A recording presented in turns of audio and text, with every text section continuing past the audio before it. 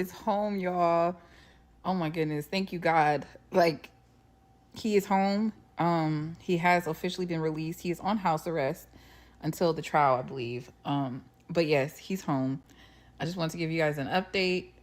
His family has said that they are still standing behind him in this situation, and this was self defense. And I mean, I just you guys at the end of the day, you're gonna have to just accept that people of color, Black people, we get to defend ourselves too.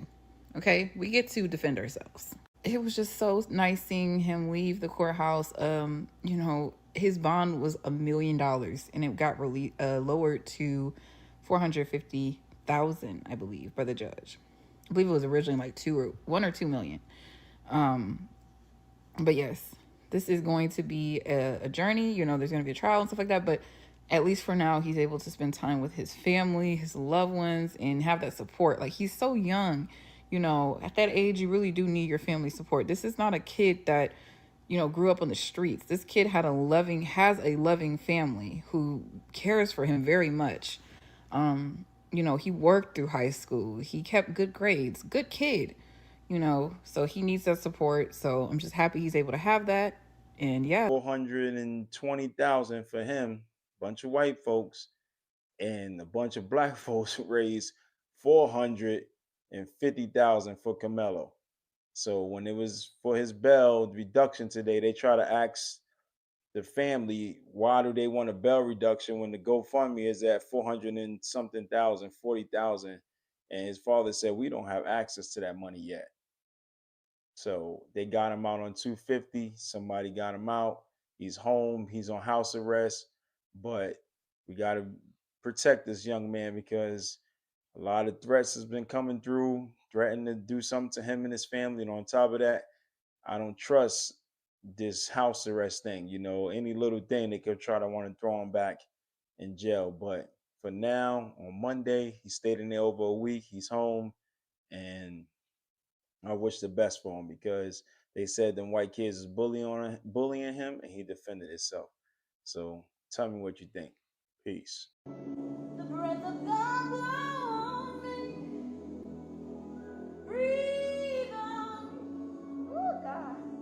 Breathe on me. So our young man, Karmelo Anthony, got his bond reduced from $1 million to $250,000. Now that's still high, but that's workable. We can work with that. Now his lawyer was able to get it reduced basically for his lack of criminal activity or lack of criminal history.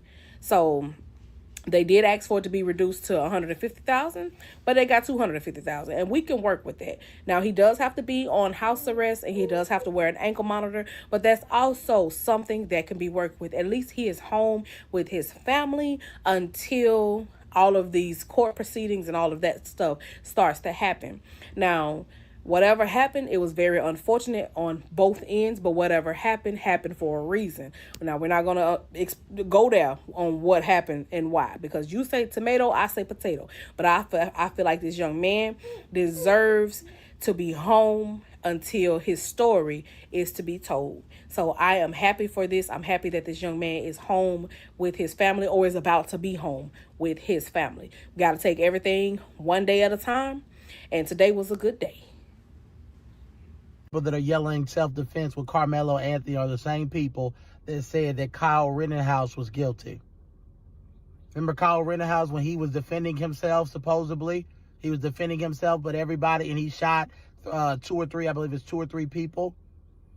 And the black community especially, these same people were saying he was guilty, and that it was white privilege, and that if it was a black man, it would be done differently. And that's my problem, the hypocrisy. I am a Christian. And as a man of God, I cannot see color. So I'm not going to switch it. Kyle Rittenhouse had a real right. He was an adult who had a right to carry a gun. They were really violent in those protests. This was a child that was unarmed. It was not self-defense. Bitch was the problem. Fuck you talking about, my nigga. I got it.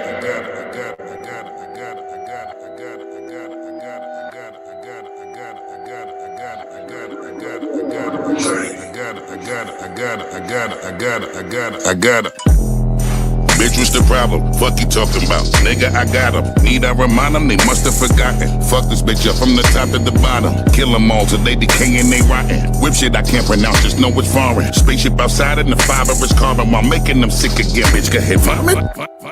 Bitch, what's the problem? Fuck you talking about? Nigga, I got 'em. Me taking L's and talking so uncommon. They should hide they shit before my niggas rob 'em. You better off dead or probably playing possum and stay on the ground cause there's no better option than fuck up this bitch with another concoction. Clear out the block with a blast from the shotgun.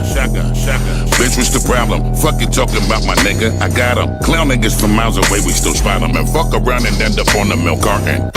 Nigga wondering who shot 'em. Grave located, don't pussy nigga garden. Pop niggas up, now watch how I'ma rock 'em. My chopper brick up, now watch how they gon' cop 'em. My mop to click up on top of how I flop 'em. Get got in your gut no matter how I drop 'em. Plot against us, don't watch how we just stop 'em. What we supposed to do? Nigga from the bottom. Plant the money tree and get the money when it blossom. How the fuck is they gon' stop 'em? Cloud thirsty niggas on the Grammy block 'em. Pull up and watch the way the bitches flock 'em. Flacco! Waka flacka! Most you niggas really caca. And get the pass at me my vodka. And bitch, you know I keep the chopper. And every single time I pop up. And Papa make the ratchet pop up. Papa make the ratchet pop up. Think you niggas could fuck with my clique and say, oh no, no. How could he be better? Nigga could be never, oh no, no. Fuck the building, the promoter screaming out, oh no, no. Until they shut us down, they got every hood feeling like, oh no, no. Bitch, what's the problem? Fuck you talking about? Nigga, I got 'em. Watch how I rock 'em and I sock 'em. Outer space rated how I Mr. Spock 'em. Then copy your plan and fuck it up like Saddam. Batmobile whipping, pulling up to Gotham. Chamomile sipping, counting blood with Blackman. Gotta chill, bitches, now I beg your pardon. Bitch, what's the problem? How we fuck shit up, my nigga? I got 'em. Y'all niggas know that what we do is awesome. You better off leaving purchase you a coffin. You gon' thank me in the morning. You know I keep shooting the gun barrel scorching. Lay you to rest and spin the wheel of fortune. Do shit that keep all of you niggas talking.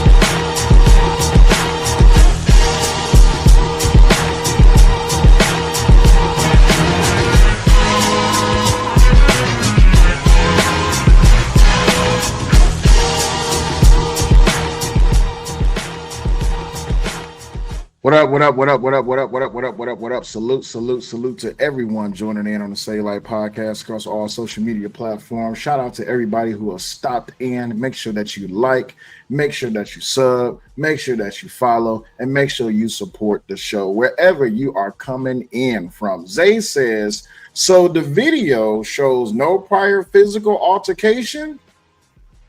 Zay. Nah, I need everybody to do me a favor. Do me a favor, like the stream and share it out. Y'all remember that very explosive episode of Cellulite Podcast where all the other content creators come up? We had Sharon Bracey up here. We had the Angry Man. We had Fantastic. Who else? We had DJ Witch Doctor. Everybody was up here talking. We had Poppy Blanco. We had everybody up here defending everything and also talking down everything. But I told y'all ass, you should wait. Izzy Bands, he didn't pull up, but he did a show about it. No Captivity Freezy, he didn't pull up, but he did a show about it. But everybody has done a string of shows about Snowman. Snowman was here. He listen. Everybody pulled up and was talking about the Karmelo Anthony fiasco, and I told y'all ass to wait. So I want to give a special shout out to my lovely wife, Raw B Privilege, also known as Mind Chaos Brew. Make sure y'all go subscribe over there. And also, shout out number 2. Shout out to Sarah motherfucking Fields. If you don't know who Sarah Fields is, you need to be going on to Twitter and you need to be typing in Sarah Fields, Karmelo Anthony. She has been on top of this damn case from the get-go. But not only that, do y'all remember that vertical stream I did a couple of weeks ago where I told y'all, for each and every one of you Karmelo Anthony defenders, I told you, a little birdie on the inside told me Karmelo is not innocent. Also, where is the physical altercation? Where is the aggressiveness? Byron says, I still can't find the video. Hey, if you have been paying attention. Armin says, who put up that money? Good question. But like I've been telling y'all from the beginning, everybody should have waited instead of turning this whole fiasco into a race baiting grift. But let not me be the one to tell you. I want to start my show off with a article, if I can, if that's okay with y'all. Can I start my show off with an article? But before I get there, have y'all liked the stream? Have y'all supported the show? Have you hit the super chat? Have you hit the cash app? Mugen One, what's going on? It's been a minute, my G. It's been a minute. We had tons of people. We had debate panels. We had video uploads, YouTube shorts. Everybody was going over there crazy on TikTok. Hell, even to the point where Karmelo Anthony's father pulled up to a goddamn TikTok panel. Amazing. And he said some very crazy things on that panel when he was up there as well. Now, it's been tons of people covering this, and covering this they should, because you know what? What's been going on is that the narrative in America is that this young man is innocent. And since the beginning, the label that is attached to him should have stuck, which is he is a hooligan. But without further ado, I'm not here to waste too much of y'all time. Make sure y'all support the show. Let's get right on into this thing. Let's first start with the article. Let's start with the article first. All right, so 40-minute surveillance video released from Karmelo Anthony stabbing that left Austin Metcalf dead, and it paints a grim picture of the fatal altercation. As we all know, Karmelo Anthony has been charged with murder in connection with the fatal track meet stabbing. The 18-year-old, who was released from custody early this year after posting a $250,000 bond, is charged with murder in connection with the fatal stabbing of Austin Metcalf. Karmelo of Centennial High School was released from jail on bond after lawyers reduced his bail from $1 million, but his freedom might be temporary. But appreciate you, Malcolm D, for hitting the cash app, big dog. Always supporting the show. That's what I'm talking about, my G. Y'all be like the others. Do not let your chat peers outdo you. Make sure y'all support the show by hitting the cash app or hitting the super chat. But let's continue really quick. Shout out to you, Malcolm D, for always supporting the show. Now, let's get this correct, because a few things have happened since this whole entire thing has spun off, and there's been this whole tirade of misinformation. Hey, Gigi, what's going on? So, there's been a little bit of an update.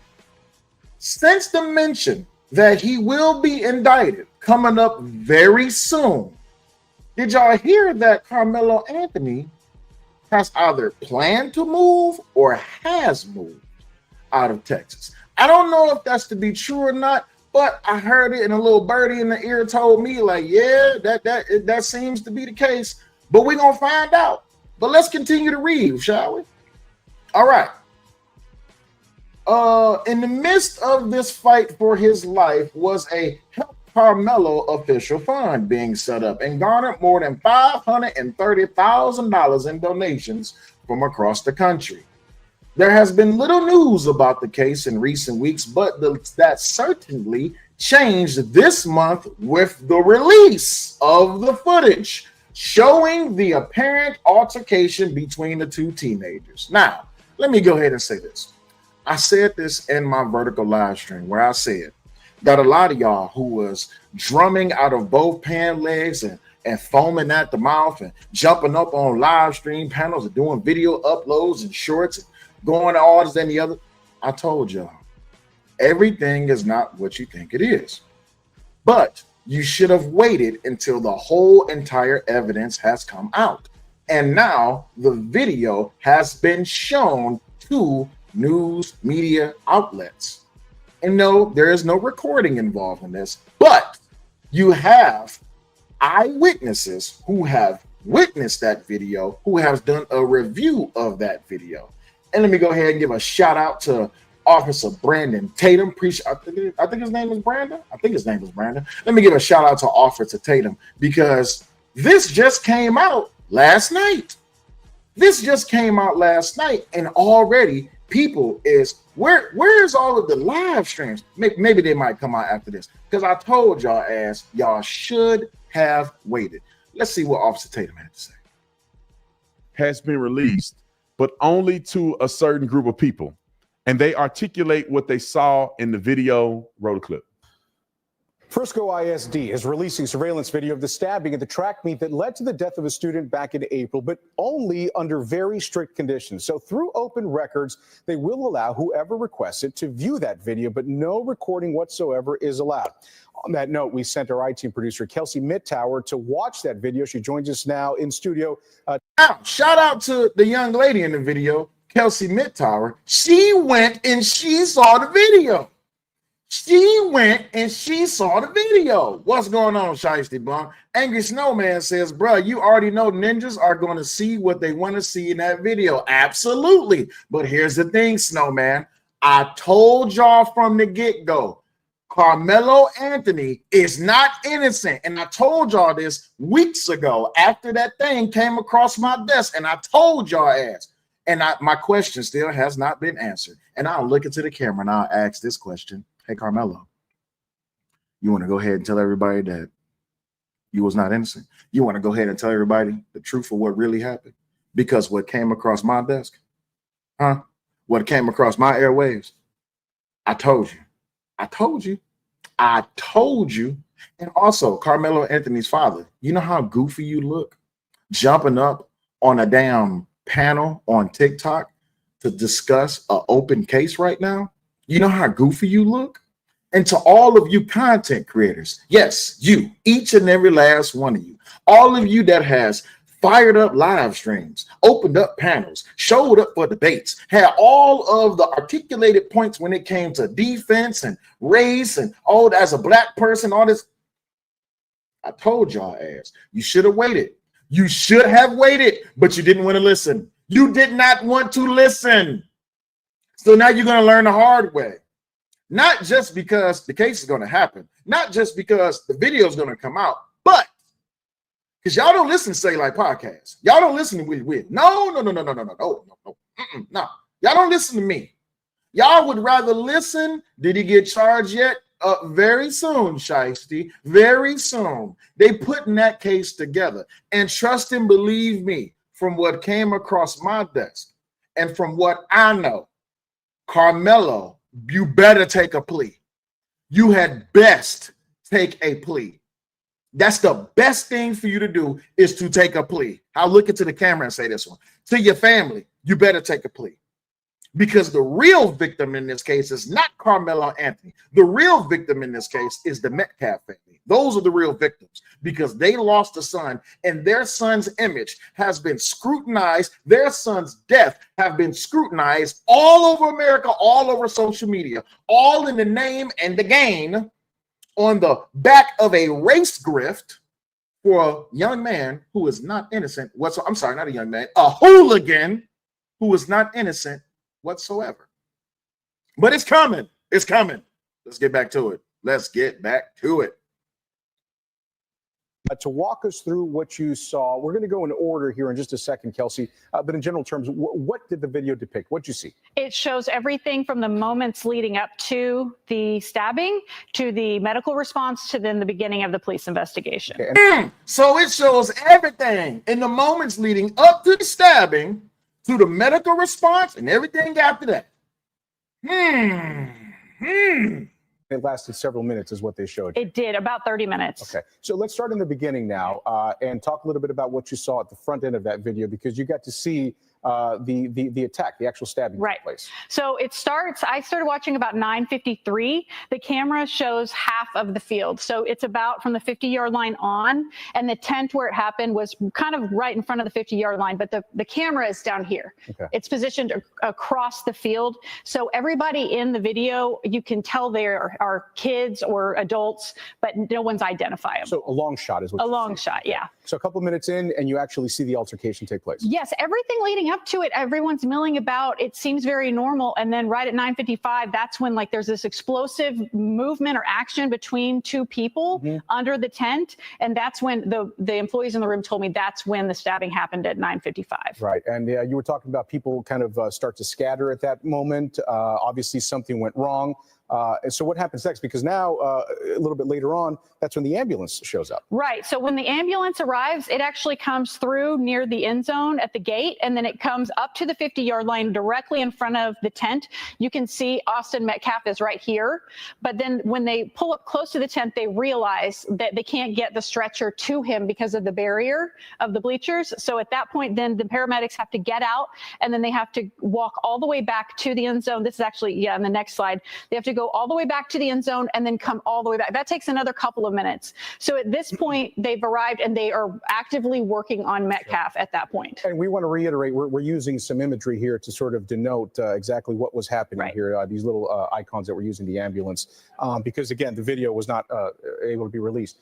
You're watching all of this happen, Kelsey, and you're watching the time sort of elapse. What are you thinking about when you see this, especially when you see sort of the issues in getting Metcalf out of there? I mean, I understand why it happened the way it happened. They were still working on him. Actually, the thing that really struck me is they're working on him. And that's when you see the rain's coming down heavier.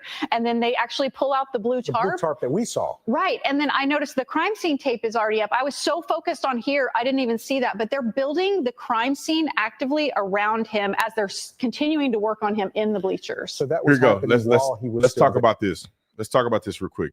So we now have the grounds until Sykes says they couldn't identify him until after stabbing. They identified him. The camera that what she reviewed, she just said that it was a long shot camera and they seen everything leading up. So they saw everything. Now, of course, the video had to be granted because of other students' identity was in the damn video and all this, that, and the other. But the main thing is that there has been a couple of narratives put out there. One narrative is that that there was a physical altercation. Well, let me show you this. According to this right here, video evidence shows no physical altercation and stabbing of Austin Metcalf. There was no physical altercation. We're going to get to this article as well. Also, there was the narrative that Hunter, the brother of Austin, jumped, or they approached both of them at the same time. That narrative has been debunked. There's also the narrative that, he didn't die in his brother's arms. Well, after multiple people have seen this video, they said that he was holding his brother. So again, we're going to continue. We're going to get back to it and see exactly what it is that's going on. I think it's time for me to interject and get some things established. So with the video footage that have been articulated, it sounds consistent. Now, she's not saying a lot. The video footage doesn't seem like it's the end all be all. I'm pretty sure witness statements are going to be more pertinent than a grainy video footage. But what I think it will show, that's going to be a very big burden for the defense, is that they're going to have to show through the video evidence that there was an altercation. Because if there is a lack thereof an altercation, it's going to make Karmelo Anthony look bad. Because if you see people fighting an altercation and then right around that time you see a stabbing, then that could be different. But it appears that people who allegedly saw this video, because I can't verify if they saw it or not, I believe they wouldn't get on the news and lie because they'll get sued, the Sox will get sued off, that they're saying that it does not appear to be a brawl, or it does not appear to be a mob attack against Karmelo Anthony, and therefore his self-defense claim does not seem prevalent. Well, what do you think is going to happen in this, Austin? So that narrative that it was two people approaching him is out the window. What's going on, Clue Studio? That's out the window. That's gone. You can't use that anymore. You can't use the whole thing of, oh, he was being jumped. Oh, they approached him. Oh, this, that, and the other. He was outnumbered. You can't use that narrative anymore. And again, as I told y'all this, because y'all could not wait. Y'all could not wait whatsoever. Y'all couldn't wait. Y'all just had to grift. But again, we're going to switch over to TikTok because I want y'all to see some more. I want y'all to see some more. Don't just listen to me. When you listen, you have to get down to the full entire scope of this thing. Let's hear what Texas Dad Lori had to say.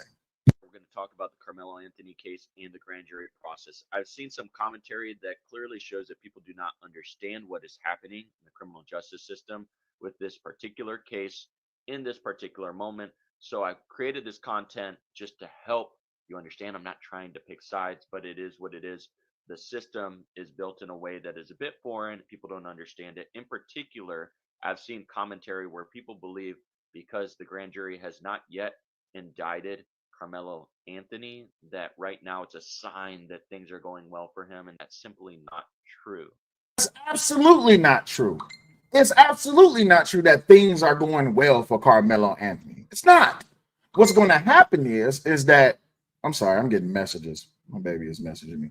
I'm getting messages like a mother. What's happening is that people are trying to lay the groundwork that he is innocent by all accounts, and he's not. He's really not. But before we get finished hearing what he has to say, I want to play y'all a little something else. Maybe y'all have seen this. Maybe y'all have not. But let's watch this. Right here. Monday, we could only watch the before and after of an April 2nd alleged stabbing at a school track meet that led to the death of one student and the arrest of another. The district didn't give it to us, but allowed us to watch it. The video is available for limited viewing only, citing student privacy and school security. There is no audio.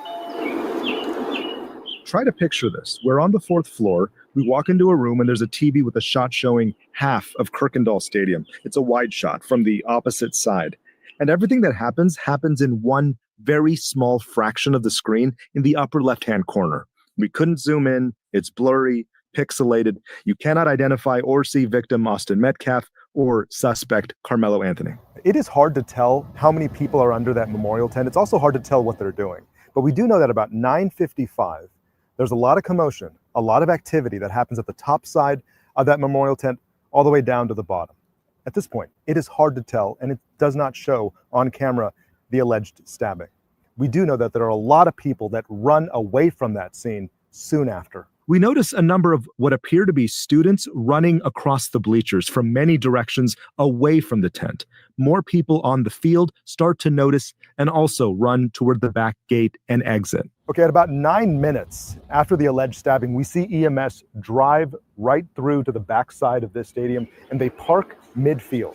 Next, we notice paramedics wheeling out a gurney, but have to walk all the way back to the gate and to the bleachers. There's a lot of activity at the bottom of those bleachers and what appears to be the triage of Austin Metcalf. 15 minutes after the incident, we see people put the tarp over the bleachers, which our helicopter cameras captured. All right, so looking at the timing, there's 26 minutes between the time of the alleged stabbing and the time EMS leaves Kirkendall Stadium with Austin Metcalf. At the same time, what appear to be officers, they are at the crime scene right next to that tent. All of this video will one day be shown in court. A grand jury may see it too in the coming weeks. The attorney for Karmelo Anthony confirms he's seen it, but neither family has disclosed whether they've seen it. In Collin County, I'm Jovan Puneker.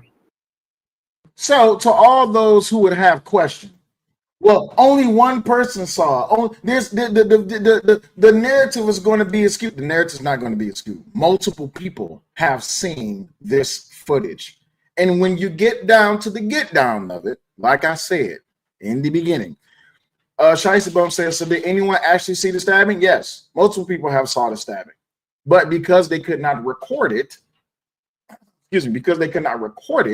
then that's all we have. All we have is the people who've actually seen the video. Shiesty Bum said, even the people who've seen the video don't sound like they've seen the stabbing. No. The stabbing, we know the stabbing happened. Why? Because Austin Metcalf is dead. What we also see is what led up to the stabbing, which that's what the young lady was describing when she was up there talking on the news on CBS, right about here. Hold on, wait, time out. Bam, right there. Okay, cool. So that's what she said led up to, and the afterwards, of which that there did not seem to be this brawl. Did not seem to be like everybody was just concaving onto Karmelo. This whole innocent narrative that he was being jumped, that he was being approached by multiple people, that did not happen. There was no physical altercation that led up to this whole entire thing. But let's continue. Where's my next article? There it is, right there. Thank you. All right, cool. So let's read here. School district releases video showing fatal stabbing of Austin Metcalf at Texas track meet. Let me zoom in a bit so y'all can see what happens here. All right. Frisco ISD confirmed to Fox News that it has the video from the April 2nd incident at Kiyokundal Stadium, but will not release the footage publicly. The district said releasing the video to the public will violate student privacy and school security. Gotcha. Metcalf, a junior at Memorial High School in Frisco, was fatally stabbed. Got that? A security camera at the event recorded several minutes leading up to the stabbing. It showed only half of the stadium, and the camera's distance from the incident made it hard to identify the people in the video. Around 9:55 a.m., the video shows sudden movement under the tent, followed by what appeared to be an interaction between two people. The interaction between two people, not three people, not four people, not a gaggle of people, two people. The video shows sudden movement under the tent, followed by what appeared to be an interaction between two people. Frisco ISD confirms that the tent is where the stabbing occurred. Minutes later, ambulance arrived. Paramedics then tried to reach Metcalf in the bleachers, but realized the stretchers won't make it. They then carried it into the stands by hand. Metcalf's twin brother, Huntley, previously told WFA that he had held Austin in his arms until help arrived. I tried to whip around as fast as I could. I looked at my brother, and I'm not going to talk about the rest. As medics tend to Metcalf, someone placed crime scene tape and spread out a blue tarp farther up in the stands behind the tent, according to the footage. Police later say that's where they found the knife used in the attack. By 10:13 a.m., paramedics moved the stretcher toward the gate. Numerous people were seen surrounding the stretcher as it's loaded into the vehicle. At around 10:20 a.m., the ambulance left. The footage continued for several minutes, showing officers inside the tent. Prosecutors are now expected to present the video to a grand jury. Meanwhile, Anthony remains on house arrest and has been ordered to have no contact with the Metcalf family. He's facing a first-degree murder charge. So, that being said, I've told y'all multiple times that this whole narrative that he was jumped, and that this whole narrative of, oh, he was innocent, and that this whole narrative, it was raining. It was not raining. It was not raining. It was not raining. But let me get back to my other article, because we're going to read through every bit of this shit. Every bit of it. All right. There has been little news about the case of recent weeks, but that certainly changed this month with the release of the footage. Unfortunately, the footage has not been released to the public, but it was shown to select media members, and we got some inside details about it from Daily Mail. Nobody had a clue that high school track meet at David Kiyokundal would turn tragic. Marian Martinez of Daily Mail was granted access to the surveillance footage of the deadly incident between then 17-year-old Karmelo Anthony and 17-year-old Austin Metcalf, per the report. The 40-minute surveillance video recorded from a stationary camera opposite of the football field captures the 10 minutes leading up to the attack and the desperate efforts by Metcalf's twin brother and others to save his life before paramedics arrived. So again, the video shows his brother was trying to help him after he got stabbed. But I'm not done. The original reports state that Metcalf, a student at Memorial High School, was stabbed after confronting Anthony, who attended Centennial High School, about sitting under the tent of a team he was not affiliated with. The footage of Austin Metcalf's killing, which has not been released to public, shows no physical confrontation. Hey, babe, what's up? I just sent you a video that shows what the temperature was. Okay. Before he disappeared or he deleted. Okay, thank you. I'll check that out. All right, so let us get to this post here. Share this tab. Thank you very much. All right, the footage of Austin Metcalf's killing, which has not been released to the public, shows no physical confrontation. No physical confrontation between Metcalf and Karmelo Anthony before Anthony fatally stabbed him, according to the Texas bureau chief for the Daily Mail. If true, this contradicts Anthony's account that he was acting in self-defense and indicates that Anthony attacked Metcalf without physical provocation. Anthony has admitted to the stabbing but maintains he acted in self-defense, claiming the truth will come out. Initially, Frisco police said an altercation between the teams led to a violent encounter. However, the footage reviewed by the Daily Mail at the Frisco Independent School District's headquarters shows no obvious physical confrontation between the two prior to the stabbing. There was no physical altercation prior to the stabbing.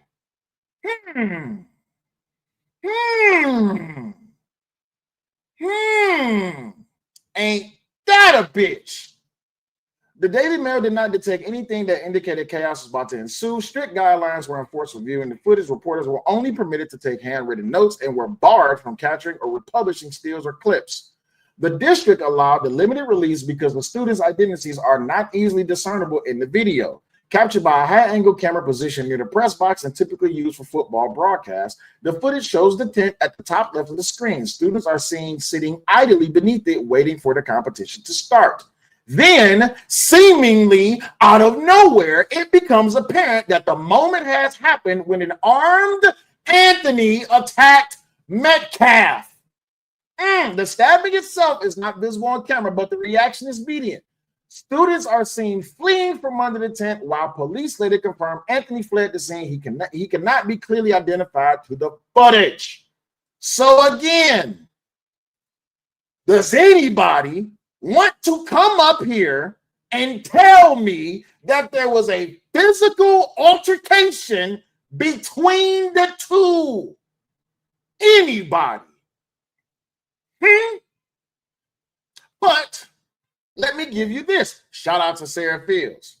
Many people seem confused about why this video was allowed to be seen, which parts were permitted for viewing, and other details. Allow me to clarify, and if you have questions, I'm happy to answer them. I have seen the video via an ORR, open records request. The actual stabbing event cannot be seen. Only the moments before and after. They don't want to show the actual stabbing because it's going to be showed in court. You cannot see what is happening, and you cannot identify faces. The footage is very grainy and recorded from far away, the opposite side of the stadium. The actual stabbing is not shown, as this portion is being withheld to Shiesty Buns, so no one's seen the stabbing. Got you. Where did I stop off at?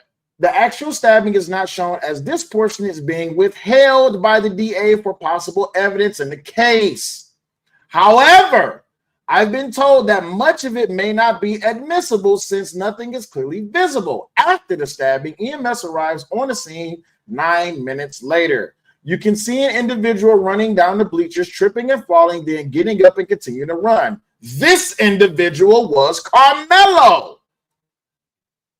The publicly released clip has no evidentiary value. Unfortunately, many fake reporters and activists defending Anthony have used this video to claim they saw the incident. They saw absolutely nothing. I reported this weeks ago, but for the first time, I'm grateful that the mainstream media is finally catching up. Now everyone knows that people like Tiffany Billions, that grifting ass motherfucker, and other disruptors are lying about claiming it was self-defense. It was not self-defense. So can y'all stop with the damn narrative? This hooligan this hooligan took the life of a young man who absolutely should be alive today.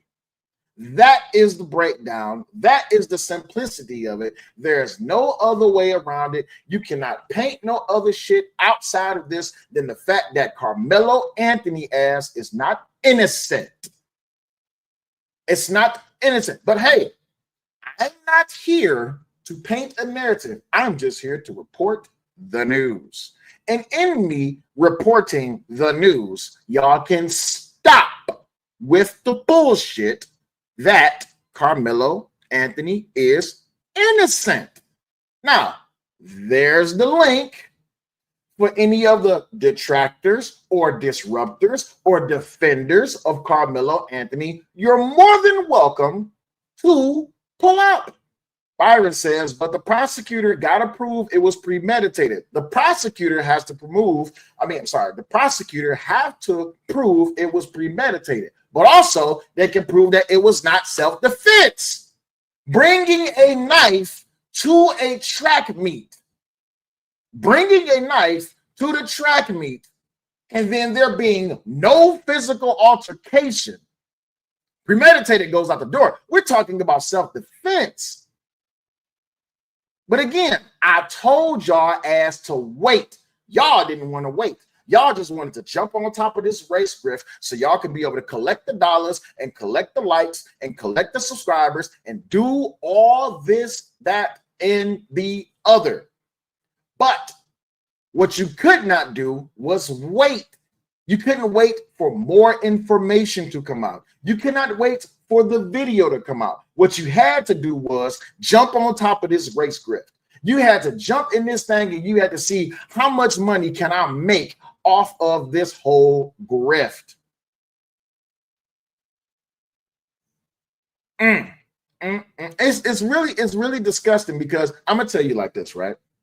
I'm gonna tell you why it's really disgusting. Why am I echoing? I am echoing really bad. Is that because my mic is on? Oh no.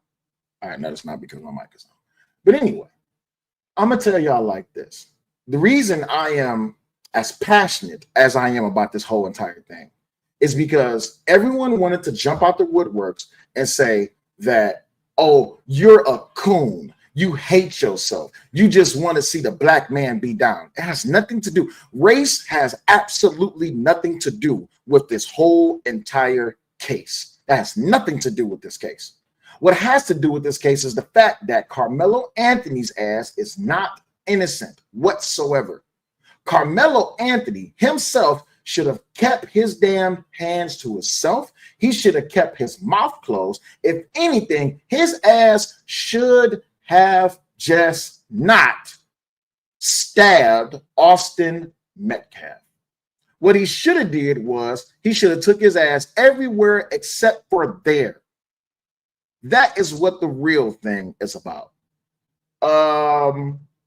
And also a definite extension to the condolences to the Metcalf family, especially to the father.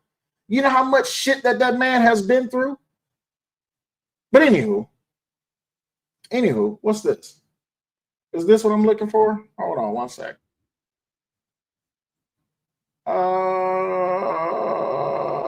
There we are.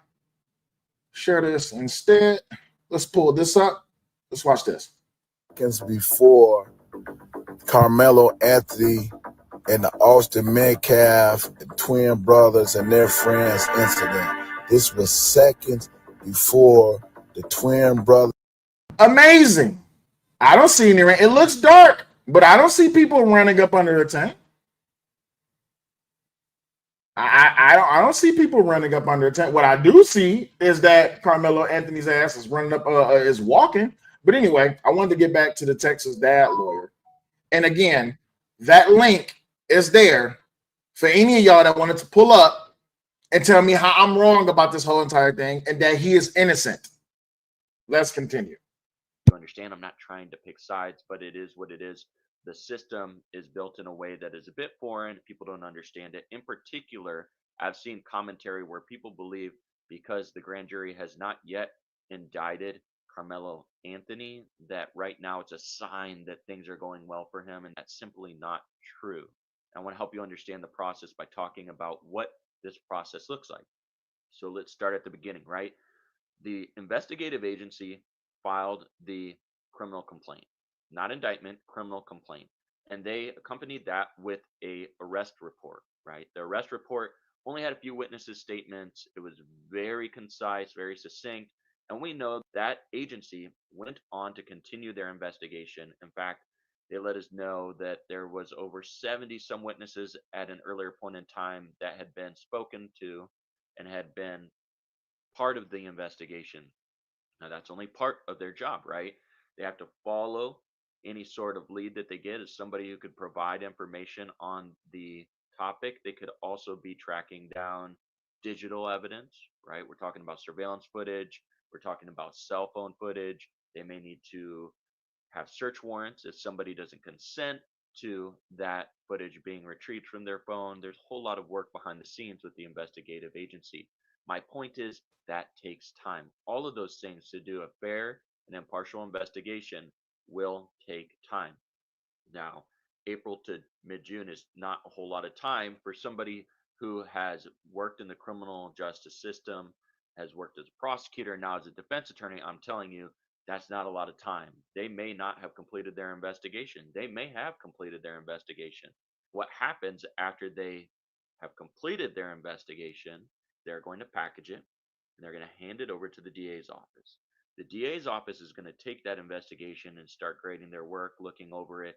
They may see things that were not tracked down. They may see witnesses who were not spoken to, who are mentioned, who they want the investigative agency to double back and tap. And so they may have suggestions for the investigative agency to go back and find some evidence that was mentioned that wasn't provided in the packet.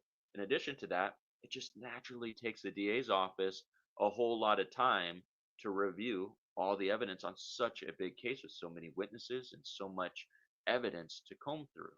And so, what the DA's office may do is take their time reviewing everything before they present it to a grand jury. Now, what is a grand jury? It's a group of individuals from the community who are selected, who meet typically in a county at least weekly, if not multiple times a week, but in a larger county at least weekly. They come together and they hear the prosecutor's presentation of a case and determine whether there's probable cause or not. What is probable cause? Articulable facts that a criminal offense has occurred. It's a very low standard. And if they believe that there's probable cause, they issue something called a true bill, which is a finding of probable cause. It allows in a felony situation for the accused to be indicted and the case to move forward in the criminal justice system. Now, the defense attorney in this matter may or may not request to submit a grand jury packet. As a defense attorney, I'm telling you, it is very hard for us in this phase because we have very little control. The only equalizer in this whole system as a criminal defense attorney is a jury trial. The state and the government hold all the power up until we get in front of the people in front of a jury. We ask to present grand jury packets to show our case, our investigation, maybe our favorable facts on certain cases, not all cases, on certain cases, but the government typically does not allow us to go into the grand jury and advocate for our clients. It's a secret proceeding by law, and a lot of counties will not allow you to go into that grand jury room. Instead, we have to rely on the prosecutor's honor, more or less, to present our grand jury packet, which might be a paper persuasive packet for them to do something other than true bill a case, right? After the grand jury meets and the case has been presented, they could have questions.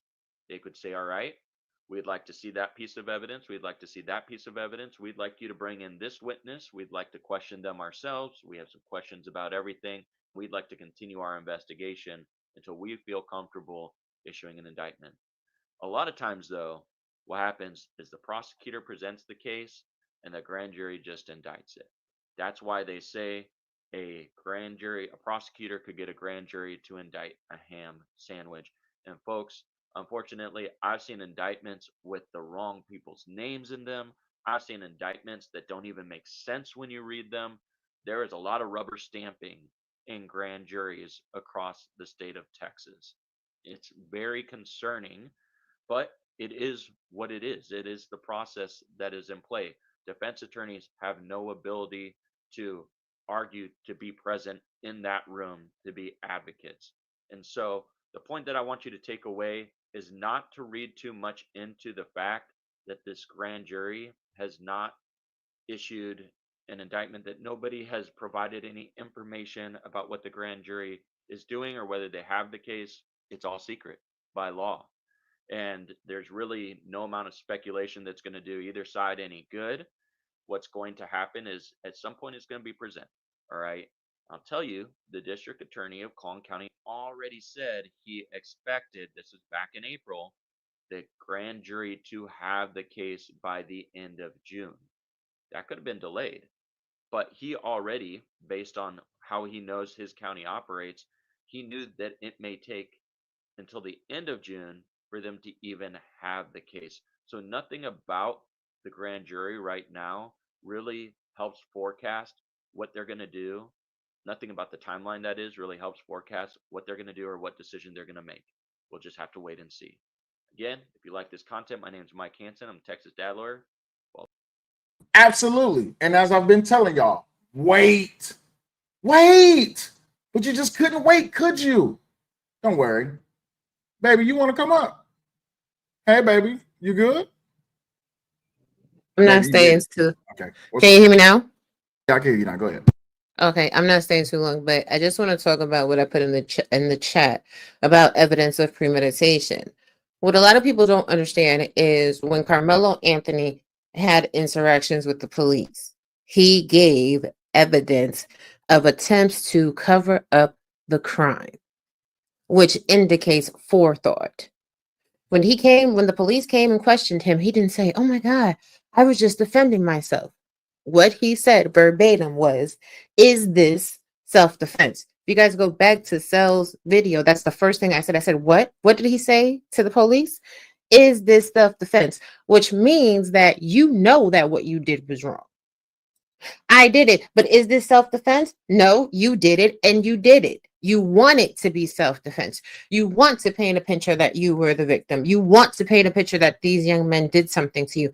But the reality of it is people talking mess and running their mouth is not equitable to lethal force. Thank you. So when we're talking about the actuality of the law, versus the emotional response that this community is giving to this case, he hung himself with his statements to the police officer that very day. I did it. It was me. Is it self-defense? Stand corrected for 1 second. It was the school resource officer that he said that to first. As the school resource officer approached him. Then when he got to the police, he kept talking. But like I said that day, hey, Karmelo, you might want to shut up. You should have shut up. But like I've also said, who else did you talk to? Right. But what I'm saying is he doubled down. He said it to the resource officer, but he also said it to the police. It's documented in the police reports. Then his father being on TikTok lives did not help his case. His father's commentary on the TikTok live has gone extremely viral. And if you believe that the prosecutor is not going to bring that and introduce that into evidence, then you're crazy. It speaks to mindset. His father gave him a knife and sent him to school to defend himself, which also makes up the other component of premeditation. Bringing a weapon with the intent to cause bodily harm. He didn't bring that weapon to sharpen no cleats. There's no such thing as a cleat sharpener. People that have been in track and field, people that have family members, student athletes in track and field, all know there is no such thing as a cleat sharpener. When the cleats get dull and they don't work, what do? You get new cleats. It is what it is, kid. So this boy had the mindset that somebody say something to me, I'm gonna be a YN. I'm gonna be super tough. I'm gonna go off. I'm gonna go in my bag and I'm gonna cut somebody up. What do you mean you can't expect a minor to make good decisions? Unfortunately for Karmelo Anthony, he's not considered a minor in the state of Texas. Texas does not consider exactly. Texas does not consider 17-year-old minors. Absolutely, he's an adult. He's going to be charged as an adult. Malcolm says, but say like podcast, Mike, I thought we're not supposed to take police reports seriously. Yeah, you know, it's funny that they say that, Malcolm D. Everybody says they'll take a police report seriously, but the police report is the foundation of the prosecutor's case. It is the eyewitness statement in the moment. And I said this before. They're grabbing Johnny on the spot testimony from witnesses that they're going to go back to and corroborate, just like they did in the Diddy trial, what they did with Jane Doe, what they did with Cassie. Do you remember when you told the government this? Do you remember when you told the government that? These are statements that are on the record. Absolutely. I want to switch over to the twins. I want to switch over to the twins to hear their reaction to this. 1 second. Hey, I'll be back in like 20 minutes. All right, no problem. What happens next? Because now, a little bit later on, that's when the ambulance shows up. So it seems to me that she said it was just two individuals involved. Right. No, on TikTok and social media, they were saying those two brothers teamed up on him. Yeah, like they tried to jump him. Yeah. It doesn't sound like there's like a scuffle or anything, or Bam! They were not trying to jump him. It's two people, Karmelo and Austin. There was no scuffle. There was no jumping. He was not being ganged upon. Y'all are so fucking idiotic. They were fighting. Just looked like the altercation ensued because the kid got stabbed. Right. Absolutely. And that's what I was waiting on. The only reason that an altercation or why everybody was running out from under the tent is because Austin got stabbed. Not because they was up there arguing or going back and forth. Yes, I love the House Twins. Those are my guys. But what happened was Karmelo stabbed Austin. And it seems to be unprovoked. Because let me clear that up.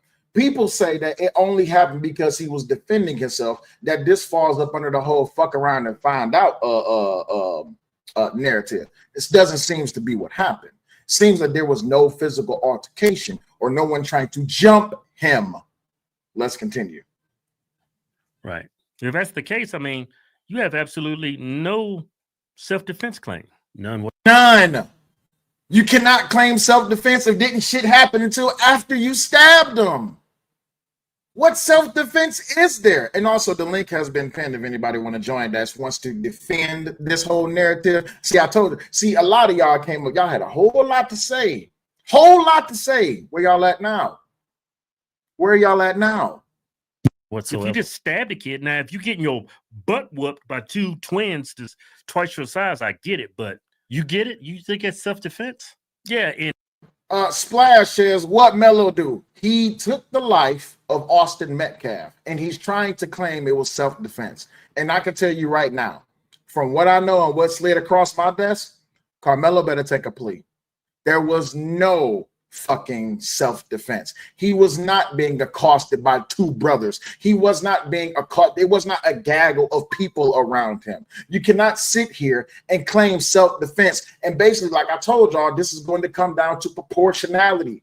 But again, people don't want to believe what Say You Like Podcast has to say. No problem. Not here to drive a narrative. What I am here to do is to open up the floor so people can come sit at the table and eat that damn crow that they was trying to fly all over the goddamn social media spaces to say that he was innocent by all understanding. Bullshit. No, not the basketball player. In normal circumstances, but you at a track meet with kids, weapons are not allowed on school property. I was like, you're not gonna have fear for your life at a track meet in broad daylight. I'm like, in normal circumstances, if you got two guys jumping you, they twice your size, yeah, you can defend yourself. But we're talking kids at a track meet. I don't think he has any claim to self-defense. Yeah. Well, from what I recall, he was like, touch me and see. Right. Yeah. Yeah. And that's not even being disputed. Snowman, what's going on? Come on, man. You know that this is self-defense. Nobody saw the stabbing.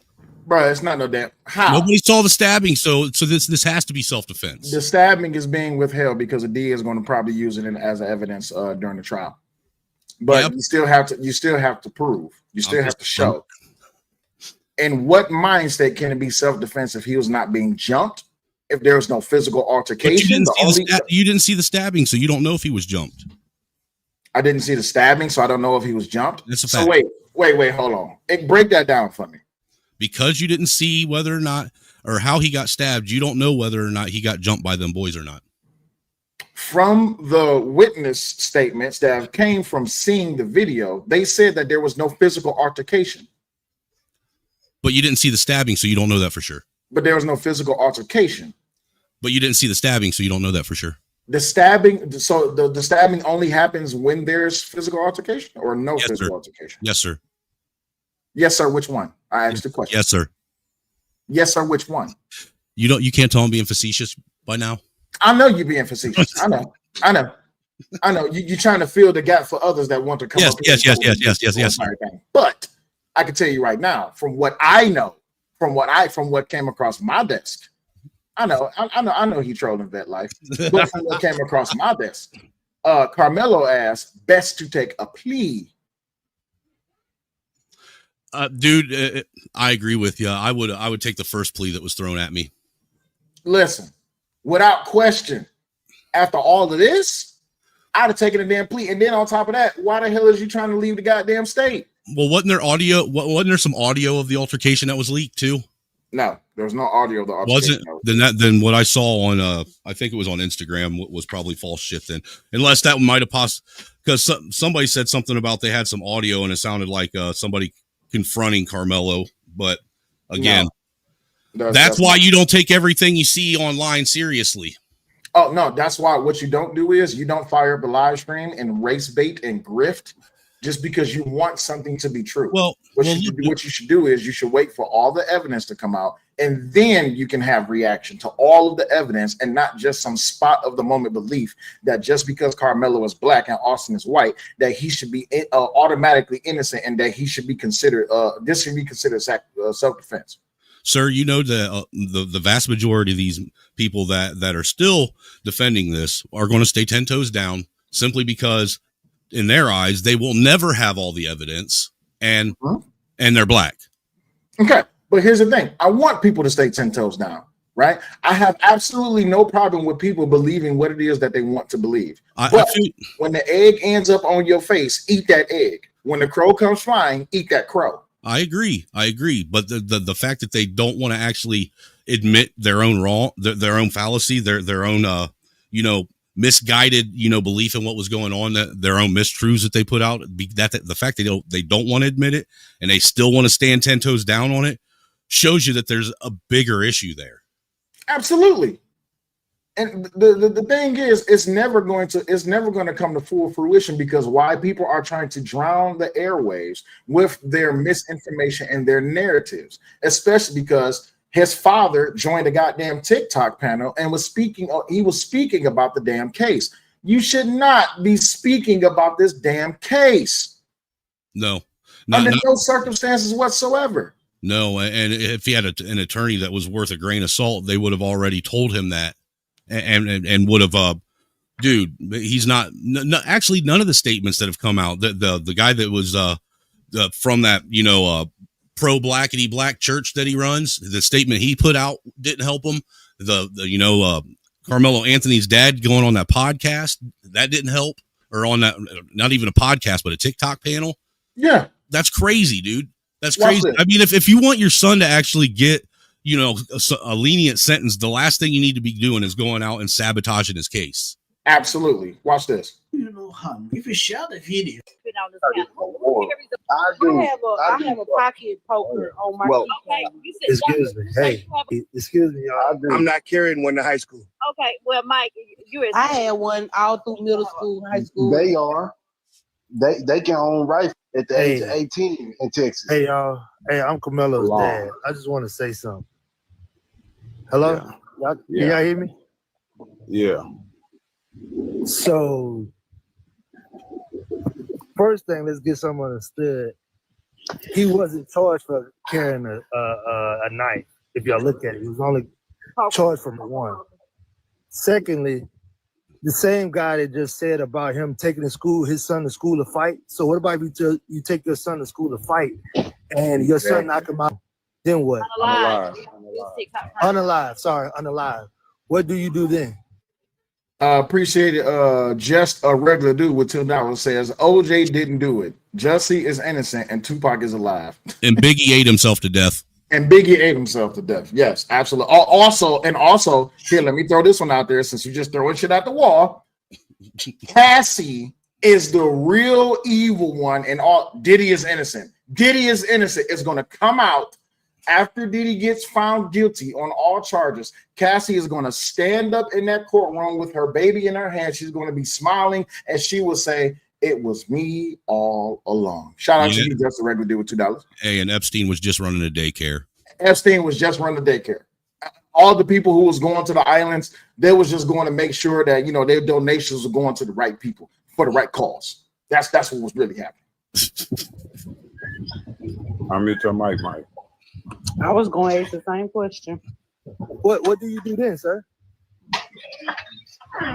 What do you mean? What do I do? He was defending you himself. just said you would take your son to a school to fight. So if he hit him and that kid gets knocked out, and that's a 1-on-1, this ain't 2-on-1. He gets hit, and he.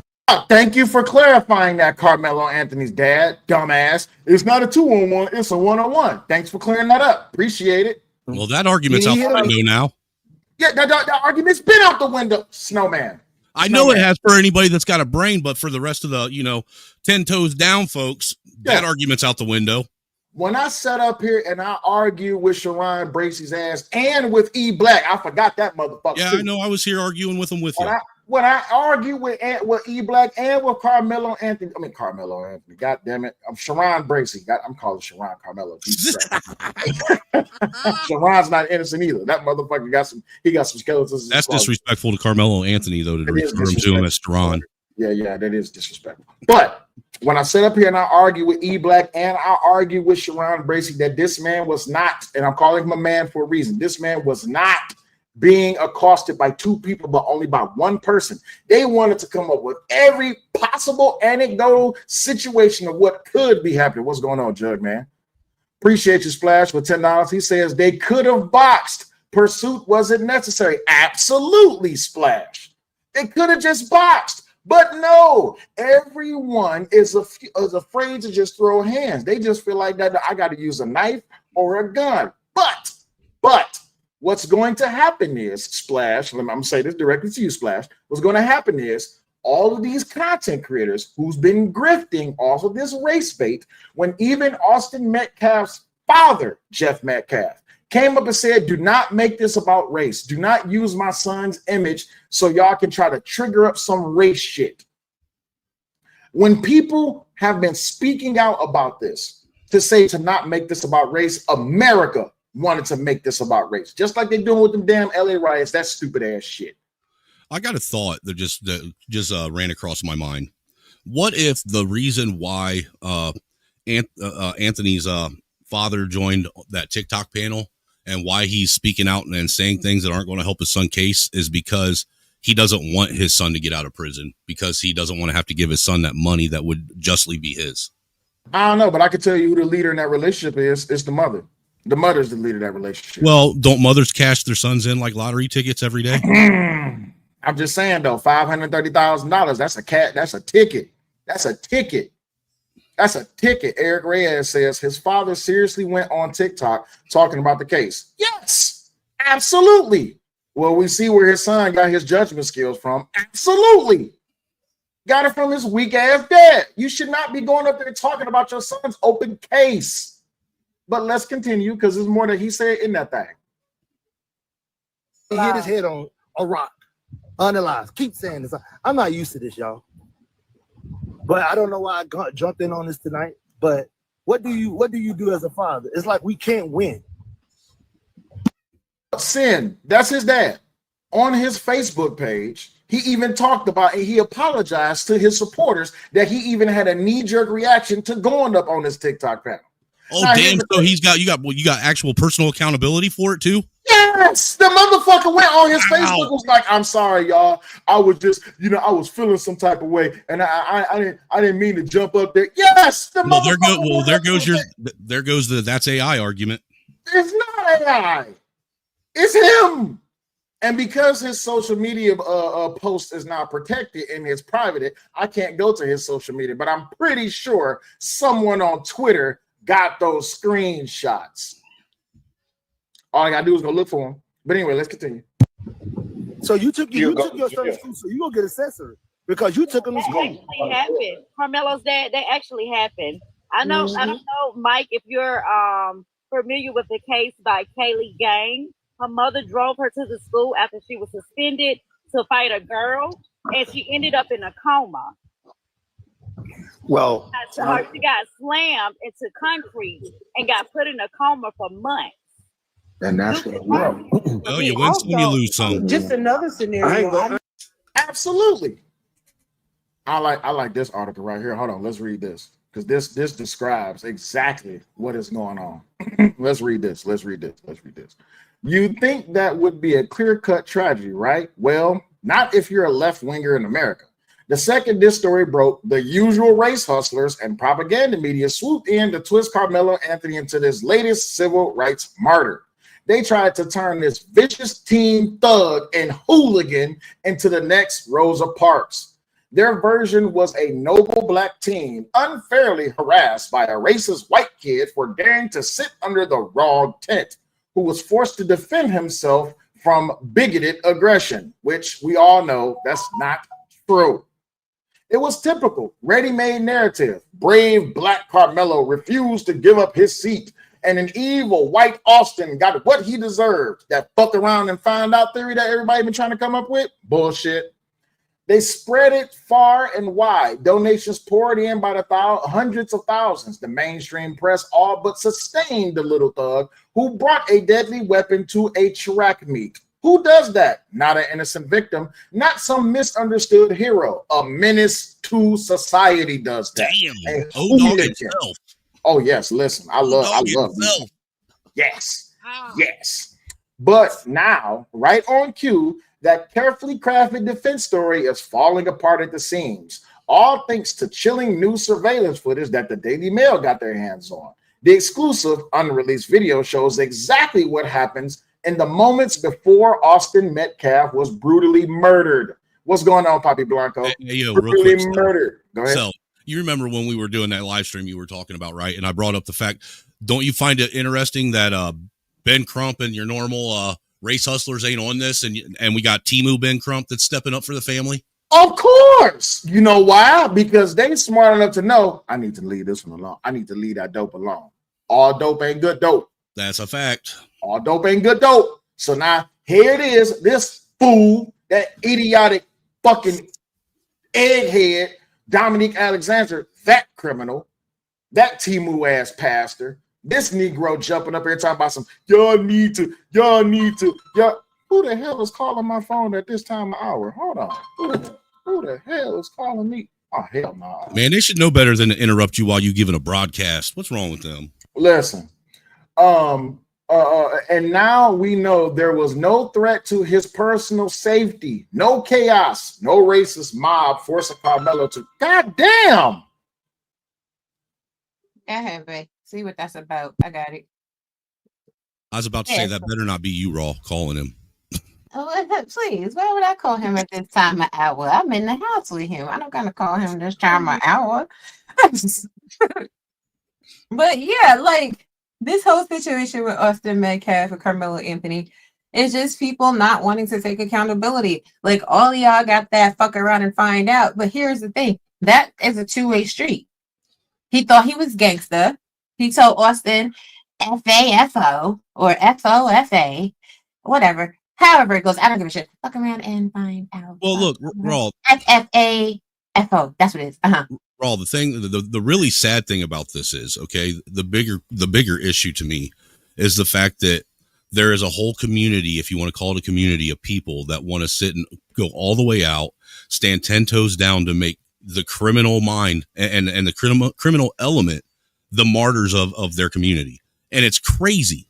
It's absolutely crazy to me. But the thing that makes it funnier, it makes it funny to me, is had this situation been reversed, it would be the end of the free world. That's a fact. White supremacy. Hitler's been reborn. Right. Hitler wasn't wrong. Bishop J. Jermaine with $5 says, I tried to tell these ninjas about that Karmelo-ish. They don't want to listen, Bishop J. Jermaine. See, the truth hurts, and they don't like pain. They just like felons. They love felons. They love people who commit crime at an all-time high. Well, dude, that video clip you played, Cell. Did you listen to what that nice Keisha had to say? Our boys, when she's talking about a criminal, our boys. Exactly. Our boys. But exactly. And that's the only time black men are generally referred to as our boys, is when they're out committing crimes. Damn. Any other time you guys ain't shit. Any other time you guys ain't shit, dude. Shit. Let's continue. No racist mob forcing Karmelo to stand his ground. The video shows it was a calm scene until Karmelo Anthony committed murder. It was everything was fucking fine and hanky fucking dory until Karmelo Anthony ass. It wasn't premeditated though. Murder. So it can't be murder. It wasn't premeditated, Cell. Bullshit. So here's the thing that a lot of people don't understand. Premeditation only takes seconds. It doesn't have to be weeks plotted out in advance or it doesn't have to be premeditated to be murder. People get charged with murder all the time that didn't premeditate shit, that just killed someone off of being triggered. No, but the charges that he's being charged with, those it has to be premeditation for first degree murder. It does. Okay, that's fair. But there's still second degree murder, and murder is murder. This is true as well, which is another thing that people are not taking into accountability. Even if it happens to be a manslaughter charge, like, it's still murder. Still murder. And the crazy part is we're giving so much attention to Karmelo ass, we just gonna forget the fact that Austin Metcalf is dead. We're gonna forget about his father. We're gonna forget about all of this shit just to push a racist narrative. Yes. All you racist, bigoted black folk that want to sit here and just put any race of people that's outside of black down, but I don't see you motherfuckers. I see some of you dumbasses out there in that LA riot shit. But this is what this really about. This has absolutely nothing to do with race. So why are y'all making it about race? But it's motherfuckers like me that gotta get out here and attack you motherfuckers in your narrative that you're trying to make this about race, and it's not about race. It's always about race. Always. Race is always the issue. It's about race, but it's about fuck the white boy. The white boy's life doesn't matter. What up, Nidish? What up, Nidish? The white boy life don't matter. Beautiful raw B privilege, raw G. What's goody? All right. Before we continue, Nidish, you wanted to add something? I just want to see if I can get a 50 ball for this image in the back. Which and this dude always out peddling his crack. Yeah, I'm trying to make some money, Angry Snowman. You trying to make some money? Okay.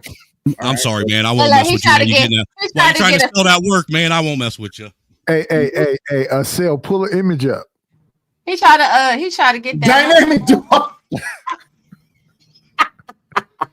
That's crazy. Cell does not look nothing like that. I don't look nothing like maybe that. a white woman. I don't look nothing like that, sir. Oh, well, here. How about this? I'll raise you that image, and I'll raise you. Where's that image that I made? Hold on. Where is my image at? Can I not find it at the moment? I probably can't find it. Well, wait. Hold on. Let me go to all files. There it is. All right. Now, where is that image I created? That one right there. I'll raise you this image. Wait, can't post invalid file tag. Fuck it. Don't worry about it. Anyway, we'll get back to that in a second. I want to He calls your mixed couple and raises you a happy black couple. Damn. Okay, I'll make Raw B darker, make him bigger. I don't care. Why would you want to do such a thing like that, sir? Your art or dynamic do it. What are we saying? That's right. We are. Thank you. I appreciate that. I'll raise you this one. Thank you very much. I raised you this one. But we can't see your face. You can see my face. You also see what that say on that sword? What that say? Be no nation. That says "Be No Nation" on that sword. What that hat say? That's a black and gold That's Detroit a damn hat. Detroit hat. Goddamn right. Big dog barking. What's going on? What going on? What going on? What going on? Nothing No, much. if you want to What's do all good, of that, brother? you got to stand up and show your outfit off. Show off your fit now. Oh shit! Hold on, wait a minute. Now hold on. I can show off the fit now. I didn't know this was going to turn into a damn fashion show. Detroit, you got the Detroit hat on with the motherfucking with the lines shorts, huh? Man, you like being laughed at, don't you? I can show off the fit now. You like having people laugh at you. Listen, that boy Detroit all the way You around. just did. Whatever you did, it was so fast and quick. You said what? No You worries. must like having people laugh. Go. I didn't hear nothing y'all just said because my mic was fucked up. Bishop J. Jermaine with $5 says Ninja should have known better once his parents and that fake Black Panther / Al Sharpton press conference was held. Absolutely, but they couldn't. They couldn't wait because motherfuckers was drooling at the goddamn mouth. Now here we go. Let's get back to this here article. How I do this again? Hold on, wait, time out. That one. We're gonna do that one. All right, cool. As we mentioned earlier, Anthony is standing by his claim that this murder was self-defense, but the video tells an entirely different story. However, the footage we already read that. We read all of that. The actual murder isn't caught on camera, but it's the moments before Anthony slaughtered Austin that tell the real story. Then, seemingly out of nowhere, it becomes apparent that the moment has happened when an armed Anthony attacked Metcalf. The stabbing itself is not visible on camera. That's probably only because the DA is probably withholding that. But the reaction is immediate. Students are fleeing from under the tent. There was no commotion prior to the stabbing. The commotion only happened when everybody ran out.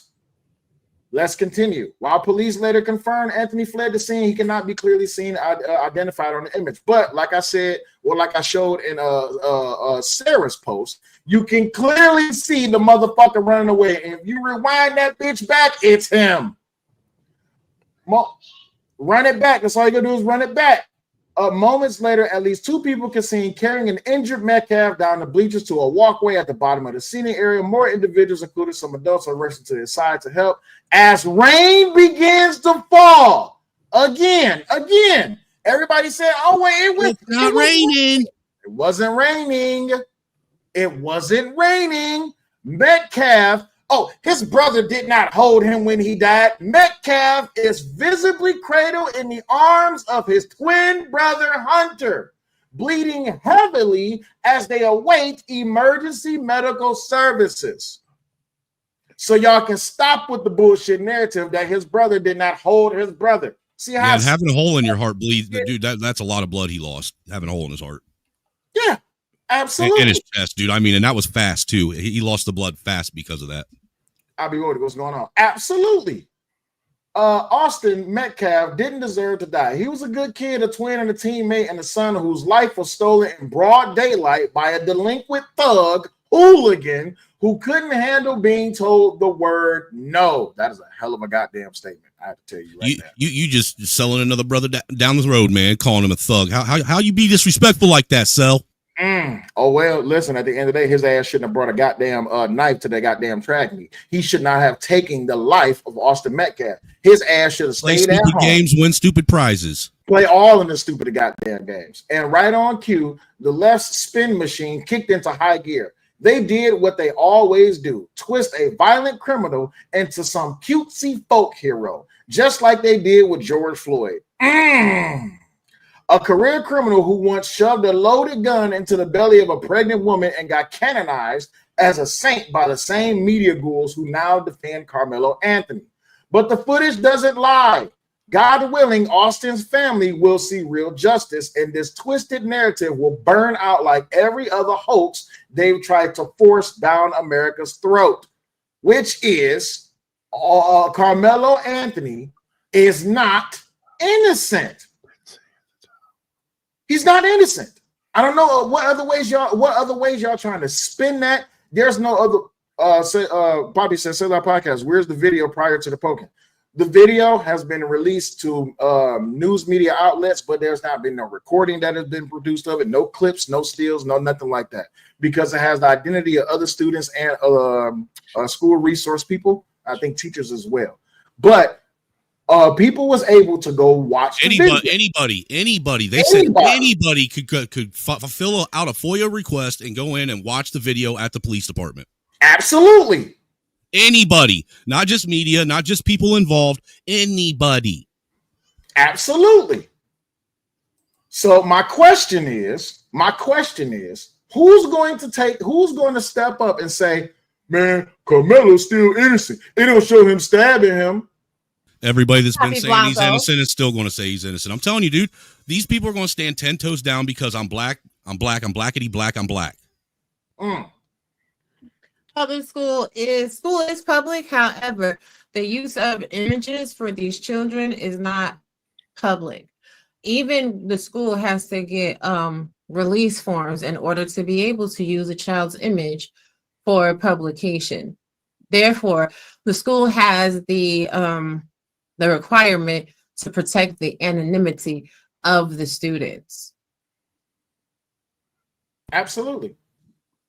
Now, what a lot of people don't understand is the video is available under a limited FIFO, which means you have to be able to go to the police department and view the footage. They're not going to send you a digital file so that you can recreate it and publish it, because they're not going to extradite you for violating the law.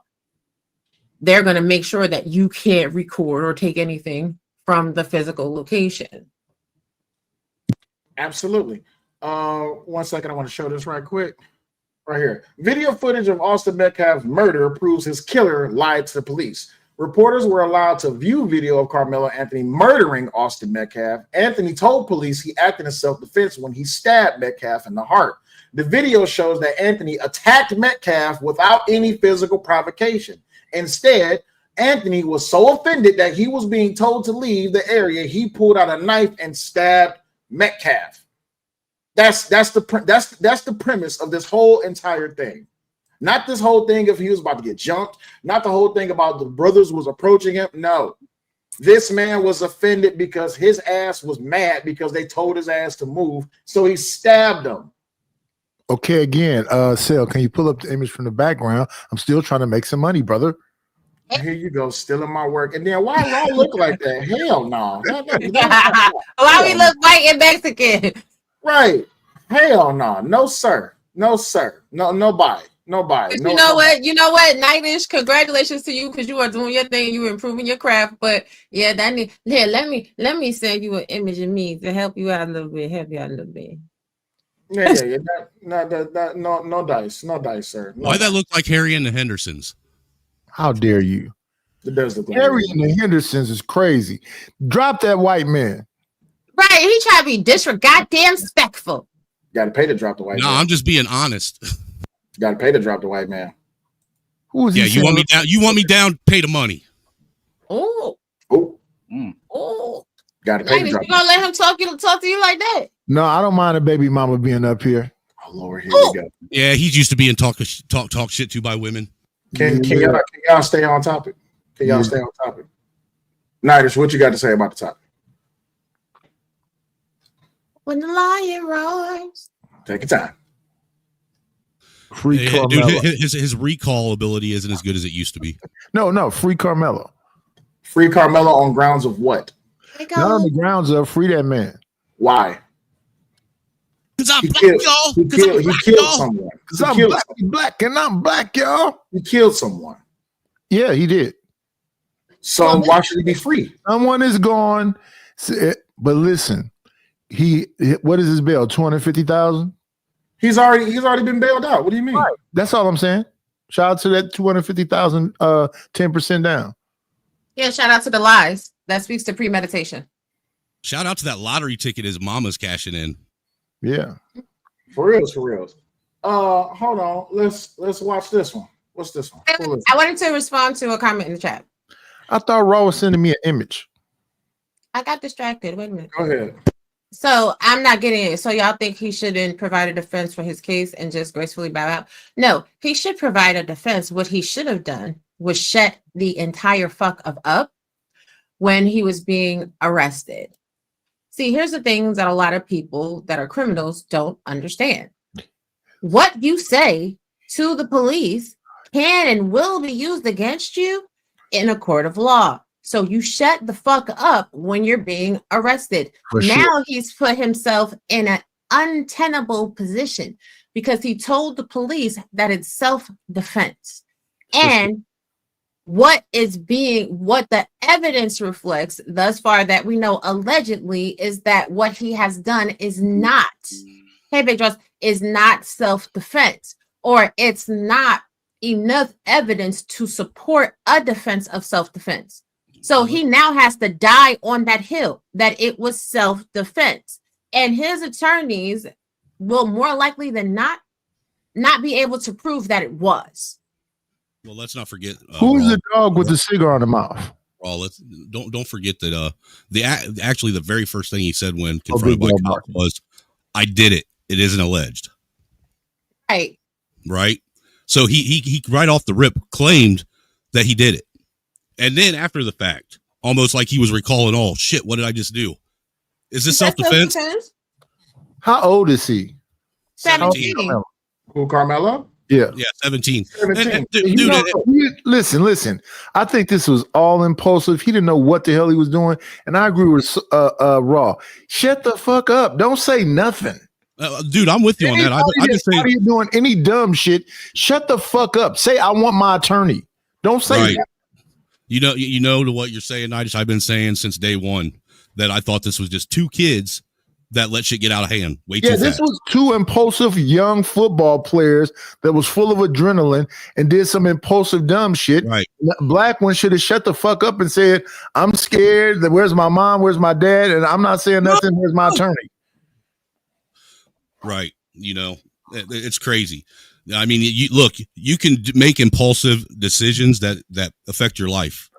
It happens all the time. As a black kid, as I've told both my sons, because they try to tell me some shit about they're angry. I said, nigga, I've been angry my whole motherfucking life. Don't tell me about no anger. You cannot do any dumb shit because your instantaneous actions could fuck your whole life up. And the game is set up like that. So at all times, shut your motherfucking mouth. Say, I want my dad, I want my mom, and let my attorney speak for me. Absolutely.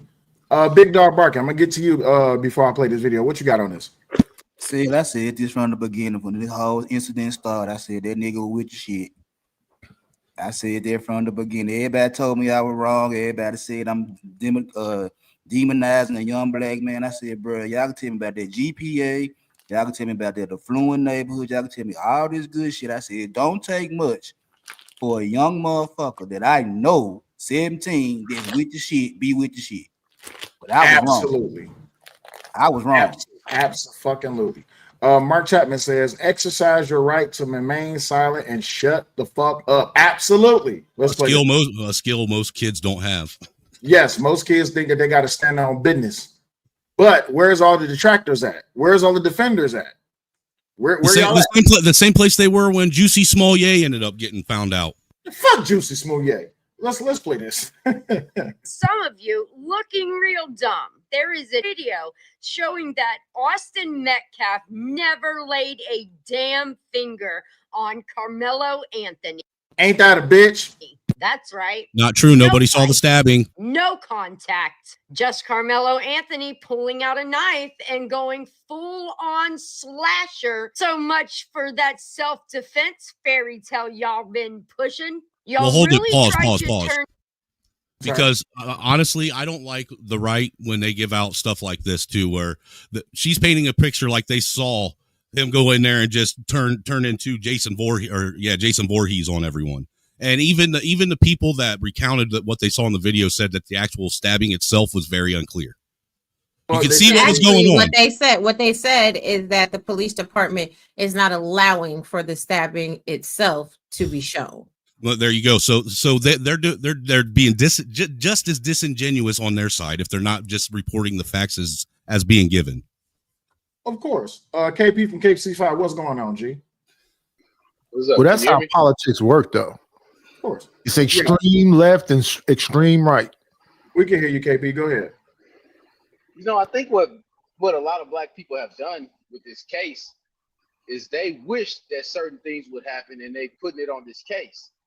And also another thing that I think they're doing too, psychologically, they pulling from memories that they may have had when they were children from the golden child. They act like this kid is the golden child, like you the bald head kid running around with the knife. Oh, you Like did not this just shit is bring all crazy, bro.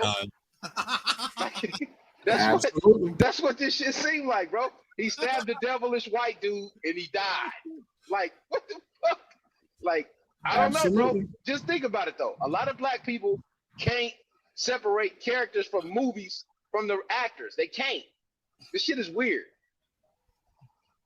Yeah, it's beyond weird. Let's continue. A stabbing to a civil rights movement. Spoiler alert, you played yourself. You didn't defend justice. You defended a crime. Karmelo Anthony didn't stand his ground. He dug Austin Metcalf's grave, and you folks handed him the shovel. Let's be realistic. If the races were reversed, Texas would have burnt to the ground before sunrise. Absolutely. Representing for the trailer parks in all around the world. Yes, listen. If Karmelo Anthony was white and Austin Metcalf was black, y'all motherfuckers will be calling for a goddamn riot right now. Just like someone said, just like someone said, if Karmelo Anthony is found guilty, we should burn this bitch to the ground. Well, you know that's going to happen. Look, bottom line is regardless of how this turns out, the left's going to make sure there's a riot about it. Watch and see. Mark my words. I've been telling you this from the beginning, too. The left is going to make sure that there's a riot regardless of how this comes out in the end. Yeah, they got to get one out of it, bro. They got to get that emotions out of it, man. Yeah, this is that George Floyd 2.0, man. Yeah, they trying to bring that energy up, bro. Also, but here's the other thing, too. Y'all think Carmelo's the only one that's trying to cover up some shit? How about FSID as well? Let's read. FSID. What's that? Yes. Frisco Independent School District. Okay. That's what it is. Let's read.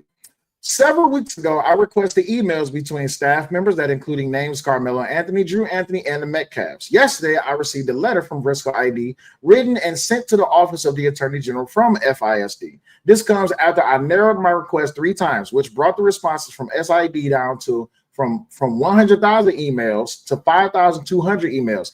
Frisco Independent School Department has been talking about this for damn near 100,000 emails down to 5,200 emails, which cost reduced to just $300. According to the FSID, really quick, Bishop J. Jermaine $5 says ninjas tried to make this case based on Kyle Rittenhouse situation. And I can tell you right now, I came up and I defended that whole entire thing. And I said, this has absolutely nothing to do with Kyle Rittenhouse. It's not even polar. It's not even, they don't even look anything alike. This is completely different.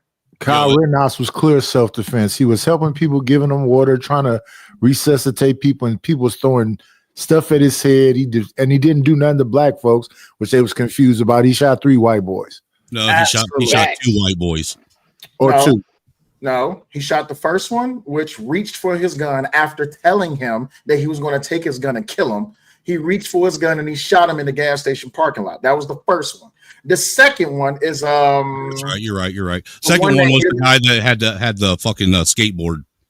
Absolutely. So he shot 3 people, killed 2. The other one had the gun and he shot him in the arm. Okay. Absolutely. So that's what happens when you follow. And that was all on camera, so that was undeniable. Absolutely. Right. And Rittenhouse tried to turn himself in after doing it. Absolutely. But what happens is a stupid people narrative will tell you that Kyle Rittenhouse is out there killing black folks. But anyway, let's continue.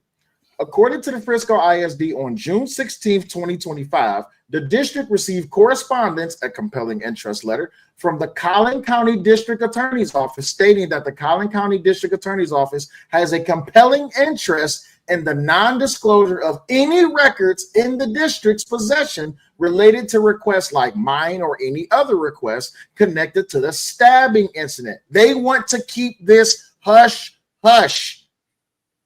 The letter states that releasing these records would interfere with the investigation and anticipated litigation relating to this pending case. This means that from here on out, any request for records regarding the murder of Austin Metcalf will be denied. This also means that an indictment is coming very soon. Yeah, it does. Furthermore, Putting gag orders on shit? Absolutely.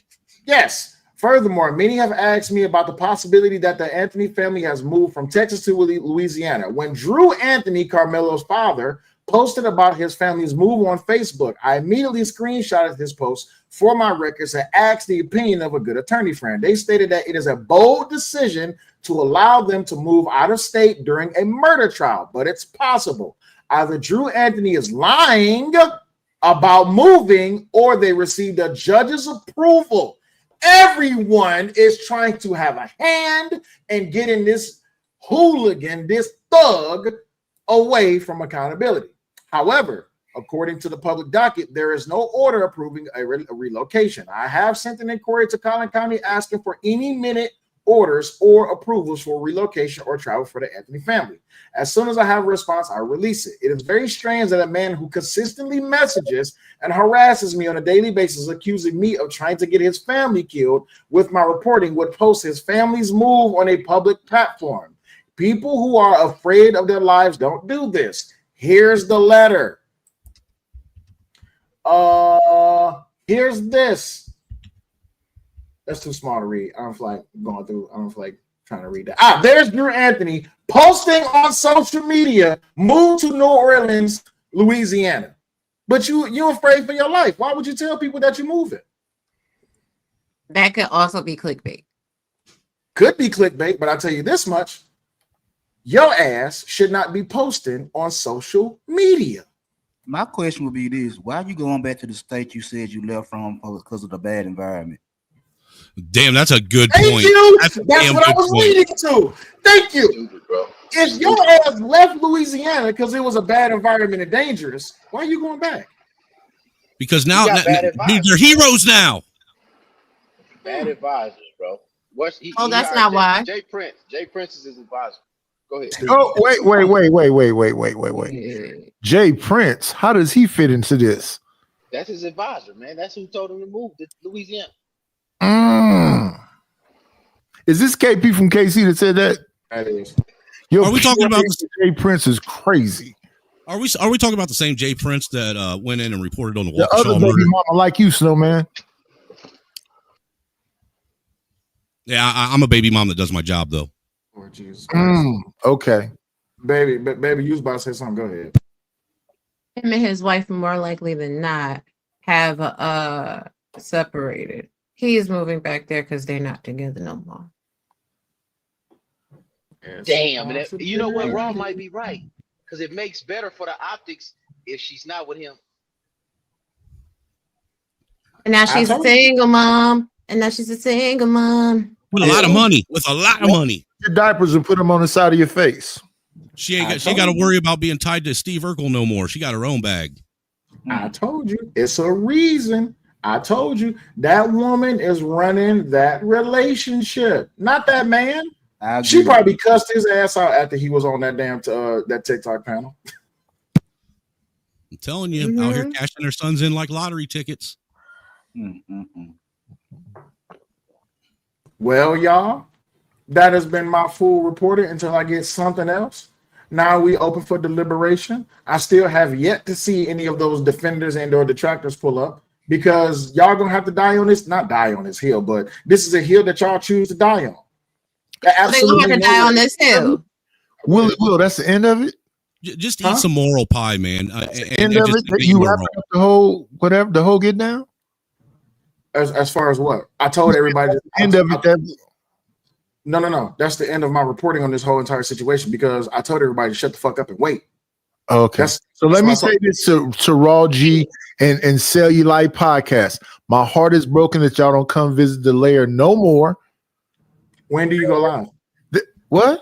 When do you go live? There. I know when you live. I was live this morning when you was reviewing that video from DJ Witch Doctor. I'll be there. I'll just be doing other things, so I can't always drop in the chat. You never know where I am. I like it that way. My heart is broken anyway. No matter what you just said with a little. I don't get off. I go to work at 12 o'clock in the afternoon. I don't get off work sometimes until 11 o'clock at night. I'll be asleep. Listen, sir, we share IG together. You just let me know, because again, I miss my people. I ain't seen y'all in forever, and I feel some kind of way about it, nigga. Just because you said something about sleeping and working, what the fuck is that supposed to mean? Because unlike most of these, I feel. Because because unlike most of these niggas all across this YouTube platform, I actually have a job. Baby, you know what? Huh? This is what I will say. I will speak for the lights. We understand that a lot of people have been missing our presence in the space, and we will do our best to make an attempt to pop by and see all of you. We are glad that we are missed, and we definitely appreciate y'all love and continued support. Okay, fuck them other niggas. I'm just talking about me. Yes, absolutely. But baby, tell me how much you love me. How much I love you? I love the shit out of you. What do you mean? Share my screen. I got it. Kevin Haynes, the truth about Karmelo. Let's set the record straight. Enough with the misinformation. Scroll up. Let's talk about the facts. It's normal for students from different schools to gather under another school's tent. Karmelo had friends there. He wasn't trespassing, looking for trouble. The claim that one of the tens had never seen Karmelo before, a blatant lie. 3, the student has the right to move another student.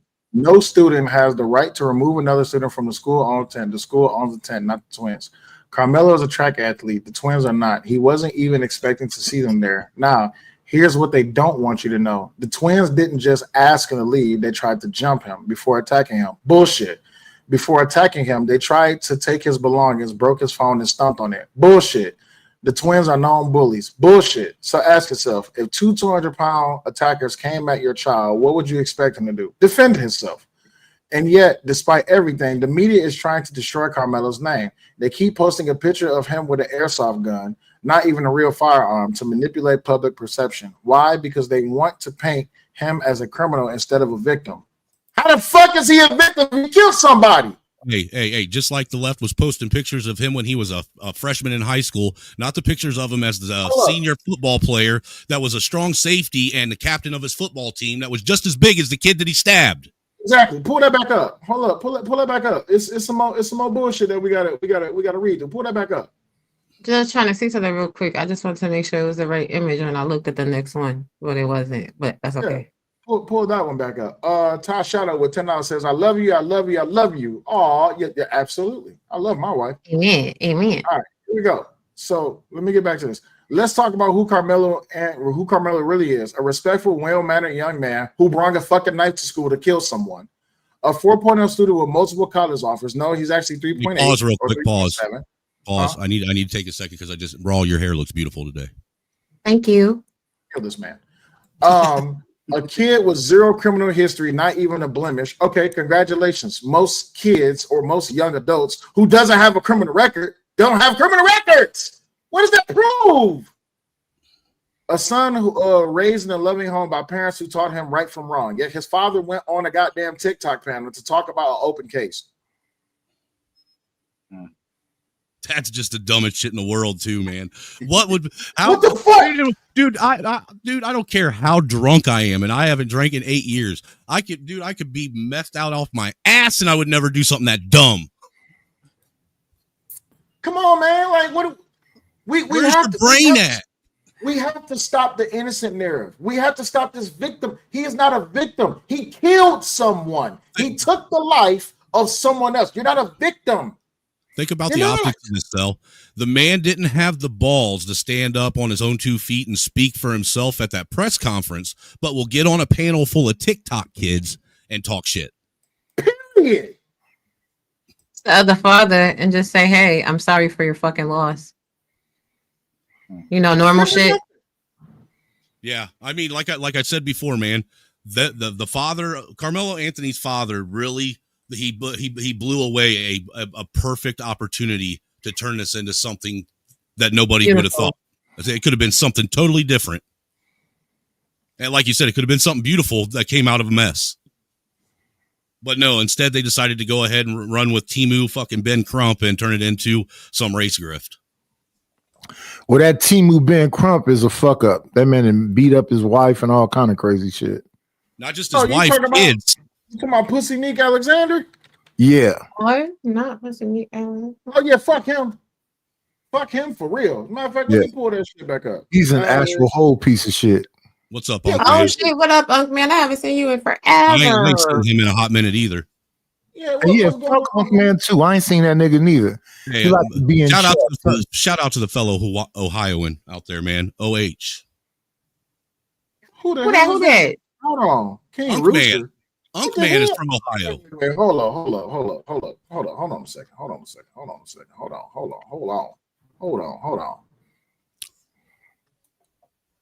Is that who I think it is?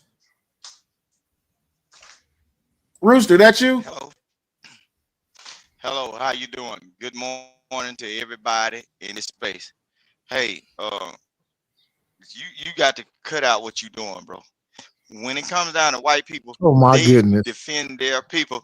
They defend their folks tooth and Vic, nail, stop being a wrong racist. or right. Oh, wait, no. Let him finish. Listen what I'm saying. They defend their. I don't give a damn about being racist, nigga. I'm not racist, but I am prejudiced. That means black or white or right or wrong, bro. I like prejudice, right? Because it don't have no race to prejudice. I'm prejudiced towards people that does a certain thing, but when on the backhand of it, they don't even go by their own goddamn rules or laws. Y'all white folks, they get up here with niggas that's kowtowing for y'all way of life and living and whatever. They'll go against their own group of people just to suck the nuts or the pussies of you pink people. Vic, And everything. come on. Suck the nuts. Listen what I'm saying. Hold on, bro. When them white folks kill up everybody, bomb a building or anything, guess what? They give them a Netflix special or a documentary. All of the honey buns and all of the safe places or spaces for them to be, even in the afterlife of losing their freedom. But if you don't like what Karmelo did out there in Texas, bro, the best thing for black people to do is let due process go through and let it be what it is. Because guess what? When you get accused of stealing something out of Walmart, there's always some fat, funky ass white man or some white bitch that's gonna tackle your ass, even off an assumption of you just was moving and wasn't buying something fast enough. That's Cool. what So white folks do. let me ask you But this you go question. against the same thing that happened with Did Karmelo. Karmelo Anthony kill Austin Metcalf? As he probably He's innocent. Hold on, He's Poppy. innocent to proven guilty. He's innocent to proven guilty. Poppy, hold on, Poppy, because you actually got some sense to a degree. But I'm talking to Rooster for a second. Rooster, hold on, wait. Rooster, did Karmelo Anthony kill Austin Metcalf? Which he probably should have. Because if y'all always want to talk about slavery, y'all always want to talk about slavery. Hold on, wait. Now we gotta jump back 100 years. We gotta jump back 100. No, we're not about to do that. Only stick to the current time. We're not talking about slavery. We're not talking about Jim Crow. We're not talking about none of that bullshit. We talking about It's all relevant. All of it. It's not nothing. What happened during the slave times with black people sold black people to white people has nothing to do with Karmelo stabbing Austin. So did Karmelo stab Anthony Metcalf? You said he deserved it, which he should have probably. Because why? I live in the real South. I live in the real South. So a lot of those. But the video. Wait, hold on. Wait, we don't have to go into deliberation. The video shows that there was no altercation prior to the stabbing. So if there was no physical altercation prior to the stabbing, on what grounds should Austin Metcalf be dead? What video do you have? Because they got a totally different video that has been showed to multiple news outlets where people was able to take notes and actually give account to what it is that they saw. All right. That makes no sense, bro. That makes absolutely no sense, bro. That's an edited video. They got an actual video. Edited video shows, and guess what? They got. Hold on, babe. Hold on, babe. It's my turn, bro. Hold on. Where the white news reporter didn't even want to say what was actually really going on because it was in the defense of the black kid. So let me. She got So her this dumb is what I ass up came up there. with. It even said that she couldn't really see nothing. So why was she even talking No, about that's the not what video? was said. What was said So was the actual can you hear stabbing me? was not shown. Which we can hear you. Hold on, Poppy. What was said was that the actual stabbing was not shown because more than likely it's being withheld for the actual case. What they talked about is what led up to the stabbing and after the stabbing. What they had the more than likely they had the stabbing actually blurred out, but it's only lasted a couple of minutes. So leading back to it, because I'm gonna get back to it. Hold on, wait. I'm gonna get back to it because if I need to play the video, I will. But I'm just trying to summarize it. Up until people start running out of the tent, there was no physical altercation whatsoever. It was a stabbing, and people start running out. There was no physical. There was not the brothers accosting him. It was a literal them there, and he stabbed them.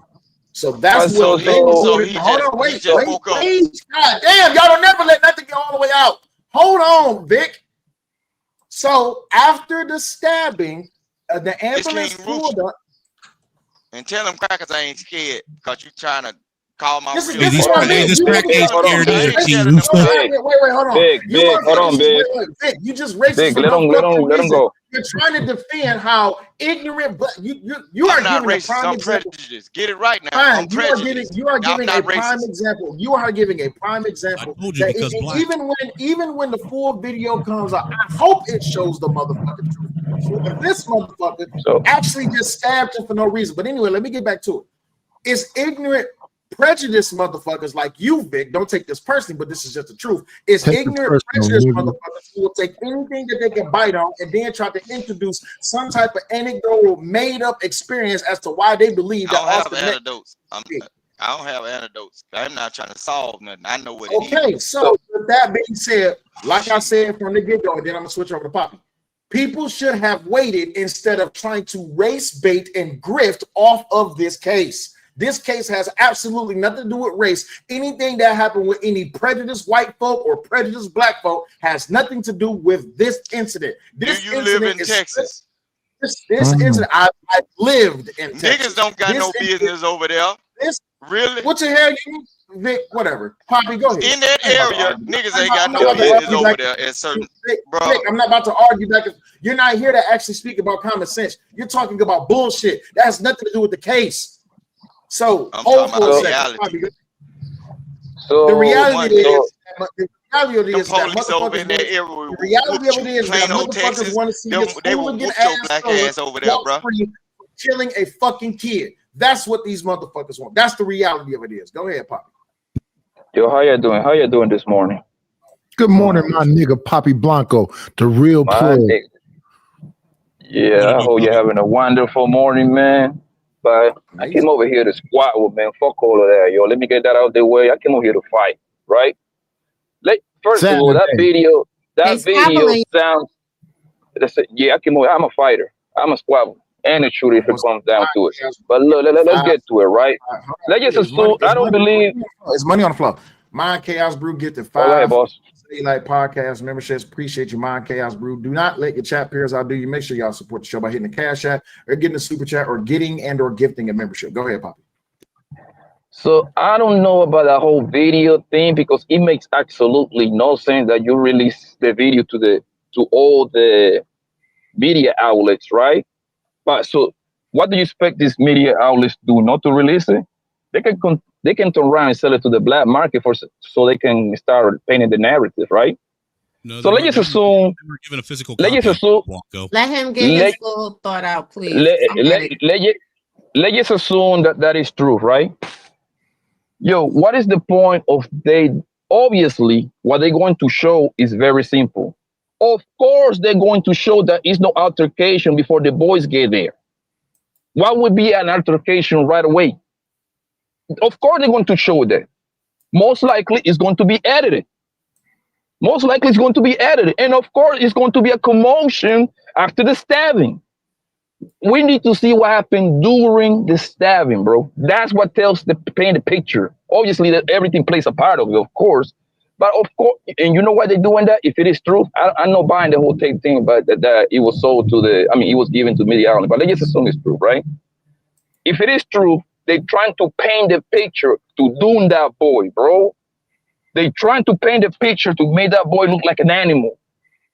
And then y'all over here trying to blame the boy, right? What happened? He's 17.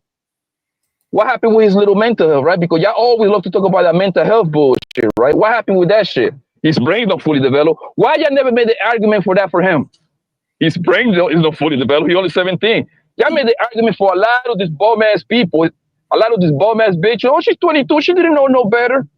How about him? He only 17. Is his brain fully developed? Was he in control of doing everything that he's doing? Here's the thing.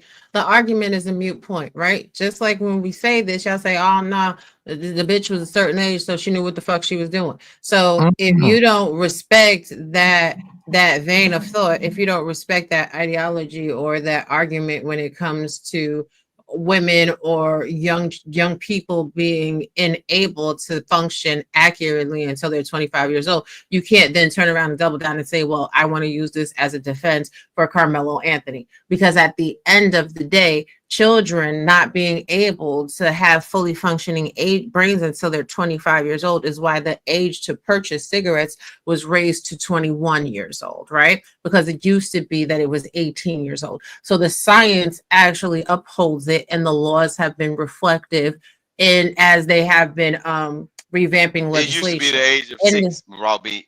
You used to go get a Hold on, pack of let her finish. cigarettes, Let her finish. Please, let her finish. Go ahead. You used to get that at the age of 6 if your parents sent you to the store. Let her with a note. finish. Right, but the point is this: at this point in time, right, we see that the laws are reflecting the understanding psychologically that young people do not have full function of their brain capacity. What we are looking at in this case is how the state of Texas is going to adjudicate these charges. The state of Texas has determined that Karmelo Anthony is an adult. Now it's up to his defense attorney to provide psychological testimony that his age is a defense to what he did, impulsive actions, crime of passions. But his defense attorney cannot even utilize that defense because Karmelo Anthony said, I did it. Is this self-defense? So he stood on business and he buried himself. He painted himself into a corner, and that limits and marginalizes his ability for his defense attorneys to defend him. No, the only reason I brought the whole age thing because people love to bring up all the time 21, 22, 23 is too young and shit like that, right? But I haven't heard no one use that for the boy, right? And have anyone seen the video over here? I really want to see this video. And you say, and obviously you say that the media outlets not listening to nobody, right? So that means. Let me clear something up. If you live in Texas, you can go file a request to see the video at the police department. They will let you watch the video. They will. They will let anybody watch the video. It's anybody can watch the video. It's a limited fee for, well, I think they have stopped the public from viewing it now because I think that's one of the elements that they're going to proceed forward with for the grand jury indictment. And once something is submitted into evidence for the grand jury, it's no longer viewable to the public until the case is completed. Just like the whole thing with Jay Prince in Florida, nobody could see the video footage until the case was completed. That would kind of muddy the jury pool if they saw it. I'm gonna tell y'all this. I'm gonna tell y'all this. In the real South, based on all this stuff y'all talk about, in the real South, we know as black people, that's why we are so segregated and we don't really want to deal with white folks, because we know what can really happen when you y'all better stop sending y'all kids and sending all that talent to white schools, because what happens is because y'all got an upper echelon life and y'all want to be uppity and bougie, y'all putting y'all kids in a dangerous situation. I'm telling y'all that. Y'all putting y'all kids around these white folks that talk shit, the teachers talking shit, and every time something happens to one of y'all black babies, just because you make a good amount of money, you telling your kids to go through it. psychological trauma is going on in them white schools every day with your black kids, and y'all ain't removing them. So when they react, So now we're going to be pussies as adults for kids being kids. no, hold on. The white folks is forcing you stupid Negroes to say your child is in the wrong. But you is the fucking problem, because you could have put your kids around people that wouldn't have treated them a certain. No, parents you fault could that have he's put your stabbed a kids kid. around people that Wow. One second, I want to ask you something. shit, bro. Vic, can I ask you a question right quick? How many times were you dropped on your head as a baby? Vic, can I ask you a question right quick, please? How many times I drop white folks on their head? I got Vic, held back can I in ask you school a because I question? slapped a Forget couple the white white bitches baby to white mama. boys. Vic, I'm trying to So you ask got held back because you're dumb as fuck. That's why you got held back. Oh, Yeah, man, and I don't, do it don't, the dumb way with a let's white not person do in this, real life. Angry Snowman. I want Vic, to ask hold Vic. on, Vic, hold on, Snowman. And I just asked you a question. Vic, can you send me whatever the fuck it is you be drinking? Please. I need So just we can one. drug test that shit. We can drug test that shit. No, anyway, no, Vic, I do have a question. Vic, my question is this: why is it that it's this continued theory that all white folks is just out here to just get all black folks? Hold on, wait, time out. Let me finish. Why is it there's this continued theory that deep in the South that all white folks is out to get black folks, yet black folks keep jumping out of the wazoos and keep showing just how much prejudice they really have towards white folks. So in today's day and age, it would seem to me that black folks hate white folks more than white folks hate black folks. Would you agree or disagree? I agree wholeheartedly. I deal with when it comes down to the individual, you got to find out who you really dealing with. Because there's some black folks that are prejudiced toward black folks. See, that's why I like the word prejudice. I'm not racist. I'm prejudiced towards niggas. I can't stand it. Look, that's what I'm saying. Same I got here. a white brother-in-law. I got a white brother-in-law. Angry Snowman said same here. Look, I got a white. Niggas and black folks. purebred. Niggas and black folks is two different people, though. That's a whole fact. They are not. No, they are not two different people. They just have different That's minds. a whole fact what that man. They just they are not two different people. They just have. You just got to No, talk to niggas them and black folks is definitely two different people. They are not. They are not, because you have a nigga that'll pull you out of a situation, and then when the black person will egg it on And put you right back in another one after he pulled you out of it. Yeah, that doesn't make sense. It doesn't, because it's an enigma. It's like a so wait. So you said wait. You said black folks and niggas go hand in hand. Was Obama a nigga or a black man? Hey, he robbed your house. He wasn't either one. That man was Obama was a foreigner. So he robbed your house. They broke into your house so you could cash in your home, your house insurance, man. So let me ask you this: is Karmelo Anthony a nigga or a black man? He's a kid. Damn.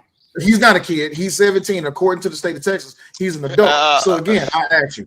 Okay. He's a black man. Wait, hold on, wait. So as a black person, it take for you to hit a certain age before you be considered a nigga. So you a kid until you hit a certain age. But what happened to that white boy that was highly privileged that ran over folks and everything? That the same court system that y'all praise and love, he got off because they said by him being so privileged, he didn't know what he was doing. He got off. No one never said. I know a case you talk about. No one never said that the justice system is perfect, but the only way that I know that much. The only way. I would like to say is the white delegation, the white people didn't go out. Hold on. That was talking. The only way that the justice system could get better is if we crack down on real crimes and those who have actual prejudice and those who just letting people just get away with shit. We put a stop to that shit too. That white boy that ran over all them people, his ass should have been in jail. Let's just say it like that. Now hold on, wait. I'm not done yet. That white boy that ran over them people, his ass should have been in jail. Karmelo Anthony's ass should be in jail. That kid who walked into the school and shot up them people, his ass should be in jail. A nigga out here committing crimes should be in jail. See how that works? Justice should be colorblind. So it shouldn't be based on what you look like, what you was raised in, your mindset. You took the life of someone. You have to answer for that life. Period. Point blank. That's what it boils down to. Yeah, Justice supposed to have a blindfold over, but that bitch be peeking. Absolutely. Bishop J. Jermaine $5 says ninjas are the new races. Yeah, I said it. Always looking at white folks. Yeah, hating on black folks at the same damn time. Fuck out of here. Period. I don't wake up thinking about a cracker unless I'm finna eat some chili. I don't wake up. I don't believe unless that I'm at all. finna eat some chili or salmon or some sardines or something. I don't wake up thinking about a cracker. But if I have a good taste for a was about cracker, to say something I a little bit wake more up sense. some sardines and a bread. It's a cracker. Congratulations. That's the Poppy only Blanco time was I about to think say about something a little crackers bit more. or white Gotcha. folk. Poppy Blanco was trying to talk. Go ahead, Poppy. I like sardines on Ritz crackers. Yeah. Poppy Blanco, go ahead. Onions in there. From the information that I got, obviously, I don't think nobody got 100% of the facts. I do believe it's self-defense. Gotcha. Let's watch the video. Frisco ISD is releasing surveillance video of the stabbing at the track meet that led to the death of a student back in April, but only under very strict conditions. So through open records, they will allow whoever requests it to view that video, but no recording whatsoever is allowed. On that note, we sent our IT producer, Kelsey Mittauer, to watch that video. She joins us now in studio to walk us through what you saw. We're going to go in order here in just a second, Kelsey. But in general terms, what did the video depict? What did you see? It shows everything from the moments leading up to the stabbing to the medical response to then the beginning of the police investigation. Okay, and it lasted several minutes is what they showed you. It did, about 30 minutes. Okay, so let's start in the beginning now and talk a little bit about what you saw at the front end of that video, because you got to see the attack, the actual stabbing right. took place. So it starts, I started watching about 9:53. The camera shows half of the field. So it's about from the 50-yard line on, and the tent where it happened was kind of right in front of the 50-yard line, but the camera is down here. Okay. It's positioned across the field. So everybody in the video, you can tell there are kids or adults, but no one's identifiable. So a long shot is what a long shot, yeah. So a couple of minutes in, and you actually see the altercation take place. Yes, everything leading up to it, everyone's milling about. It seems very normal. And then right at 9:55, that's when like there's this explosive movement or action between two people under the tent. And that's when the employees in the room told me that's when the stabbing happened at 9:55. Right. And you were talking about people kind of start to scatter at that moment. Obviously, something went wrong.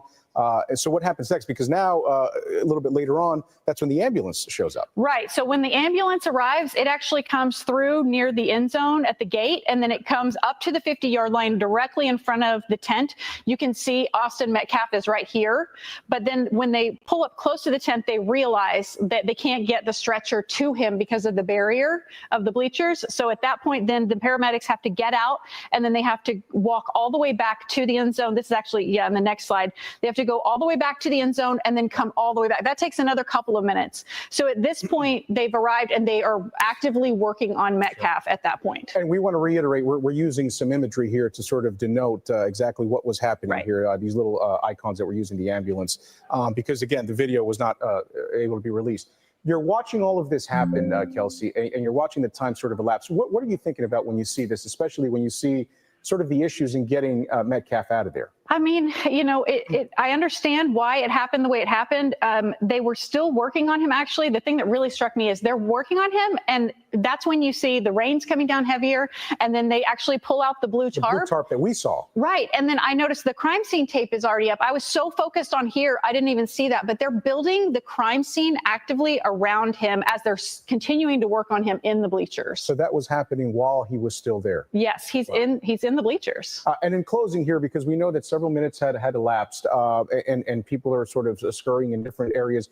What do we know about the suspect in the stabbing, Karmelo Anthony, and his whereabouts? So I asked the women in the room, the employees, I said, of everybody on this screen, is Karmelo Anthony in here?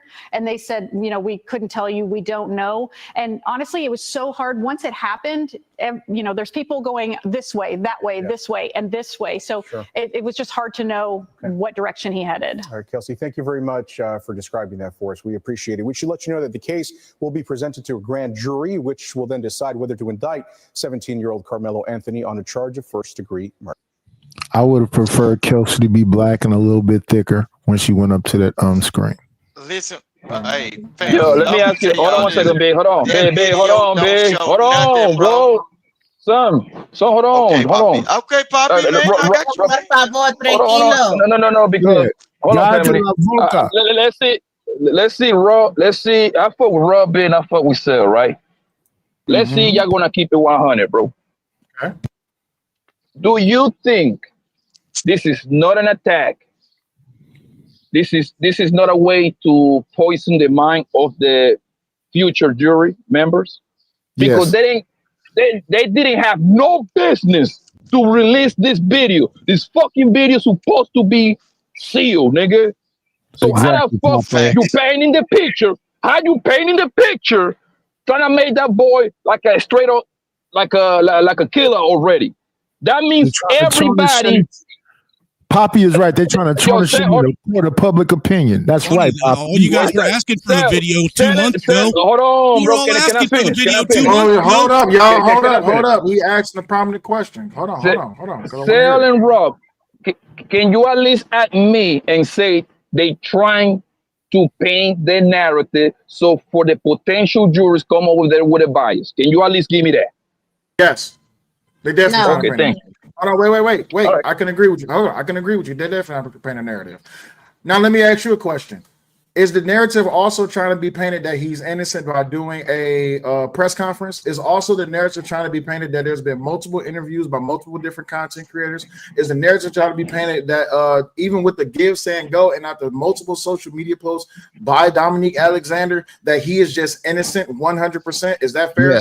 Yes. No. There's no first, and I'm gonna tell you why. Because that's what you're supposed to do. Hold on, let me explain.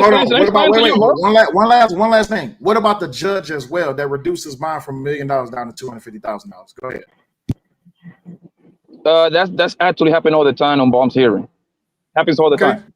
Or you have to. And the reason I can. No. And the reason why I'm gonna tell you no is because you're supposed to, if you claim to be innocent, you're supposed to say you're innocent, right? And the person that's supposed to be a victim, they're supposed to claim to be a victim. So those two parties supposed to stand on their points, right?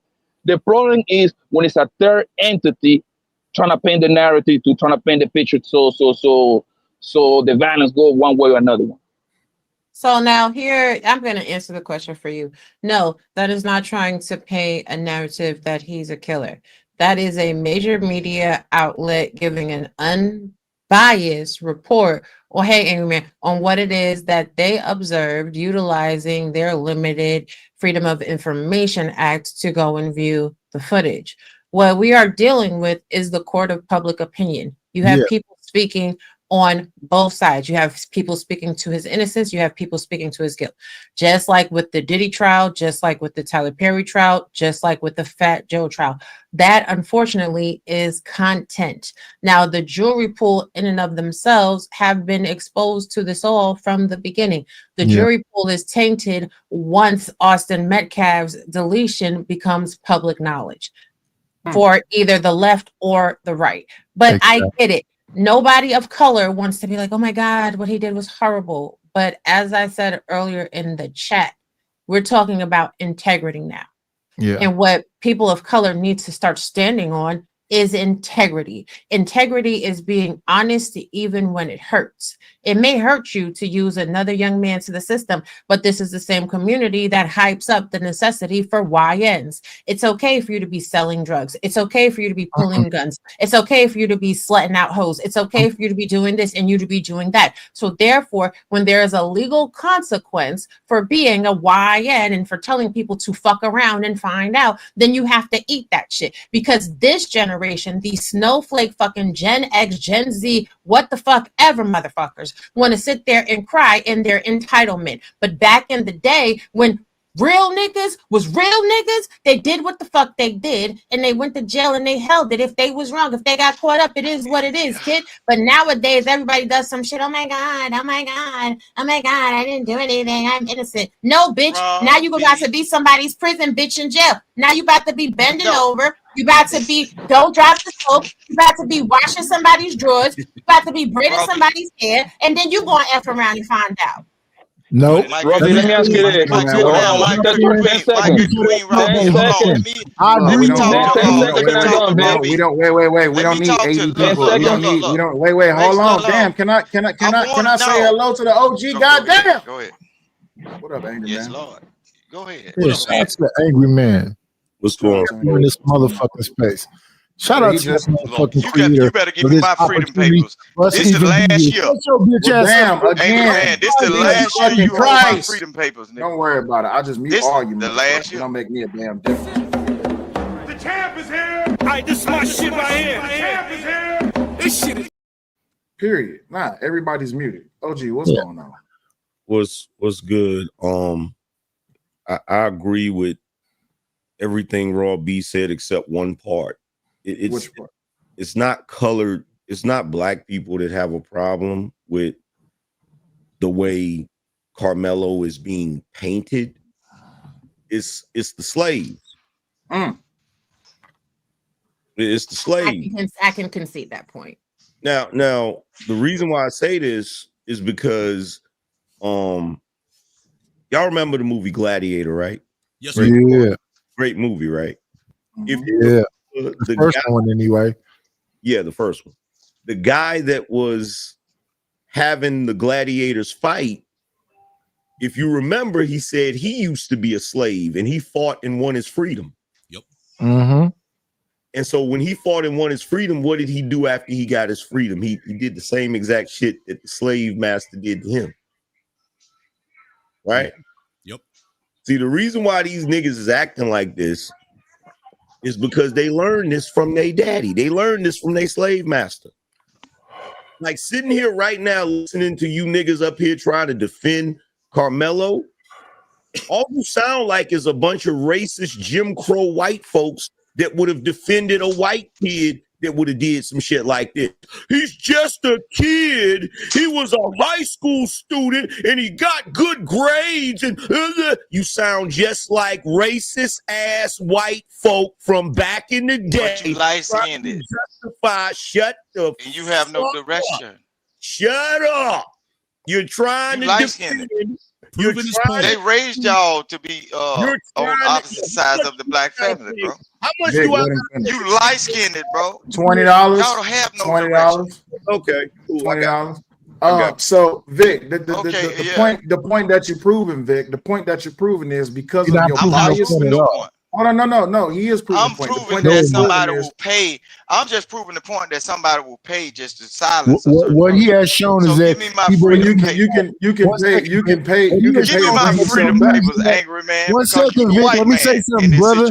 Listen, what you have proven that you believe that a hoax called the Willie Lynch letter is real. You trying to do that light versus dark, young versus old, men versus women shit. So you believe in that Willie Lynch letter shit. And let's talk about this also. Martin Luther King whole conversation was about the content of your character. So now that they judge people based on the content of their character, not the color of their skin, you want to go along with it? Somebody has been deleted. If you want the deleter, you should be called the deleter. So if Austin Metcalf is gone and Karmelo Anthony killed him, Karmelo Anthony is a killer. You can't argue that. Period. Well, he is, but all at the same time, is that killing justified? No, killing is justified. Bro, I'm finna show you something, bro. Go ahead, show me how to kill him. I live in the real South. No, you talking about what personal happens experience. is only speak to the case. No, only speak to the case. Show me how the killing is justified in the case. Only dealing with the case. You just showed a video, right? Hopefully that 20 come while you in the middle of your conversation. Woman even said that. I love you, Vic, but you got to go. Look, you showed a video, right? That video, that woman that's the news forecaster or whatever she's supposed to be, she said, I'm still waiting for that image from Rob under the tent. Hold on, bro. Or I made Rob into a succubus. Can you pull it? A lot of these people wasn't recognizable, but you can see based on what she's saying, she basically saying that the way the video was actually shown, you can tell that some of the folks were grown folks based on height and stature. Hey, Will, I told you that these people are going to see and hear what they want to see and hear, bro. I'm finna show. Listen what I'm saying. Listen to me. What she displayed is not even saying that I saw this in the video. What she is saying is if she couldn't tell who was grown folks or kids based on height and stature, she don't know who stabbed who. What the hell? I told you. are you talking about, Negro? I called it earlier. I'm not a Negro. I'm American. Wow, Nigga, on a man. Saturday. I'm American, bro. Gentlemen, Check this hold out. on, gentlemen. Hold on, gentlemen. Let me just tell you Hold this. on, wait, baby, wait. Before you go, hold on. Before you go, I gotta ask a question right quick, baby. On a Saturday, niggas is this dumb on a Saturday? Yes. Yeah, for sure. No. See, no. First of all, here's the thing. Right? Nigga, you No. dang First man. of all, Stop no eating on that self, ham bone and no throwing your people in the trash, self-respecting. bro. Use a ham. Bro, you just sat there and stopped to listen to what Will say. Y'all niggas, Will, you notice how these niggas love to do this shit with me, right? That's why I just mute him. I'm not about to ask for quiet no more. Yo, check this out. First of all, nigga, no self-respecting black man would be living in Mississippi in 2025 in the first place, nigga. So let's get that out the way. Secondly, no nigga that lives anywhere like Mississippi or any state you just recently got your freedom should be speaking for black people. Let's be clear about that as well. For you to be this dumb on a Saturday morning don't make no damn sense. But we know Carolinas, bro. And Vic, he's saying this to you right after Juneteenth. No, Vic. You live in the Why do I not mute this After motherfucker? Juneteenth, let it sink in.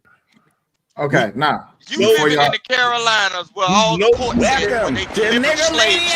We've been waiting on these every paragraph. You live. Why is this nigga still able to talk after the video? We know you drinking that Steel Reserve early this morning with your drunk ass up here talking out your neck. You don't know what you talking about. And let's be clear, all of you niggas up here, I was listening to you up here.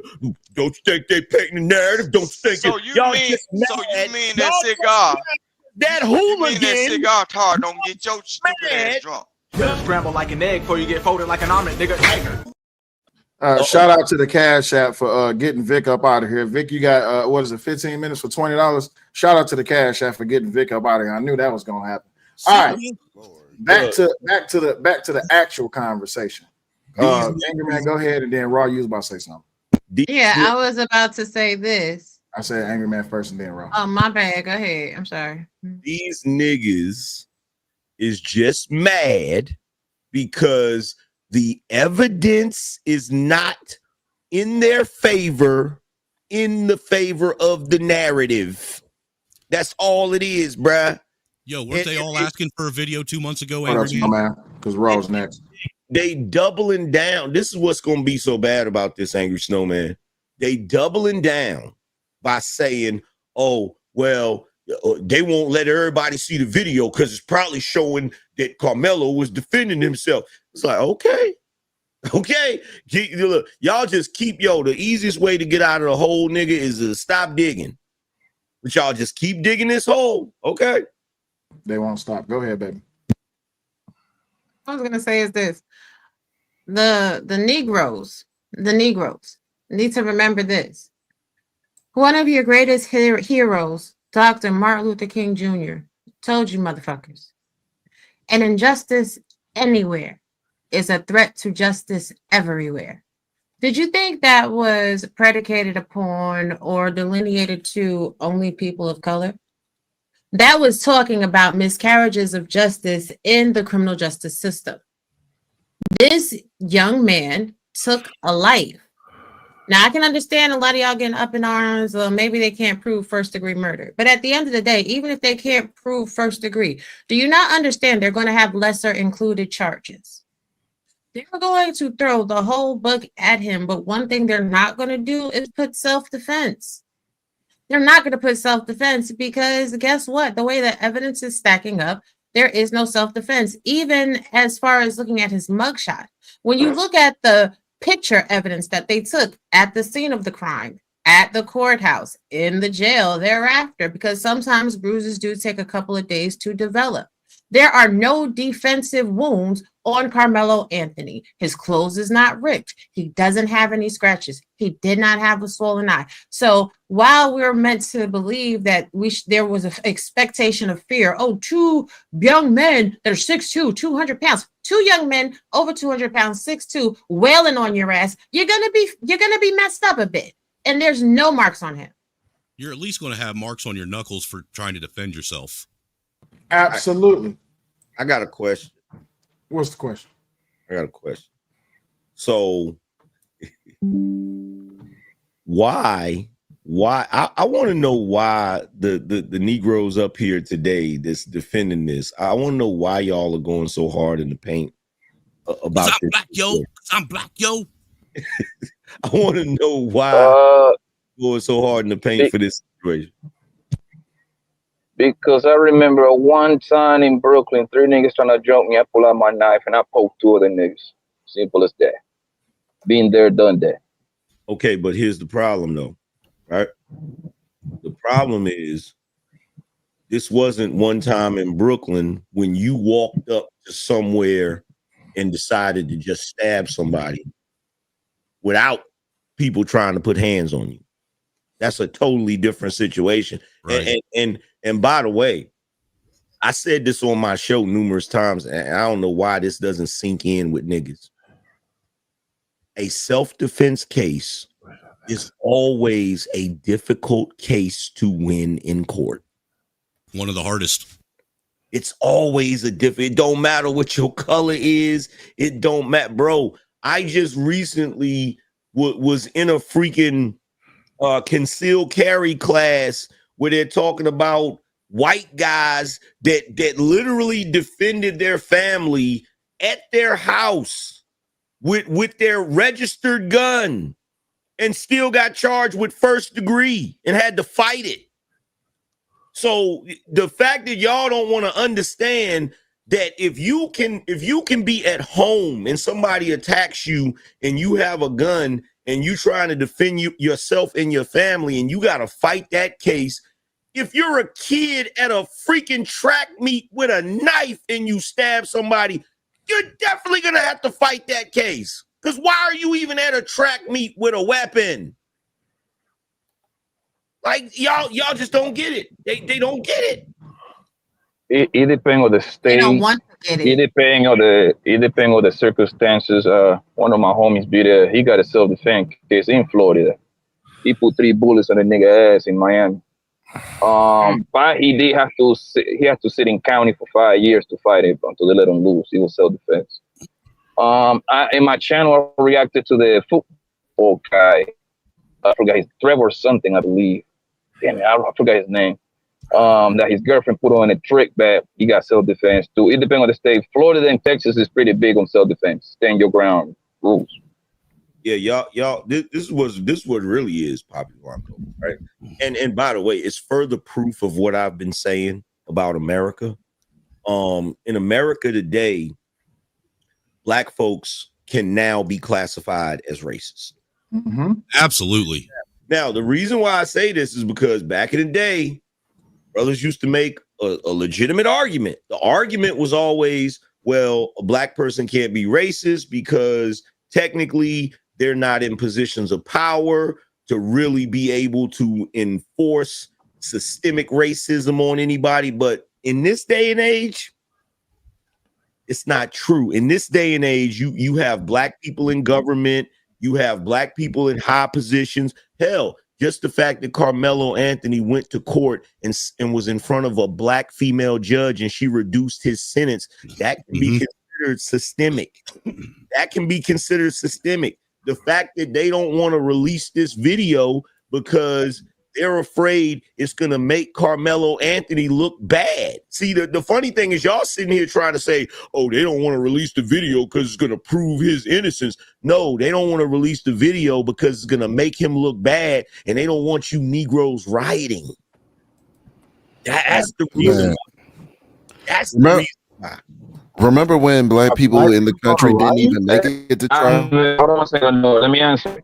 I never brought race once in none of the cases. If the situation was reversed, I would be saying the same exact thing. Bobby, respectfully, you breaking up real bad. I couldn't understand nothing you just said. Your internet is racist. Yeah. No, just prejudice, man. Just prejudice. Man, can Omni etc. write something in the chat? Okay, you can write something in the chat.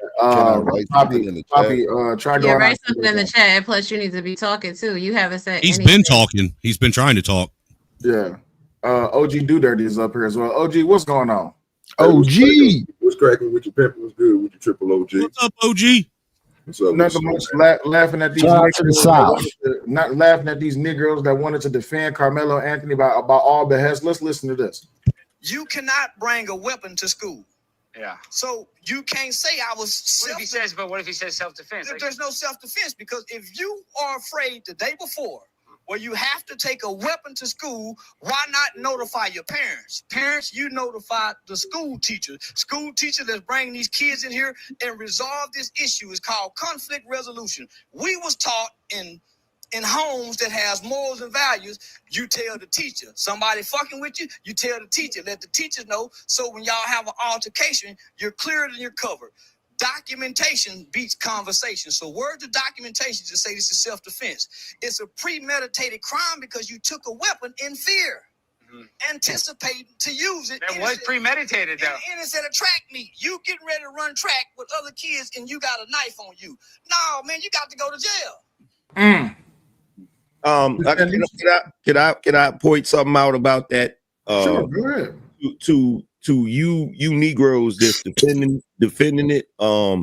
Last time I checked, Charleston White is from Texas. Yes, he is. And his exes live in Texas. And Charleston White know the court system in Texas. Yep. So if Charleston White sit up there and say, "Oh, he going to jail," I bet you any amount of money that Charleston White gonna be right about that before you niggas be right about it. Absolutely. You know, I think that you notice that there seems to be an issue with this whole knife thing and bringing it to school, right? I think that a lot of the misstep that we're having here is a lot of us are older guys or older cats that grew up in an era where we carried pocket knives. That's what men used to do. And young that used to be a rite of passage for a young boy being given his first pocket knife from his grandpa or his father. And that's something that's not common now today for kids to be carrying around any kind of weapon because weapons are now frowned upon of any sort. You know, so we got a group of people that are used to that and see that as, you know, normal for someone to have a pocket knife. And then you have other people that grew up in today's era that they're so this Snow Bunny is saying everything. And a minute ago, it's a rite of passage to have a knife. Now it's weird. This shit ain't weird, bro. Not where I'm at. The thing is, listen, right? Having a pocket knife is not weird, but the problem is you bringing a damn weapon to school. We have to stop with this whole trying to summarize a pocket knife being a weapon when it's brought on school grounds. It's a fucking weapon. It was not supposed to be there. That's something I've been saying. That's something I've been saying. Look, how many kids have been stabbed with the number 2 pencil? So how many people have been stabbed with a number? That's not the point. How many people in the school has been stabbed with a number 2 pencil and died? A lot. I didn't die from it. Okay, cool. And where was the sensationalism behind it? Where was the sensationalism? Oh, okay, cool. So where's the sensationalism? Oh, so you proving the point again. So in 2025, it's the perfect time to race bait and grift off of a white kid dying at the hands of a black kid because that's the right thing to do. That's what you're saying, right? Yeah, they're showing that they're compassionate people, man. Hey, you know what they remind me of? Okay. You know what they remind me of, Will? They remind me of you remember Tombstone, right? When Curly Bill shot the sheriff, right? And Wyatt Earp grabbed him, and then all of them came out. They said, "Turn him loose." I thought Bob Marley shot the sheriff. That's the only thing. Yo, my nigga, shut the fuck up, you ass ignorant nigga. You raggedy ass ignorant. You was raised. You was raised. You was nigga angry man. A person like you could never talk to me, bro. You was raised a degenerate. You found your way because guess what? You had no way because on both sides of the colors, you had no way, nigga. You was confused from birth, nigga. Give it to the black folks didn't like your ass, and the white folks didn't either. You look like a goddamn white Irish. A black ass Irish motherfucker. Well, he is Irish. Damn it. What? And guess what? Puffing on them cigars and sucking them big cigars like Robert Kelly. Irish blood in me. in I the would same beat position your ass because like you a ain't nothing drum. but a grifter. I You would ain't beat nothing but a your ass goddamn like a confused drum, ass, nigga. mixed race, I a would goddamn beat don't your know where you ass come like a from. drum, You nigga. trying to talk against people Shut because your you want to be black on the ass white up, side of the nigga. conversation. You ain't Shut worth a your goddamn. black And guess ass what? up, I nigga. got the soul of Nat Turner. Shut your A black nigga like you gonna have to ass eat up, me. nigga. You gonna have to Shut up. consume me to get rid of this extra shit I got for you confused ass nigga. Oh, he doing the people. What it is? He can't do the people eyebrow because he's a Shut half your white boy. black Your ass eyebrows up, ain't thick. nigga. Your Dude, eyebrows ain't thick you're enough. confusing the And your shit WWE don't raise up. superstars. That Hey, what look, he ain't doing the Rock's move. look, He don't know shit. That's he the doing all Generation this X old move. cartoon character He don't and know shit. shit. And He don't know shit. it's That's what this the Triple niggas you H used to He do. don't know shit. It's these are the niggas. Even I know This that, and the I'm just a niggas y'all girl. listen to, bro. He don't know You shit. was a regular ass He don't know half-breed, shit. confused ass nigga. And We only How all you thing they know? know half is Wait, breeds. What are you only talking reason why about? How we you? listen to those How stupid can ass you Please say? stop niggas Wait, is how playing. can you say they he's a can't half they breed? can't look, they Dude, gotta we all reach mixed up like the a bottle full of ketchup. Are you prophecy of crazy? dealing with a Let white that motherfucker. So they racism did, flow. no, they did. Let They it settled out. for a Let half-breed it nigga like out. you. Because they're the Let closest it out. thing to a white motherfucker in the mindset You see that that? they Y'all see Listen, if you're gonna have this argument with Angry Man, don't call him a half breed. Like, I've been knowing Angry Man for fucking almost 10 years now. I don't know how many times this man's got to show you his whole fucking family catalog so that y'all understand he's just a light-skinned ass motherfucking black man that got a tinge of motherfucking reddish blondish ass goddamn hair. Guess what? All you Native Americans that are in fucking America and think you're fucking black, bitch, you're not. You're Native American goddamn Indian. Stop calling people a motherfucking half breed. He ain't a half breed. Now he might be an asshole. You might not like him and he might get on your motherfucking nerves, but he's not a goddamn half breed. Stick to the goddamn argument. Shit, the fuck? Hey, and I'm tired of him. I'm tired of him stealing my culture and rubbing it in my face anyhow. No, listen, Becky, Snow Bunny, shut your bitch ass up, baby mama. That's my little bro. Shout out to the Angry Man. You gotta let, but see, here's the thing: you gotta let King Rooster's racism flow. He's proven the point right now. In real time, man. In real time. I have never heard, bro.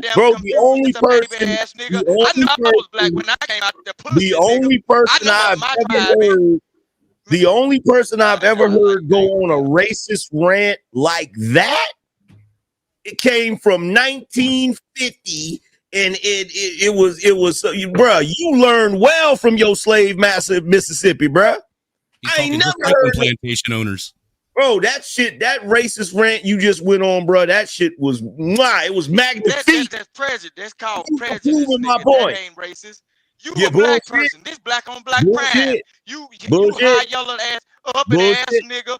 Get All your that finger out you your right booty now hole is and stop racism. finger popping your All pussy, that you nigga. say right This now is black racism. on black crime, nigga. Hey, hold on, wait. I thought it was proximity crime. Goddamn, Raw G, do me a favor. you Raw, infiltrator. we gotta have a learning moment. Black people that Pull know up they the black, they go definition through of a certain. racism. I bet you got all the sweetest Pull up candies the definition of racism. compared to your black people when they took your light-skinned ass amongst a group of black people or a congregation. You always got good treatment. You got them ragged ass, uppity ass, motherfucking think pop, pussy in the asshole.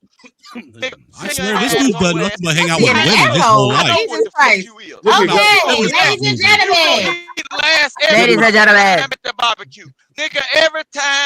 Every time your red beard, motherfucking Watch bone that. sucking Now ass, hold on. Let's sucking read out the bone this. ass. Let's Look, read and this. thinking you gonna Let's read this. I Hey, don't read shit. Vic, I read shut the fuck up. I read nigga. Vic, shut up. up. Go ahead. So we can read this. Be quiet, Negro. Yes, sir. Damn it. Provide me It my- said provide me my It freaking says characterize. God of all gods. Shut up, Dude, do you nigga. have any fucking control of yourself? Jesus Don't have Christ. some fun, bro. He's crazy. So Hell no, I ain't got no control. I'm an untrained Negro. What white folks scared of? Shut the hell up. I don't want no cracker talking to me right now. It says characterized by or showing prejudice, discrimination, and antagonism against a person or people on the basis of their membership in a particular racial or ethnic group, typically one that is a minority or marginalized. Now, here's my question for you, Robbie. Would a light-skinned black person be considered a minority of a minority? Absolutely. Would a light-skinned black person also be considered marginalized with the way Vic is talking right now? Absolutely. You know, it gives me jealous. It gives me jealousy. It gives me jealousy that darker complected people of color feel that light-skinned people are in close proximity to the Caucasians. And guess what, motherfuckers? We still nigga. Yeah. Jay-Z said it best. Light nigga, dark nigga, white nigga, poor nigga, rich nigga, still Broke nigga. nigga, What rich the fuck are you nigga, talking about up here? still Rich? nigga. So, and this is what's so funny about this. Look, Will, check this out. Check this out. Check this out. So this is what's so funny about this. Every single. This motherfucker got diarrhea of the mouth, man. Come on. Go ahead, I'm listening. So check this out. This is what's so funny. When I go back in my heritage, the white that's in my heritage, this is what's so funny. The white that's in my heritage at one point was also considered niggas. Absolutely. Yeah. I don't got no German in my bro. Hold on, Vic, shut up, because you don't know history, nigga. Shut up, you don't know no damn history. Because if you knew history, you would know that when certain Europeans came over here to America, they weren't even considered white. Exactly. White is white Anglo-Saxon Protestant. They consider Italians, small hats, Polish, all them people with something else. Then that's the problem. People don't understand their history. Irish are not European. Yeah, Irish are definitely the niggers of Europe. Exactly. So look, so here's my thing. And by the way, King Rooster, there's two things about people with Irish blood that is definitely a trait. One, we good at drinking, and two, we good at fighting. Yep. I will beat your ass, King Rooster. Keep playing. And if I don't the first time, I'll keep coming back till I do. Exactly. And three, they got red hair. Yes. Like four. Like four, damn it. So I want to show y'all something. My hair turned my hair turned red in the sun. That's why I mess with you, ain't So if y'all haven't already paid attention, Are you a white man, Victor? if y'all haven't already paid attention, boy, Don't shut be the trying to hell up. appropriate my culture now. In my soul. Vic, shut the hell up. Why can I not mute this nigga? You can drop him. He got a fucking Drop him. hellified phone. That's why he set his phone where nobody can do shit. You got a Fed phone. And we found out during Black Fatigue that gingers are niggers. I believe in my past life. Hey, Will, that Negro, after being on YouTube for this long, he went to the crossroads and he sold his soul to the devil for a gift. The devil said, "What you want?" "I want to be able to go on YouTube and not be muted." Damn. So this is my, I messed up the wording in this post, but this is my great grandfather. He is a white Russian man. That man right there, that man that you see right there, that man is Russian and white. And his black Cajun wife, this lady right here, I believe her name is Lula May, if I'm not mistaken. And my great grandmother, a black child, sitting right there in the middle of them. My heritage is not based in cotton picking. Yes, I can see the family resemblance of you and your white granddaddy. I beat your ass. But here's the thing. You say Haitian? But here's the thing, though, Will. Here's the thing. This is what most people You don't got realize. Haitian in you? Yes. This is what most people don't realize, right? If you live in America, and you've been in America for some generations, you are not going to be totally black or totally anything. You're going to have something else in your bloodstream. Anything past fourth generation, you can guarantee your bloodline's been muddied. Yes, absolutely. And see, the crazy part is, I'm gonna bring Vic back up. I'm 100% Negro, man. So I feel sorry for you. No, you're not. You're a whole Dominicano. Yes, I am. Cubano. No, You I'm ain't black. 100% Negro. I never said I said Negro. I guarantee you that somewhere in your lineage is a Spaniard. So cut it out, bro. Absolutely not, angry man. Absolutely not. For both of my from side to side, we are real proud dark skinned people. Thank you. Coffee Blanco. You're not Cubano? I'm Colombian. Same difference. So that's Hispanic, sir. That's Hispanic, sir. No, the Spanish is First from of all, Spain. get that damn. What is that? Hold on, wait, time out. Is that fucking Lion-O? That's a Thundercat symbol. You got a Thundercat on your fucking chest? Thundercats. Why do you have Thundercats on your chest? With I've been yellow doing it a teeth long and time. bird chest? That's why I be telling you, I'm different. And take that damn spray. Lionel was a whole Irish man. Copper chain off. Lionel was a whole Irish dude. You know that, right? That big ass hole in your ceiling. Okay. And that's why I be kicking in the ass cheeks of Angry Man, because we black Irish. We drink Nah, dude, I'm not gonna let you get up here and talk all that shit about white people and try and say you Irish. Come on. You chill button, bro. You ain't getting nothing to my cheeks, bro. At all. You be saying You be doing too much, Vic. First of all, no man should ever say that he does anything to another man's cheeks. I'm still up here trying to make some money. Sel, can you do me a favor? There we go. Angry Man, can I get a couple dollars? Dude, where did Angry Man's net go? Why ain't you got Nigga, I'm trying to make some money. Why ain't you got no neck, Angry Man? You gotta Where'd it go? admit, the lightness is uncanny. The lightness is You know that reminds me of that dude that Why don't I, bro? Right. Why don't he have a neck? Where's his neck at? He is a He-Man Angry Man, where's your neck now? It's hidden behind your beard. Right. He has a whole fucking neck. What the hell?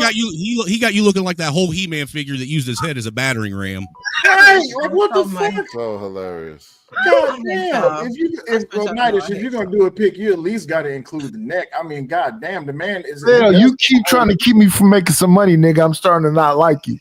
I'm sorry that you trying to make money on my show and you ain't sent not even a damn $5. Hey, Nidish, I'm just going to say one second, your y'all.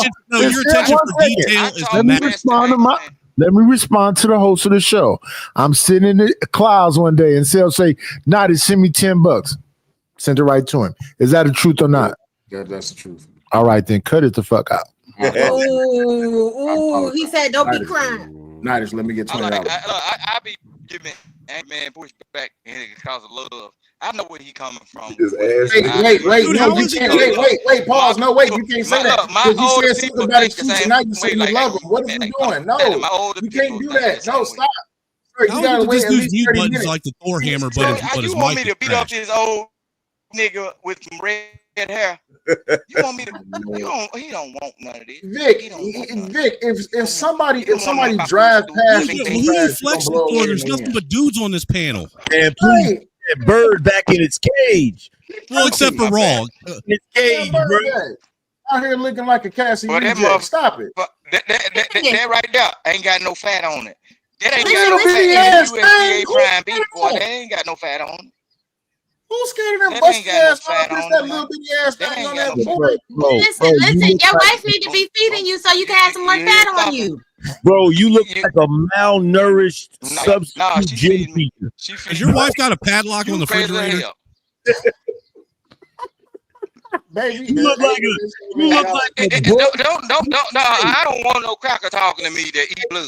I don't want nobody to eat panel that a cracker was already on, so you invited y'all this in your life. Turner. I don't want nobody in the vicinity of you me hopped up here. Raw meat. You look like a broke shade tree mechanic. Oh, by the way, OG Do Dirty, this is your fault because you was in the South right along with Vic, so this is definitely your fault. Big Dog Barking, this is definitely your fault. I ain't got this is your fault because it's just your fault. But this I'm is damn gonna let that nigga keep on grilling y'all niggas. If you can't handle them, bro, that's on you. Let's get back to the what you I saw a picture of OG Do Dirty with one of them hats on, like them Russian hats, gold teeth. That nigga definitely got a criminal record. Dude, have you guys met? Have you But guys look, met? that's a whole fact, but never did no time. Never did no time. All right, OG, Never been in bring it jail. back. I'm that type of nigga that's kind of like you. I just do walkthroughs. You feel me? That's Yeah, you know what I'm saying? Maybe Yeah, you you go know there what on I'm a saying? weekend Yeah, for a break from the wife. But but this Karmelo Anthony and Metcalf, bro. The only problem I have with it's the same thing me and LA was talking about, man. For some reason, y'all two sides, bro. Y'all hate each other. You know, you got this justice side, and you got this side that people want to believe all the information, which is crazy as shit. Even the information that we got today, what did it do?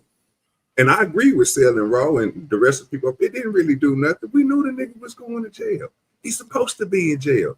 The fact that y'all can look at the news and take that they said that they seen a video, which they wouldn't let them take home or anything, but they got a FOIA for it.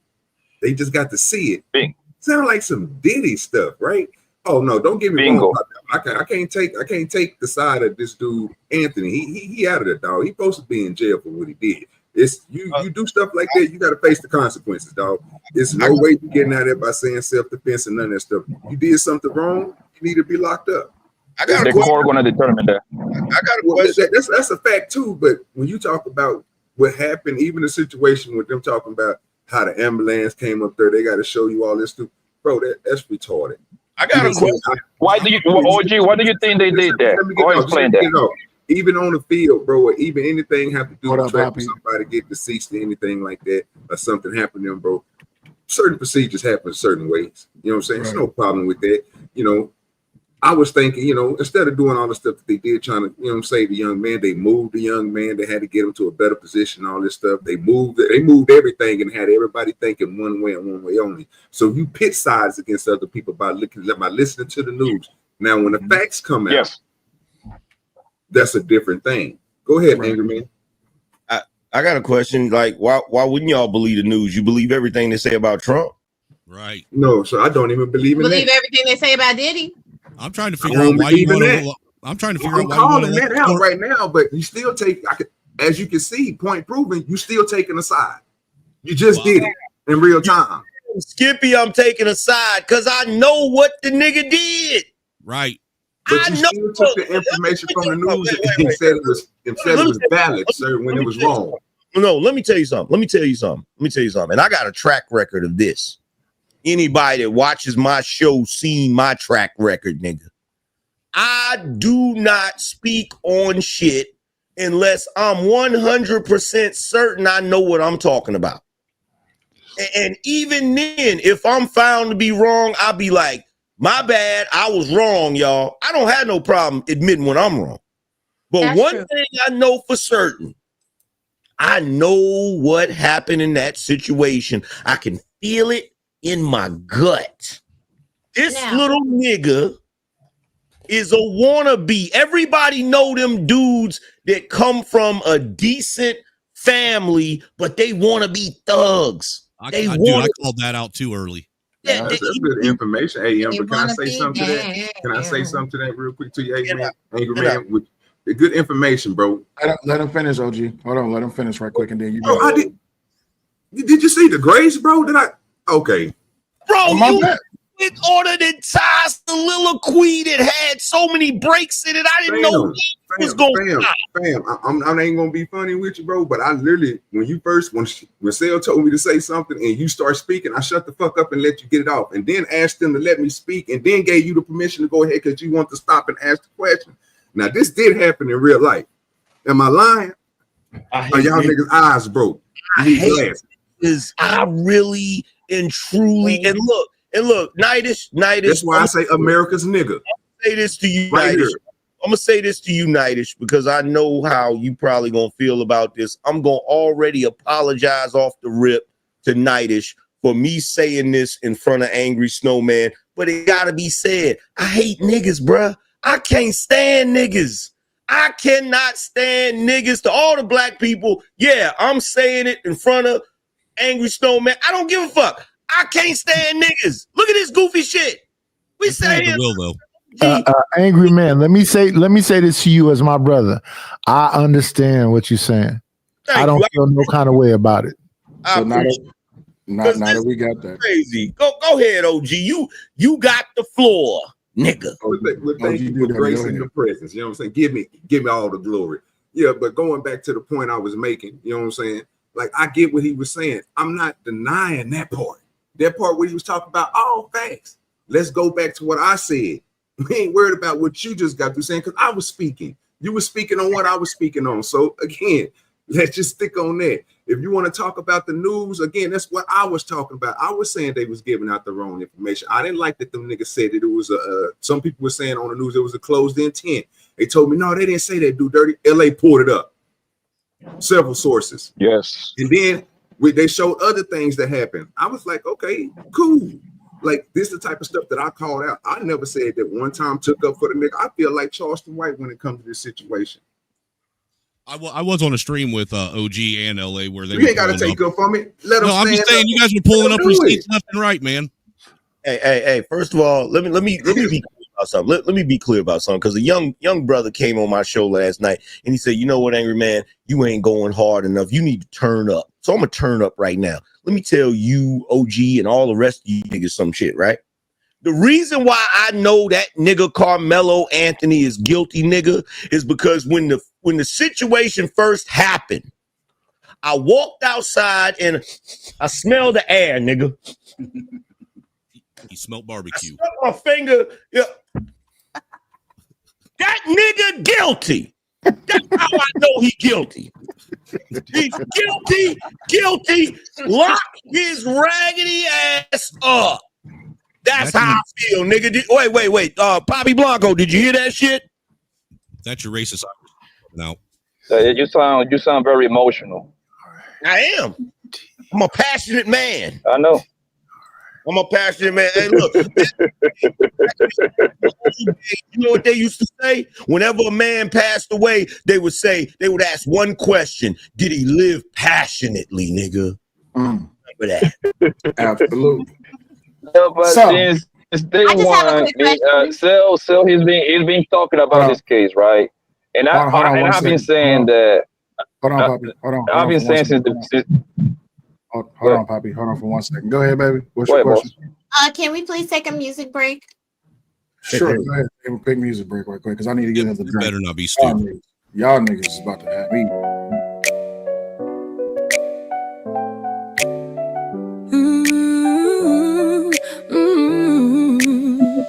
Step in the room, it'll mood, it'll wave. Gloss on my lips and my hustle well paid. Silk in my step, got a vibe you can't fake. Sugar and smoke with a hint of heartbreak. Eyes low, truth high. Talk sweet, but I don't lie. Cool breeze, but I burn slow. You ain't seen fire in a glow like so. I'm velvet and vices, jazzed up in slices. Trap queen dreams with a saxophone soul. I don't chase, I stroll. Heavy crown like toes. Tune in, sit back, let the story unfold. Lights in the scene set just right. Gold on my skin, catch the glow in the night. Whisper my name, feel the heat when I speak. Soft to the touch, but my mind stay elite. Eyes low, truth high. Talk sweet, but I don't lie. Cool breeze, but I burn slow. You ain't seen fire in a glow like so. I'm velvet and vices, jazz up in slices. Trap queen dreams with a saxophone soul. I don't chase, I stroll. Heavy sound like toast. Tune in, sit back, let the story unfold.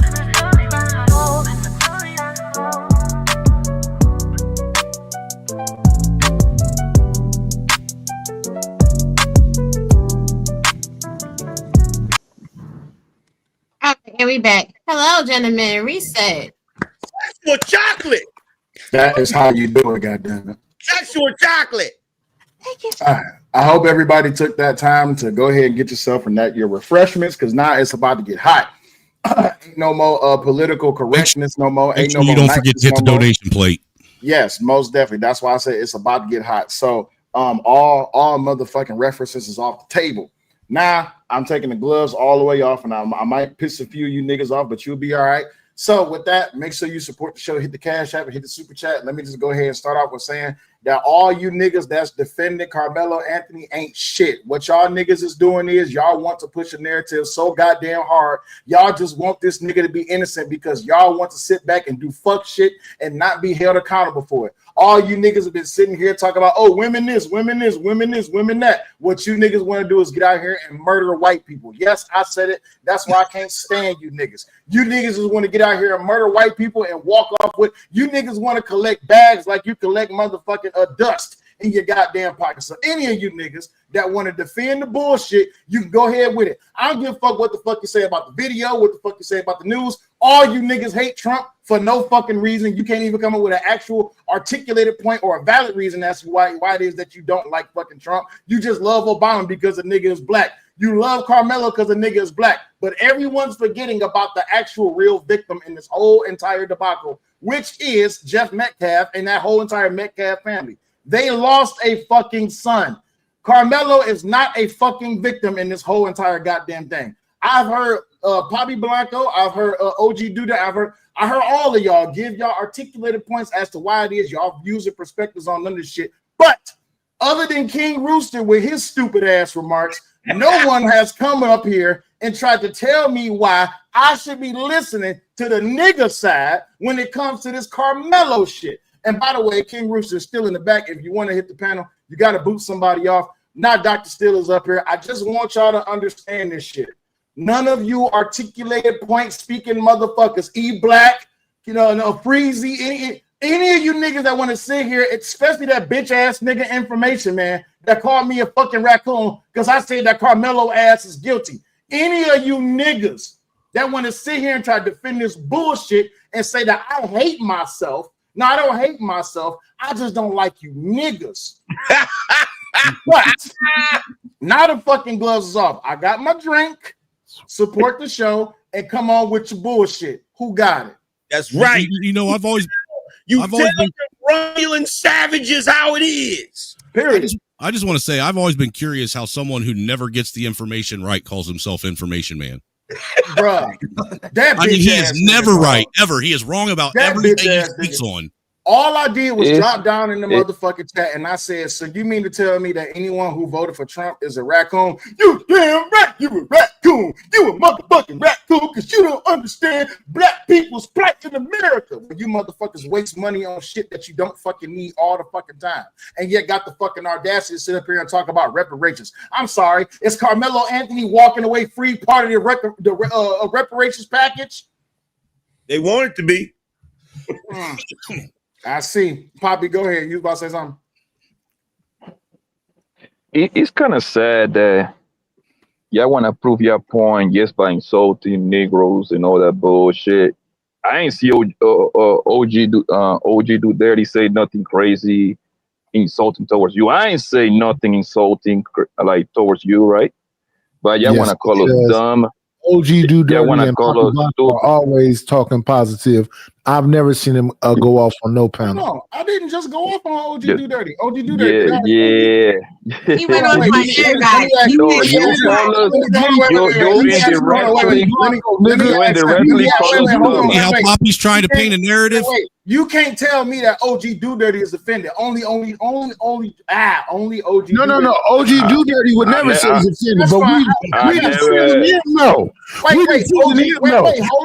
Wait a minute. You old motherfucker. Wait a minute.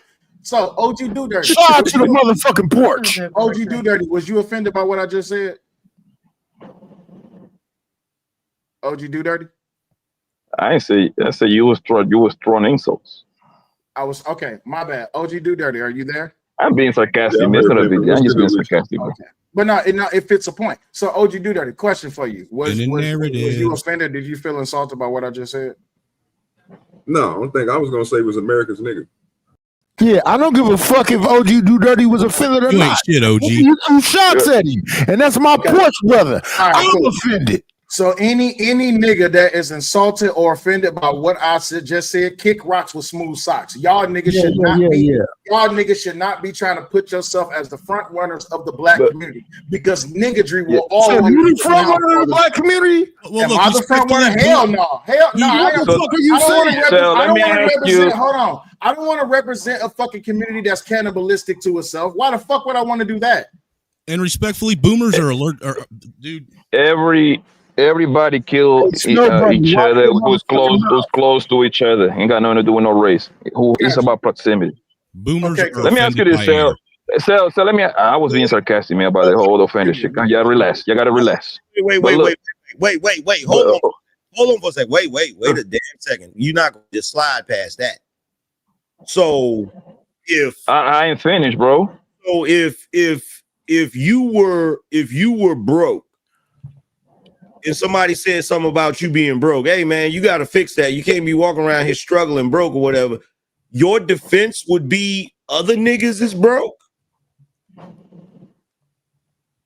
Huh? Exactly. Do y'all see why I can't stand niggas?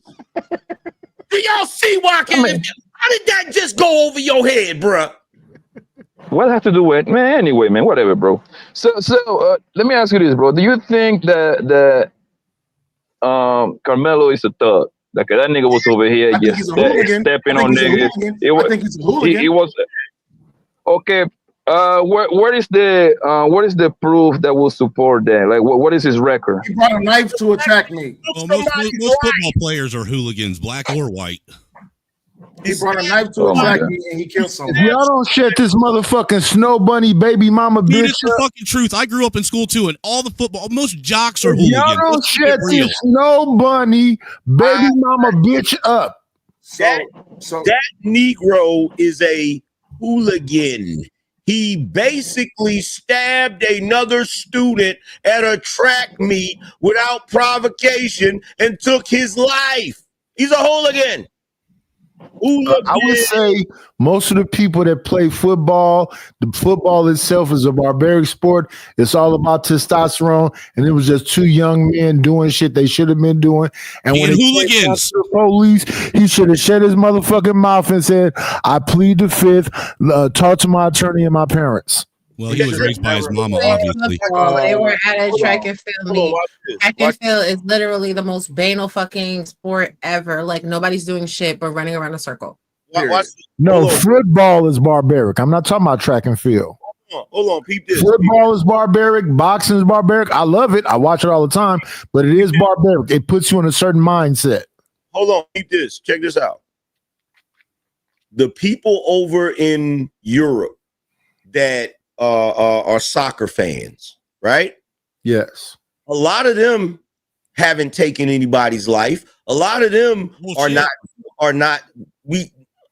Bro, I'm talking about the ones that didn't, not the ones that did, right?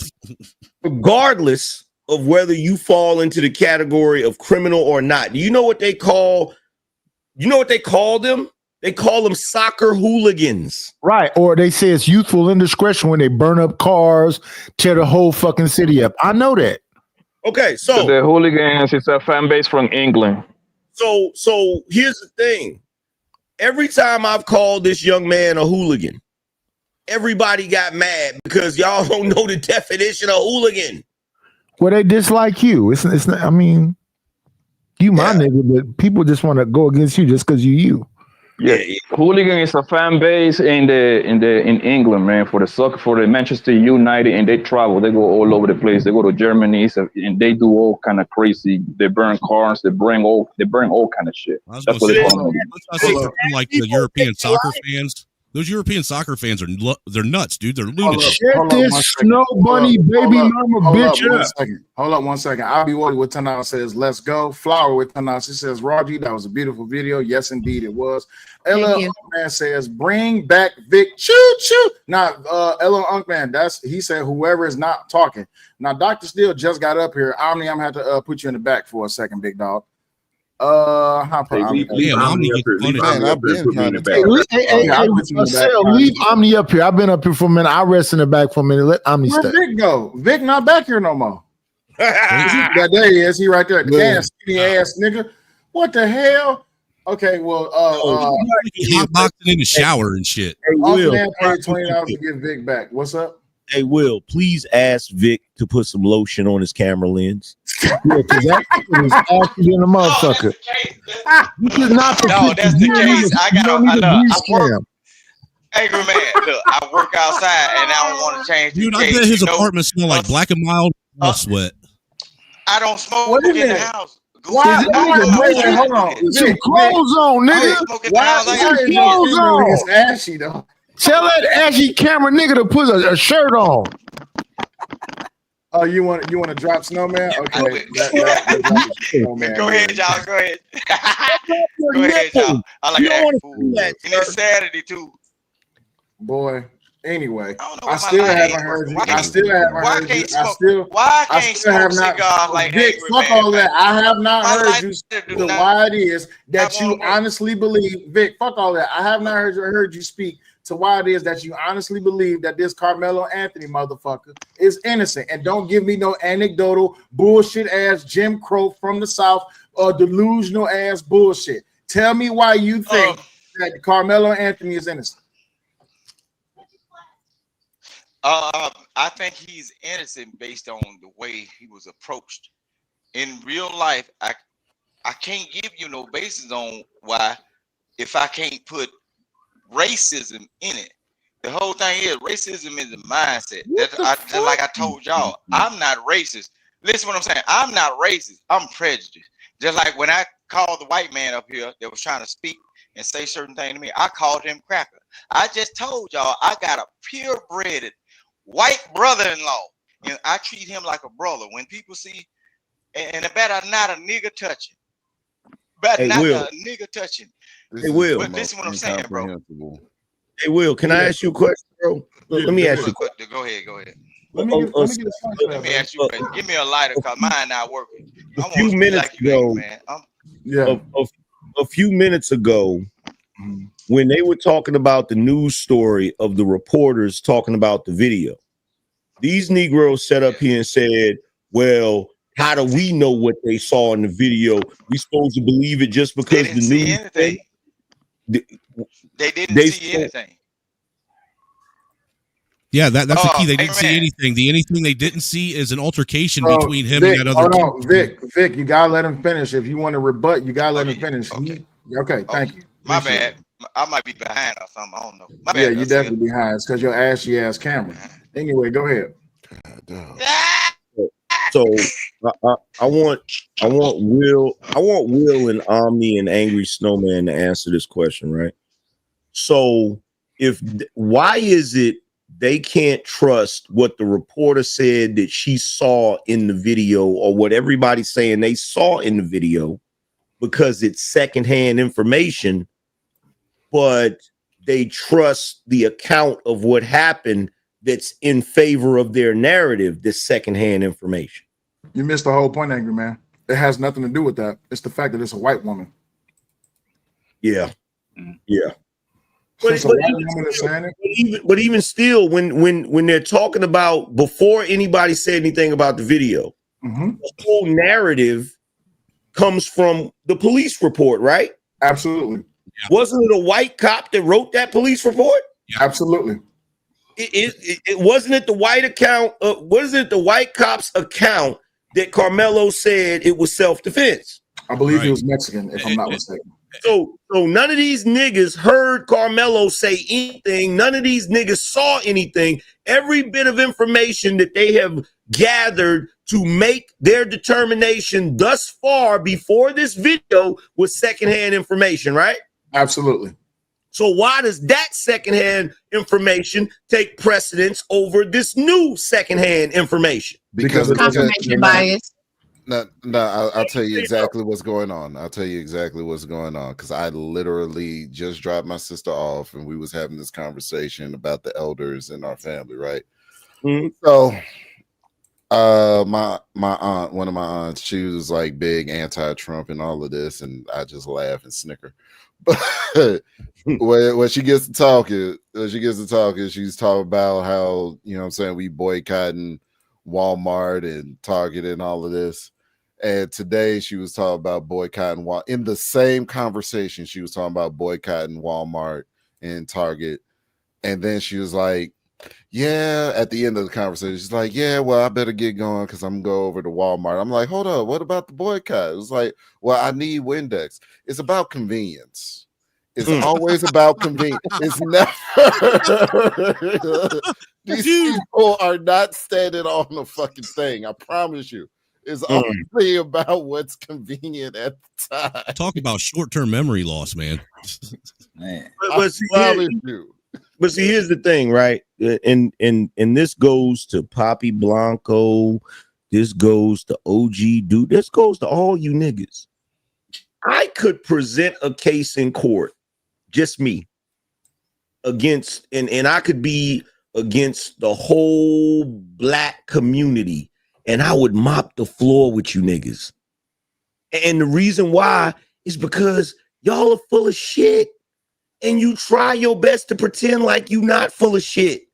And it's funny because black folks are the ones that came up with the saying stand on business, but you never stand on business ever. You never stand on business. Never. Like, for one, how are you going to, like right now, you have created in the modern day a paradoxical conundrum. Let me help you with it, right? You are making a case now for why what white people did to you in the past ain't problematic. And you don't even realize. Don't go there, man. Get out of there. Get out of there. Get out. Abort mission. No, I'm staying right there in the pocket. We're going to talk about this on this Saturday, okay? Because guess what? If you keep going hard in the paint, trying to get your get back on some, well, they did it to us in the past, so we're going to do it now. Well, if you can justify that behavior today, you're making a case against you being upset about that behavior in the past. Don't be quiet now. You said they're nullifying reparations, huh? Yes. Exactly. Finally, somebody fucking said. Thank you, baby. At the end Can you say that again for the people in the back? They're literally nullifying the case for reparations. Thank you. Because if you sit here and say, well, you know, why can't we be prejudiced, and why can't we be racist, and why can't we look out for our own, and this, that, and the third, and blah, blah, blah. Okay, so if you're making that case for yourself, you're also making that same case for white people back in the day. You're literally justifying slavery. You're literally justifying Jim Crow when you do that goofy shit. Also, hold on, man. Some niggas need to be whooped Hold on, Vic. Hold on, Vic. Hold on, Vic. I haven't said nothing about race at all. Hold on, Poppy. Like at all. Hold on, Poppy. Rob was talking. Then Vic, and then you. Go ahead, baby. So for all the goofy ones in the back. Come on, don't do me like that. See, come on. Go ahead, baby. So for all the goofy ninjas in the back, the only thing they allowed for the public to see is the surveillance footage from the track meet, because security footage has no expectation to privacy. What a lot of y'all have forgotten is the officers that responded, in fact, had body camera footage on. So everything that's in a police report is going to be captured on that body camera footage, including Karmelo Anthony's affect after committing a heinous crime, his lack of remorse. See him saying, no, nigga, it was me. I did it. It's a self-defense that also shows a complete lack of remorse, which speaks to, now this is for the defense of, what that does speak to is a borderline personality disorder, which they could try to use as a defense. But again, because he asked if it was self-defense, and his whole entire defense thus far has been predicated upon a self-defense narrative, using a mental health or clinical insanity plea is not actually going to fly.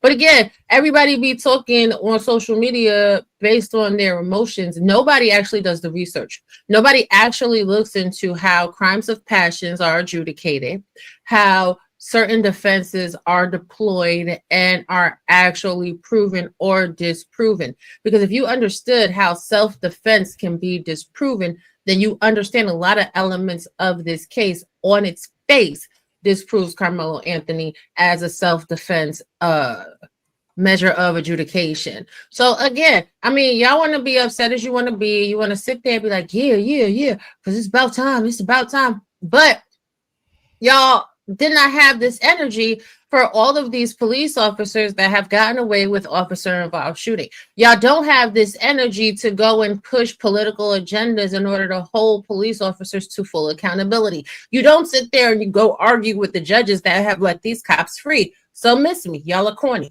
No, Raw, what it is, if you haven't noticed, is the one that what they do is they go out and they'll riot and burn shit down for the ones that are actually criminals, but they won't do shit. They won't do shit for people that are actual victims of police violence. I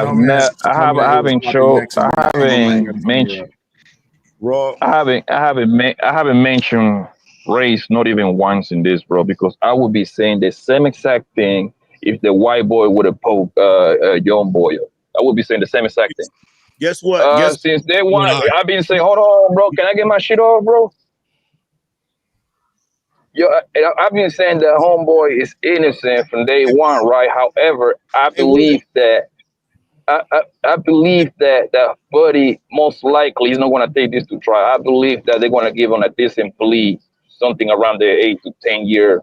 He probably going to end up taking. He's too young to be taking this to trial. Hey, Will, could you put your Cash App back in the back chat? Because I'm not gonna keep doing this with these niggas. Like, I want to be able to be part of the fucking conversation. Right. Y'all goofy niggas gonna stop playing with me on these fucking panels. I'm sick of the shit.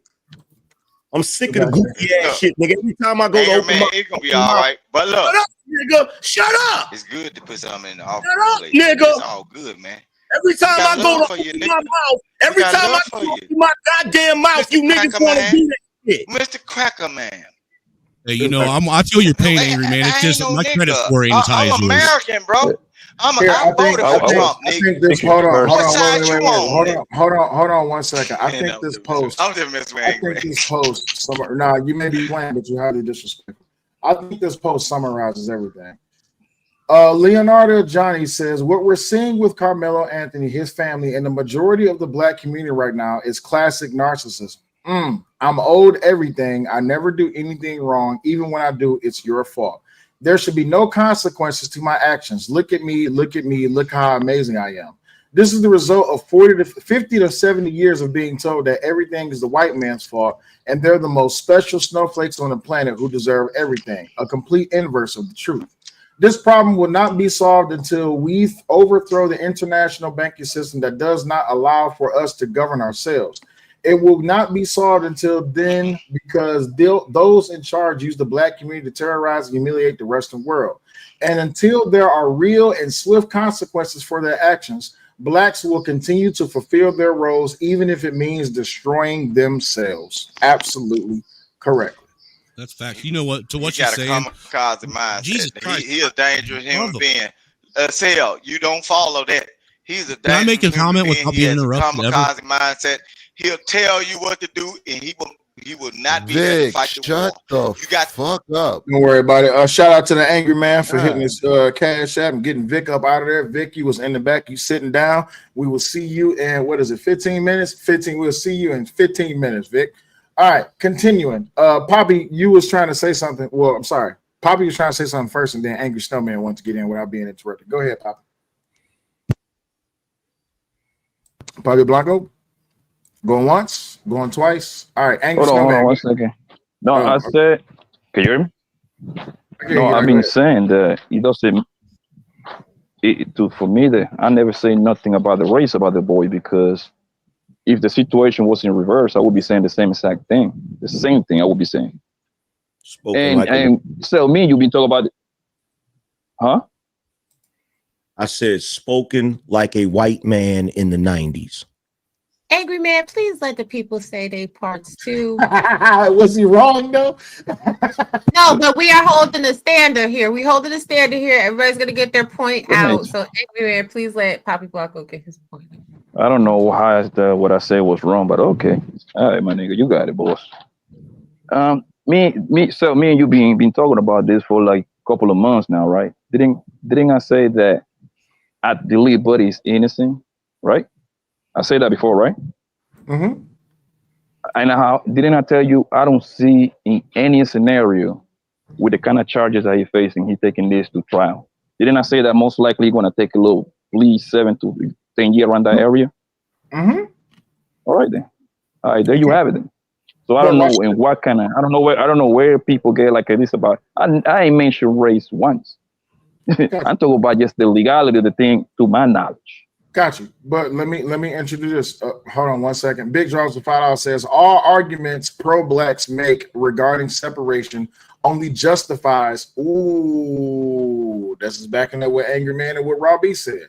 All arguments pro-blacks make regarding separation only justifies the decisions white separatists have made in the past. Start thinking. Absolutely. And Pablo Blanco, I know you didn't make this about race, but here is the overwhelming narrative surrounding this case is that it is about race. Even though in those who have close attachments, which is the Metcalf family, and at one point in time, the Anthony family, they themselves even said, please don't make this about race. But America likes to make it about race. What happens is too many times is the truth gets spoken, and because of people's inability to accept the truth and how deep it really goes, just like Ross said, just like Angry Man said, if you are okay, this is not against you, Poppy, but if you are saying that this is the fuck around and find out policy that Karmelo Anthony went by, then fuck it, I don't care. When white folks was lynching black folks, it's because they was defending their own.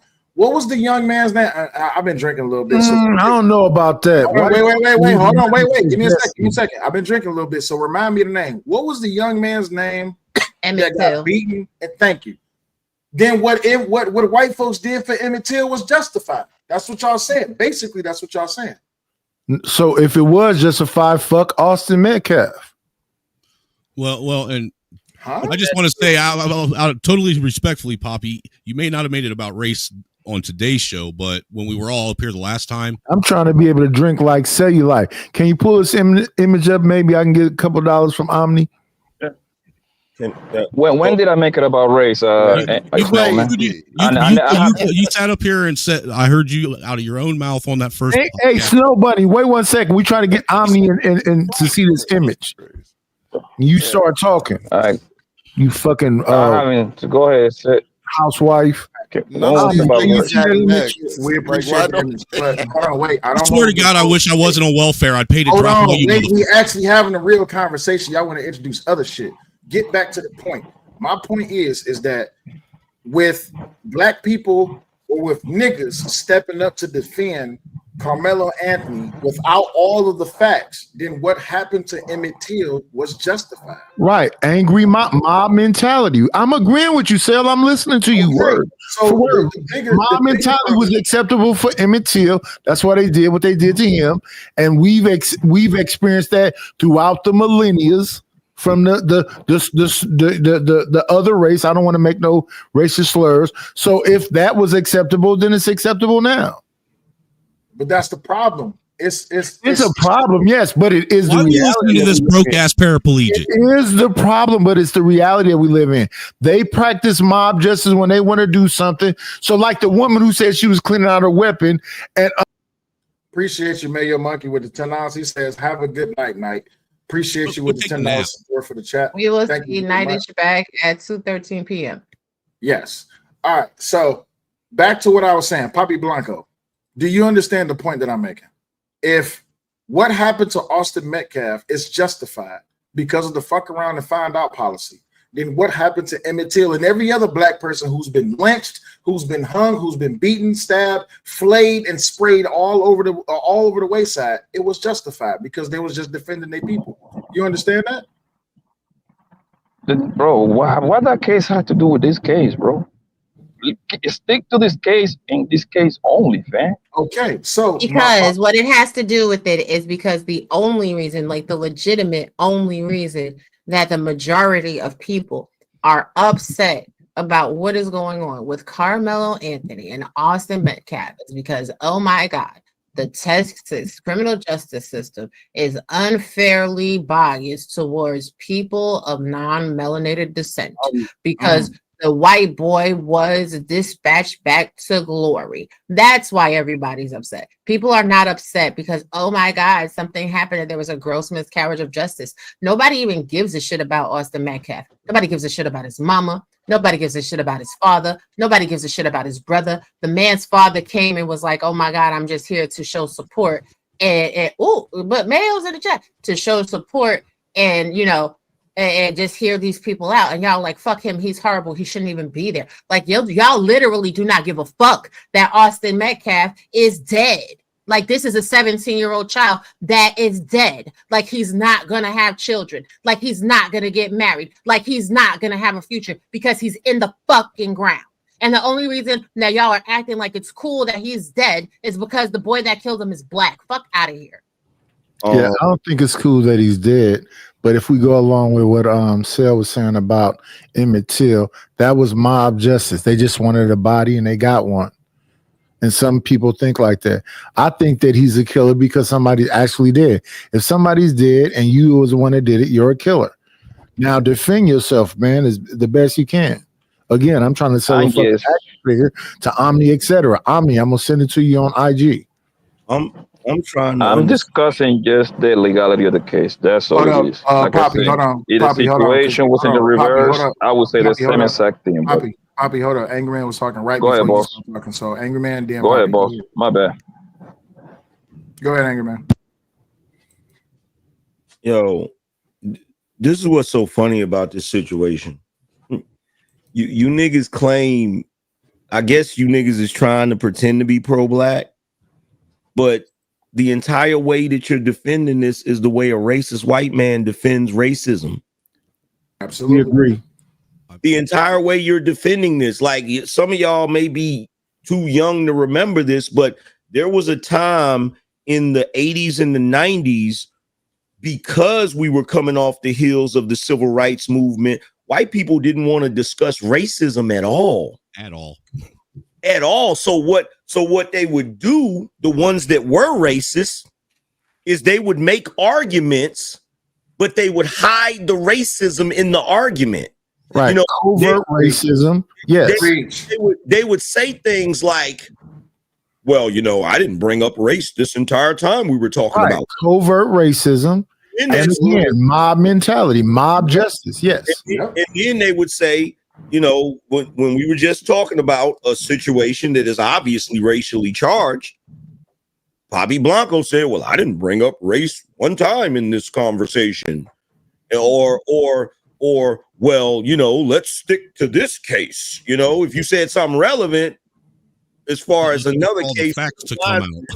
Yeah, it's like, well, let's wait till the facts come out. And, you know, all of these things are things that racist white people back in the 90s used to use all the time. So it's amazing to me that y'all claim to be pro-black or claim that you don't like white supremacy or white imperialism, but you're their best student. Angry, let me ask you this, Angry. Angry, can I ask you a question, bro? Hold on a second, Poppy Blanco. I'm gonna say this and then you can ask the question.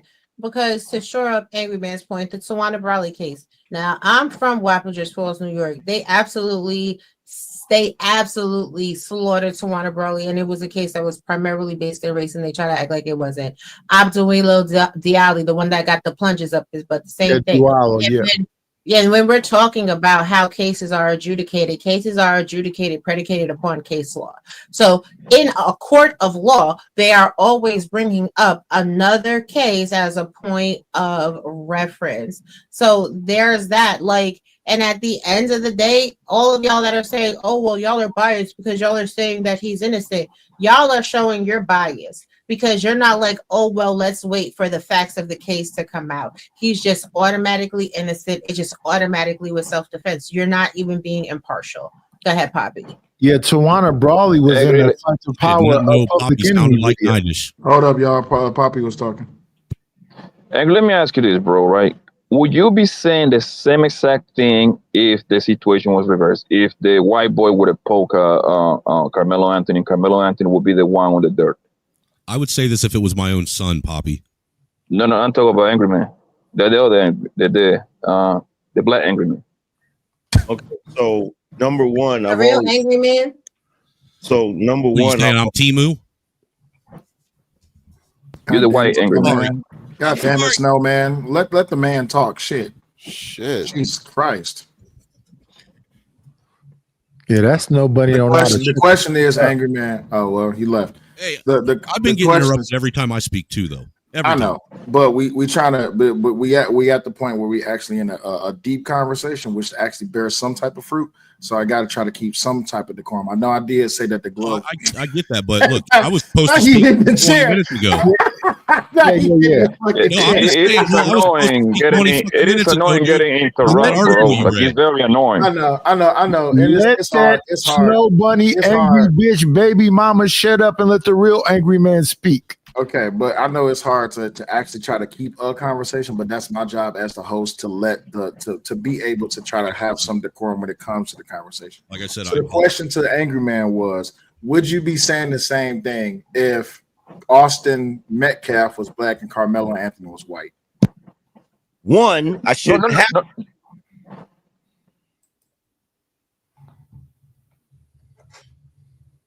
Go ahead, angry man. You shouldn't what? I didn't hear you, sir. See, here's the thing, Will. I'm intelligent enough to know the nigga don't want my answer. Okay. Nobody wants my answer. Because I want to hear it. If they wanted my answer, they would just be quiet and wait for it. Mm-hmm. They would just be quiet and wait for it. How long? But they don't want it. They don't want the damn answer. Mm-hmm. You said how long? How long we gotta be quiet? As long as I fucking want. Because ain't nobody gonna be quiet forever. If you would have been quiet in the first place, it would have took a moment.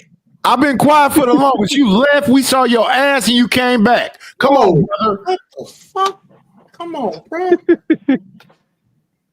Nightish. Come on, man. Let's get back to the fucking fuck the conversation. Let's get back to the discussion. The question on the floor is to the angry man: if Carmelo Anthony was white and Austin Metcalf was black, would you still have the same perspective or the same viewpoint or in the same stance that you have today? That's the question. My answer is fuck these jealous ass, black ass, trifling ass niggas that be on these goddamn panels that want to shut me the fuck up because they don't like the fact that I get to speak to way more people than them. All the fuck that shit is. That's all the fuck that is, because you don't do that shit with nobody else. Absolutely. No, Shout out to no goddamn body else. Shout out to Jessica Rabbit. If I was lead attorney coming to this show, you bitch ass niggas would shut the fuck up. If I was Kevin Samuels, may he rest in peace, you bitch ass niggas would shut the fuck up. If I was Anton Daniels, you would shut the fuck up.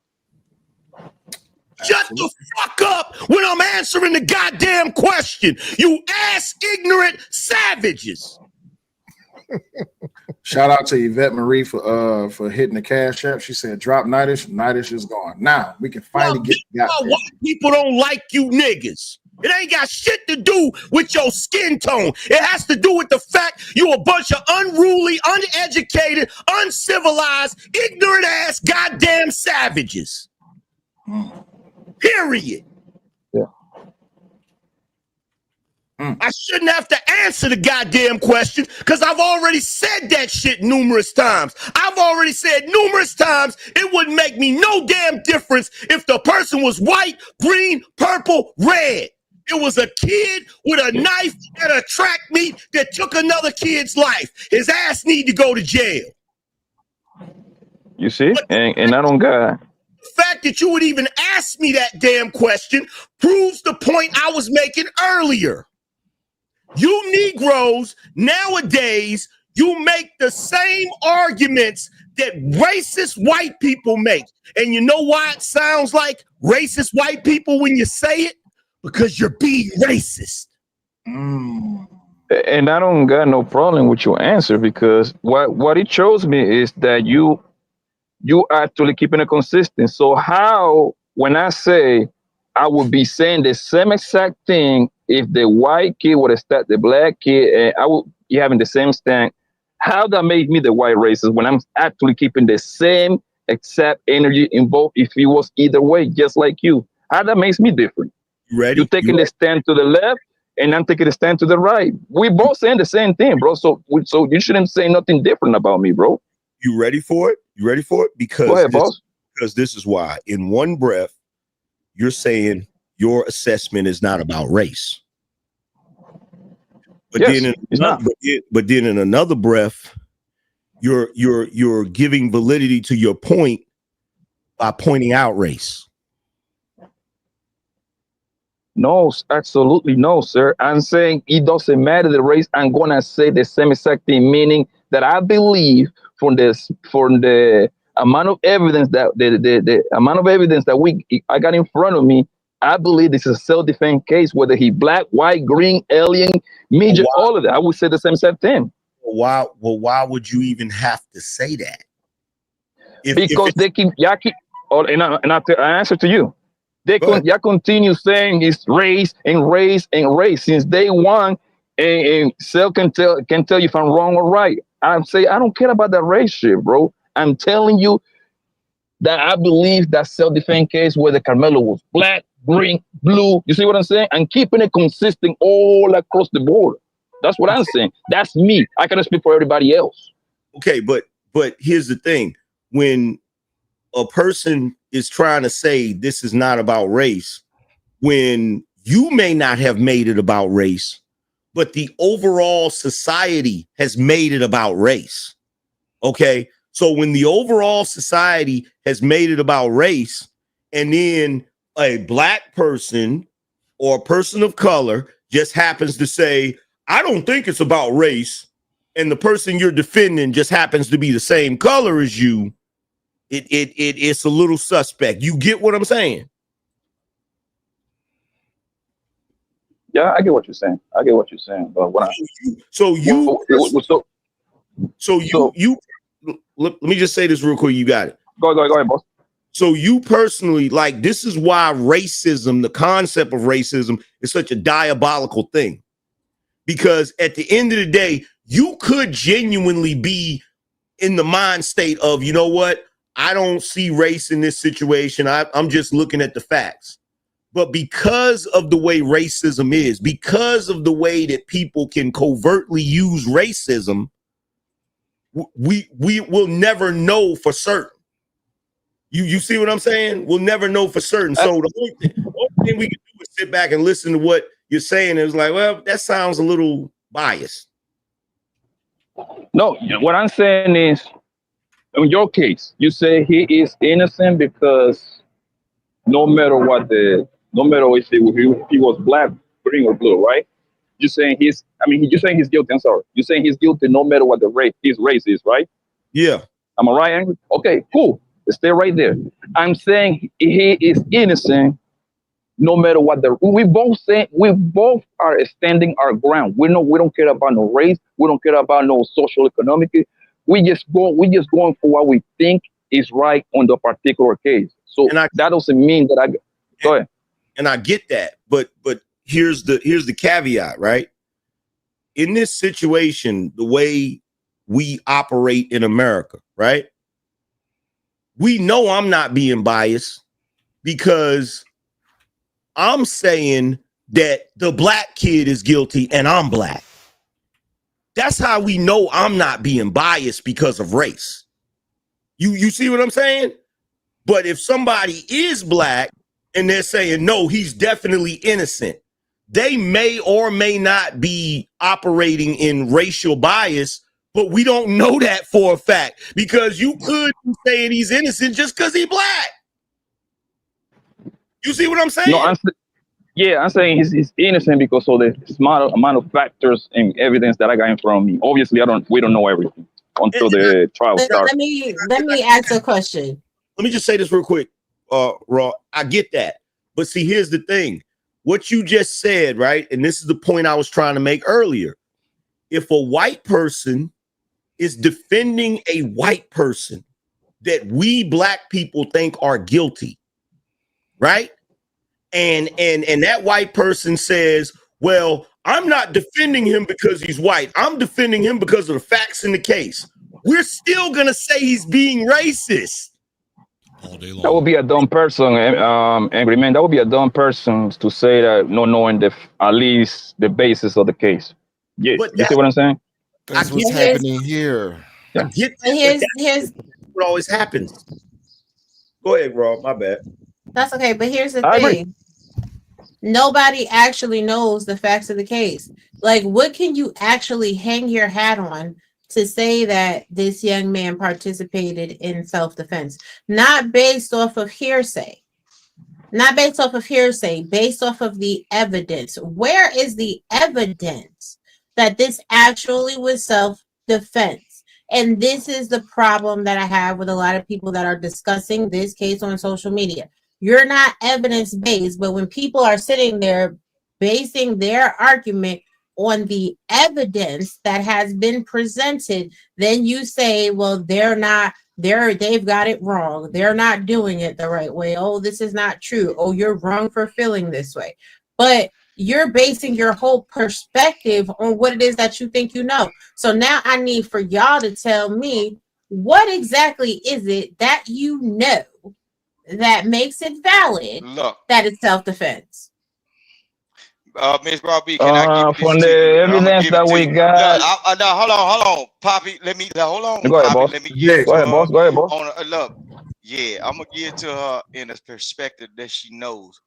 Listen what I'm saying. Based on all the so-called evidence, that's not evidence. Even if you see certain things when it comes down to a crime, if it's not proven beyond a reasonable doubt, what you see might not be what you saw. So basically, y'all showed a video, not saying no bad things. You just was been given through the process of people trying to figure out. The woman did not give no clear evidence of what happened before, even after. She talked about the before, people just moving.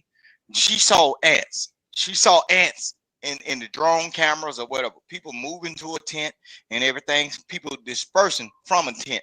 But they did not say that they can actually see a school teacher or a person that they recognized under their tent that was doing certain things in the commission of a so-called crime. You are guilty. You are innocent until proven guilty. Even the news forecasters or whatever couldn't even say we can actually recognize a person that we can actually put on these shows to talk to us based on what they saw. All of this shit is something to build. It's to build like the hatred towards a person that's in a case, or it's trying to humanize a person in a case, a certain situation. The whole reason why they are not displaying that full video, because they can all look, it's technology that's we're dealing with all these cameras. They can crop it a certain way and they can actually pull back the layers, just like y'all. No, listen what I'm saying. It ain't about no women. I ain't look. You got a boyfriend. Stop talking to me, man. You got a boyfriend. Look. Okay, but you got a boyfriend, so you ain't got no business talking to me, Mr. Cracker Man. Listen what I'm saying. Okay, wait a minute, Victor. I ain't chopping. Just windmilling, man. Nope. Hold your mule. So But this is listen the what I'm thing, saying. right? But okay, go ahead.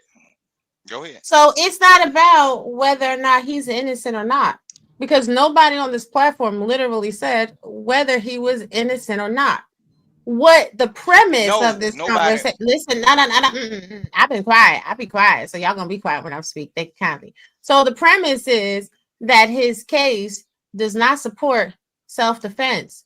There is no question of whether or not he's innocent, because he said to the police officers when he was apprehended, I did it. Absolutely. So the question of innocence is out the window. He actually took someone's life. What is in play right now is the defense of how he's going to attempt to get off of this crime.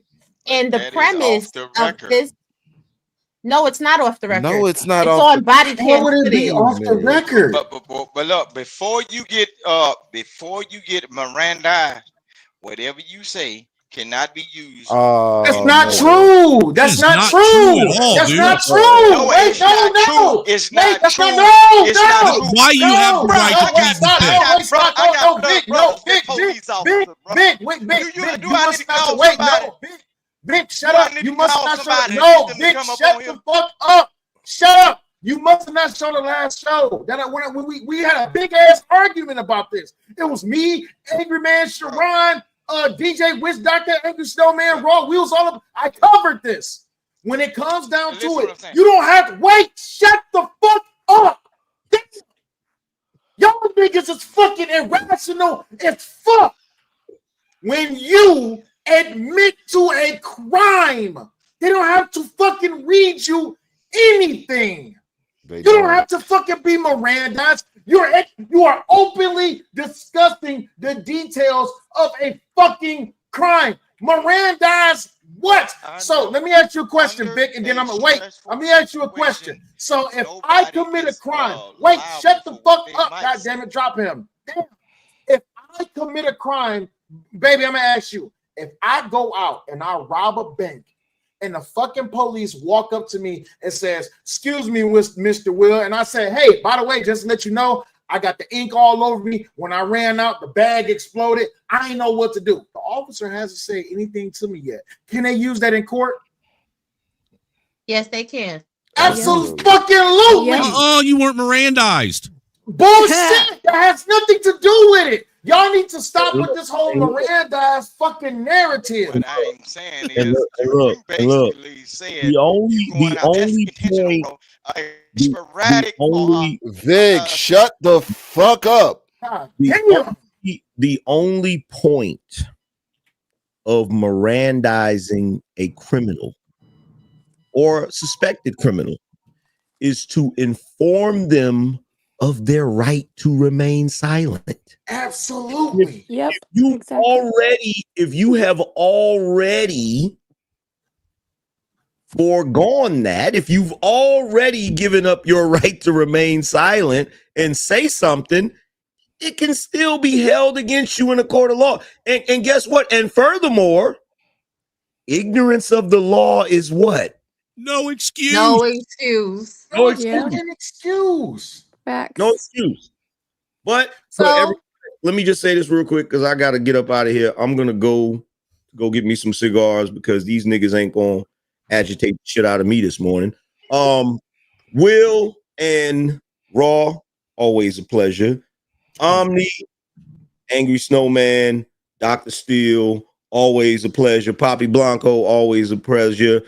Yvette, always a pleasure. And even my big bro Nightish, even though he don't know how to shut the hell up and shit and be interrupting and disrupting and all types of goofy shit. Him and that ignorant nigga King Rooster, you feel me? But like I said, I appreciate y'all having me up here. I'll probably jump back on when I get back if y'all still live. Yeah, we'll still be back in a little bit. We'll still be back. We appreciate you. Be safe, AM. That's fine. No doubt. And by the way, King Rooster's still a slave. I'll let y'all later. I'm coming to get y'all. I'm coming to get my freedom papers, nigga. Yeah. So listen, we're just gonna go. We're gonna go over something real quick for those that are a little bit confused at what happened when Frisco PD pulled up on the school. Okay, 4/2/2025, Officer Wetzel Taylor. On Wednesday, April 2nd, 2025, Officer T. Wetzel was assigned to work patrol in the city of Frisco. At approximately 10:02 hours, I responded to the report of a stabbing at David Cogendall Stadium, located at blah, blah, blah. The original call notes state an athlete had been stabbed in the chest and that the suspect that stabbed the victim goes to Sentinel High School. When I arrived on scene, I grabbed a roll of crime scene tape from my trunk and proceeded to the visitors' bleachers, where dispatch advised the victim was.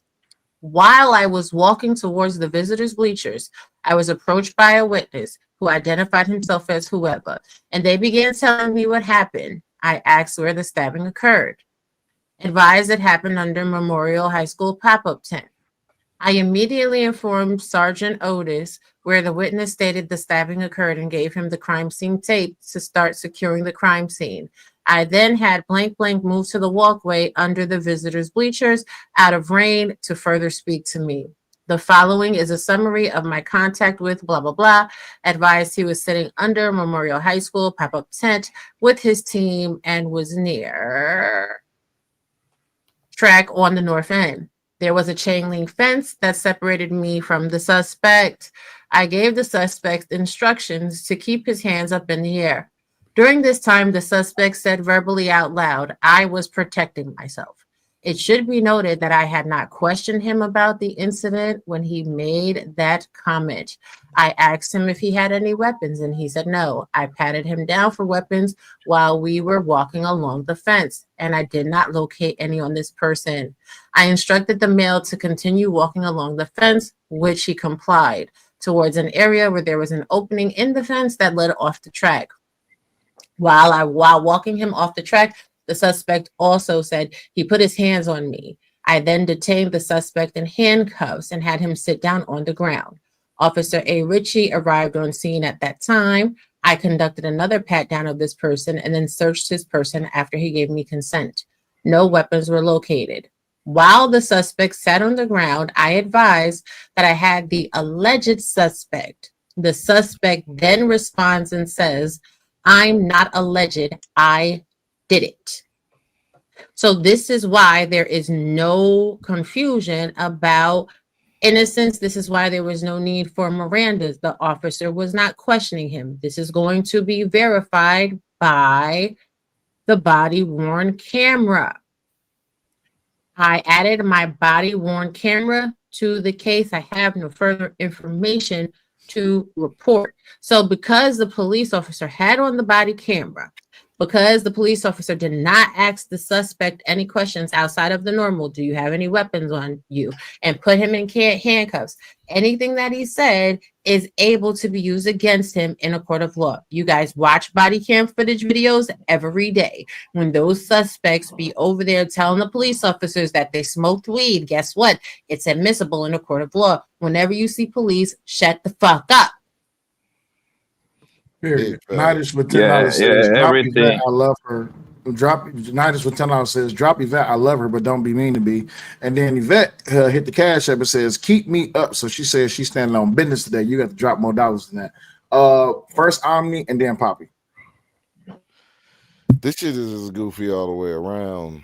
As Robbie just broke all the way down, which it shouldn't be, because it should be well known that the kid confessed to committing the act of unaliving the other kid. Cut and dry. Prior to him being asked much of anything, prior to being detained, prior to any of that, he wasn't in custody at the time of him saying this. That alone, the problem is, Omni, y'all got a no snitch rule. Vic, goddamn it, Vic. God, go ahead. Hold on. Yeah, he basically said he mad because the nigga snitched on himself, bro. Black people got a no snitch rule, bro. And the reason why Omni is mad at it because you were supposed to go through due process and not tell on yourself. That's what niggas think, bro. I seen one of you bitch ass niggas to prison in real life. But all at the same time, when right is right and wrong what is is wrong, he talking about? I don't even think he don't even fucking know. I don't think he knows. What he did, no, what he did, what Karmelo did when he confessed to it from the jump, that's off the record. Off in the show. No, that's not off the record. It made him human. No, it made him human. He said, "You dumb is son the of a kid bitch. okay?" Vic, no, he this said, is the problem. "It's the This other." is the problem Hold with on, you niggas. No, because I was talking first, bitch. Man, what the fuck nigga, is you wrong with from you? down there in New Orleans, nigga. What niggas What die the every fuck day. is You ain't wrong got with no you? rebuttal for that shit. You ain't got no rebuttal for the niggas in Angola making Why good. do you keep letting slow people up on panels, man? What Shit. the fuck? Nigga, you ain't got no rebuttal for that Come shit. on. Nigga, you don't even know what the But fuck all you at the same talking time, about. they doing the same What does thing. that have to They do with doing the anything, same Vic? thing. What does stabbing that up have to folks do with this that case? look like you. But What all at does the that same have time, to when do it's with a this white case? person, get what? What does that have to do with this case? You just mad that You just shoo and going on, well, carrying on. Vic, put a shirt on. white folks side. Wipe your lens off and put a shirt on, nigga. What he's doing is he's derailing the conversation so you can't actually have a real structured conversation about it.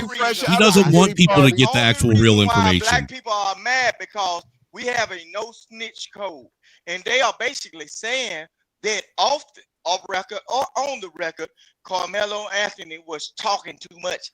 You got to take in mindset that's a kid. He don't know the law. No, you don't have to take it to say. And that's the problem with you dumbass dick until you put a shirt on. No, you niggas always have to be graded on a fucking curve because you come from an illiterate ass background. You can't read, you can't write, you can't talk for yourself, you can't put together a coherent thought. So you niggas always want to be graded on a curve. Oh yeah, he did say it, but we got no snitching. What up, Chris J? So he shouldn't be held to that standard. And I love Yvette Marie. Why she being mean to me today? It's Saturday. I'm not. I did it one time, and then you keep dropping me. I keep bringing myself back. Keep dropping you. Why you being mean to me? No, don't let Ditus derail the convo. Shut that white bitch up, not Yvette. I'm talking about the housewife named Angry Bitch. Okay, Yo, shit out the way. Go ahead, Poppy. Robbie was right, man. Listen, anything you say before they even reach your Miranda rights, it will be used against you, bro. I love you. However, this is what the gangs get good. If you have a good lawyer, right?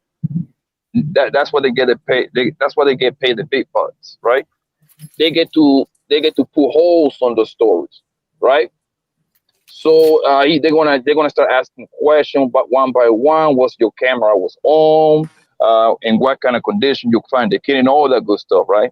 Because they need to put holes in that story. Once Karmelo actually admitted doing it, right? Yeah, that's what they're supposed to do. Yes. And the thing, and my boy Big was wrong, right? That ain't got nothing to do with no self-nation, bro. The reason why you ain't supposed to say absolutely nothing is because lawyers, if you don't say nothing, now the lawyer can sit down with you, whether you're guilty or innocent, because the law is not about guilty or innocent, bro. That court system is about which lawyer, whether the prosecution or the defense lawyer can manipulate the juror. That's what it's all about. It's all about. Trust me, my nigga. Listen, I make kids with a goddamn lawyer.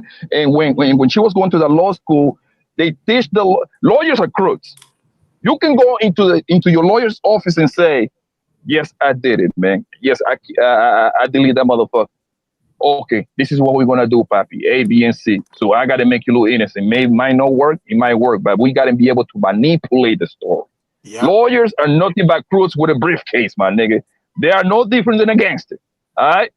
So what they do is you gotta shut the fuck up, so your lawyer can actually tailor-made the story that best fit to trying to get you off, whether you're guilty or you're innocent. He's right. He's absolutely right. It's not about what you know, it's about what you can prove. You know what? I want to take the time for something right quick. Give me a second. I just got word that I'm not gonna say who, but I just got word that someone very close to this case is watching this stream. I want to just take the time and I want to say condolences to the Metcalf family. Right? Yeah, absolutely. And the most important thing in all of this, I understand that we are discussing a very highly politicized case. But if it is true that Jeff Metcalf is watching this right now, condolences to you and your family. Condolences to the whole entire Metcalf family and to anyone. As a matter of fact, I need everybody that's watching right now to drop sevens in the chat for condolences to the Metcalf family for the loss of their son, the loss of a brother. Yes, sevens. Sevens in the chat. For the loss of someone whose life should not have been taken just because of some bullshit narrative or rhetoric. And Jeff Metcalf, if you are watching right now, if it's true that you are watching, there's tons of people who dropping sevens in the chat. And this is not nothing based on race. This is not nothing based on merit. This is just the fact that it's people who truly, thank you, Jessica Rabbit. Thank you, everybody who dropping sevens in the chat. It's people who truly understand that without the fact that, unfortunately, your son losing his life brings to light a deeper conversation that actually needs to be had, which is without the absence of evidence and social media and people pushing bullshit narratives and rhetoric, your son would be a lost soul. Because there's a lot of people that die every day and no one never mentions anything about them. And because of the fact that this is a case that is being pushed on a narrative, on a global narrative, unnecessarily, it's unfair that we're sitting here arguing about the rights or the justification about your son's death. There is no justification for the loss of life. So the most important thing in all of this is that we also remember the life of Austin Metcalf. If you are watching, I know you can't come up and speak about it. I'm not asking you to come up. But the most important thing that I want to point out is that regardless of all of this rhetoric that's being said, your son losing his life is the most detrimental thing in all of this. Unfortunately, because of the climate that we are living in, it seems that America cares more about whether or not the rights of this young man has been violated in the death of your son, when the death of your son is more important than the rights of this man. Especially when it comes to the fact that when it comes to light that he was the aggressor or not the aggressor, the loss of life is still the most important. So, moment of silence for the Metcalf family.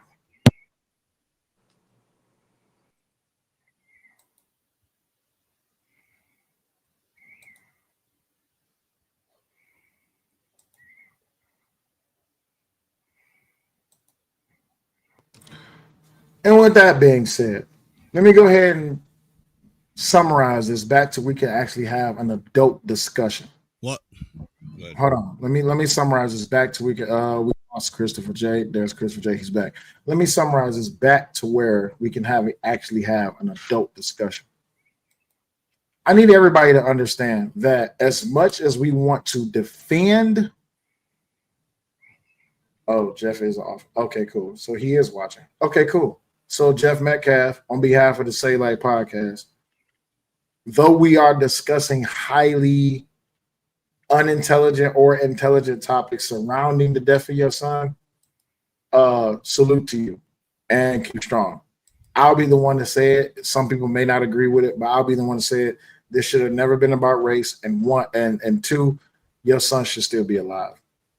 And if you are watching, condolences to you too. I'm sorry that you had to go through that. Amen. Will, to what you said though, he should be proud that his son's going to be tied to hopefully something bigger happening in this country and it bringing to light a bigger issue that needs to be addressed. Absolutely. Because now his son is never going to die in vain. The bigger issue has never been addressed when it came down to white folks being cornered, white folks cornering off black people, bro.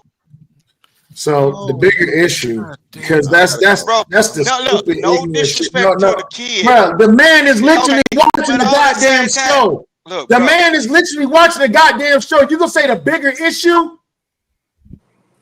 This man is sitting here. His son is dead. Yeah. You said bigger issue. What bigger issue is there than putting your fucking child in the goddamn ground? Don't talk to me about no bigger issue. His son is dead. And motherfuckers are sitting here, not just on my show, and don't get me wrong, Poppy and the rest of y'all, I appreciate y'all bringing other perspectives and different narratives to this whole thing. I have no problem with that.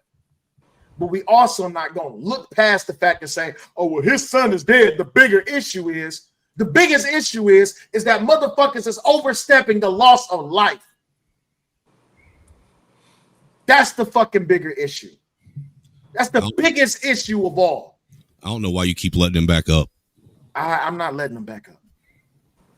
The bigger issue is that this man lost his son. That's the biggest issue. Fuck Karmelo, fuck his family, fuck all of that shit. The biggest issue is that boy is laying in the ground dead. That's the bigger issue. And for any motherfucker, Poppy, I appreciate you for offering your back and forth, but she getting something delivered. So the bigger issue is that though we all can have the freedom to be able to speak on this, the bigger issue is that boy is laying in the fucking ground. And I don't know about anybody who has actually lost family members. I'm not lost family members, but lost children. But that man had to put everything that he could into that boy just for someone to come take his fucking life and for niggas to be sitting up on a fucking YouTube panel talking about what the bigger issue is. How in the fuck can you say there's a bigger issue than the loss of life, regardless of race? So when the angry man called y'all savages, y'all fucking proven it.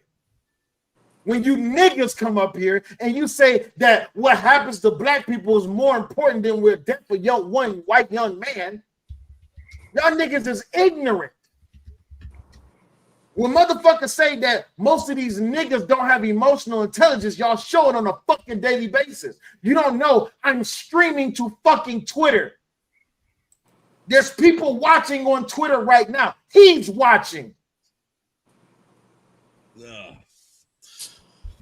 And you disgusting, illegitimate motherfuckers have the audacity to say that what's more important than his son's death is the black issues in America, when you niggas sit back and you cannibalize each one of you motherfuckers every fucking day.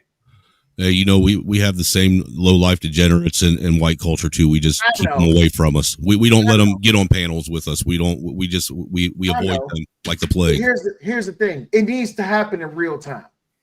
What needs to happen in real time is people need to show that they are fucking degenerate and fucking illiterate and disrespectful and savage on every fucking level. That we up here talking about the fucking justification behind the death of his son. And you think I'm not going to take that moment to fucking recognize the death of his son? Even though we can sit here and we can talk about how all of these ignorant motherfuckers are sitting up here on this goddamn on YouTube and every other social media platform and celebrating the death of his son. What if it was your kid? What if it was yours, Vic? What is the bigger issue than the loss of life? Like, what is he trying to highlight? I don't fucking know. How racist the southern south of how our southern country is. Yeah, we have no clue what that's okay. About. As somebody that's from Texas, that's not that's irrelevant. That's irrelevant. Well, to him, that's relevant to everything in life. We don't know what Vic is talking about, Christopher. To him, that's relevant to everything in life in the South. That's what the South operates around. If you're poor, I won't start that. I won't strike that conversation out here. I won't do it. Vic, bruh, listen. You don't have to be here. I can just kick. Look, Will, if you think about it, even when he was up here and he made the comment about, you know, when you asked why is one group of information, you know, acceptable, which is just hearsay, and another group of information that's actually, you know, fact-based and fact-driven, not acceptable. And you remember his answer was, well, you know, you could take the information if you believe that was the truth. So he's already building a premise of, you know, everything being biased or that's being reported on or being given to you, but wanting to sit and hold on. It's weird, dude. It's just fucking weird to me. I mean, we're literally pulling up articles, police reports, videos. I mean, that's why I said what I said earlier about it doesn't matter. People are going to see and hear what they want to see and hear. They're too invested in this for the wrong reasons, not the right reasons, the wrong reasons. It's like someone in the chat said, it's the get back. You know, that's what a lot of people are sitting and focusing on, is the get back. And it doesn't help that you have a bunch of weak ass pandering white folks that look like me that are out. They're mimicking and parroting this shit and helping push it along as well, as if this is helping our country get anywhere. To sit and say that it's all right for a child to murder another child, right? Look, we can sit here and we can say we understand that. No, I don't think that the kid intentionally meant to kill the other child, but we can sit here and agree that these were two senior age. They were seniors in high school, both played football, both sports, both athletic, both probably had egos, and they allowed shit to get out of hand way too fast. But just because something happened and you may not have intended it to happen that way, that doesn't mean that you skirt from the consequences of your actions. Because we let one person do it. What kind of precedent does that set for the rest of the kids? Now you're telling the rest of the kids, as long as they say that I thought that I was, being attacked or threatened, I was just defending myself. Now they can just stab people up. How far do we go with this? It's not the fact that he's saying we're missing the bigger point. He's missing the point, and the point is these are children. That's the point. I don't care about homeboy. That's the point that people are missing, that these are children. And for children, there are rules. Rules were broken, and that led to a terrible, tragic situation. And what children forget is you can ask for forgiveness, you can receive for forgiveness. What's forgiveness without consequences? Unfortunately, that young man is not here. And what's called Karmelo, he's going to have to spend the rest of his life thinking and regretting what he did. He pissed his perfect life away in a second, dude. He had everything and pissed it all away. So people are trying to justify this. You're talking to somebody who is in the field, who deal with situations more or less like this. I can tell you right now, there's no justification for this. There's no justification. What I can tell you is, and I'm gonna just be honest about this for a second. Most of you motherfuckers have never taken a life. Most of them have never had their life threatened. Or came close to taking a life. Or having your life being close to taking to. Everybody can say, almost died in this, almost died in that. No. I need you to understand something.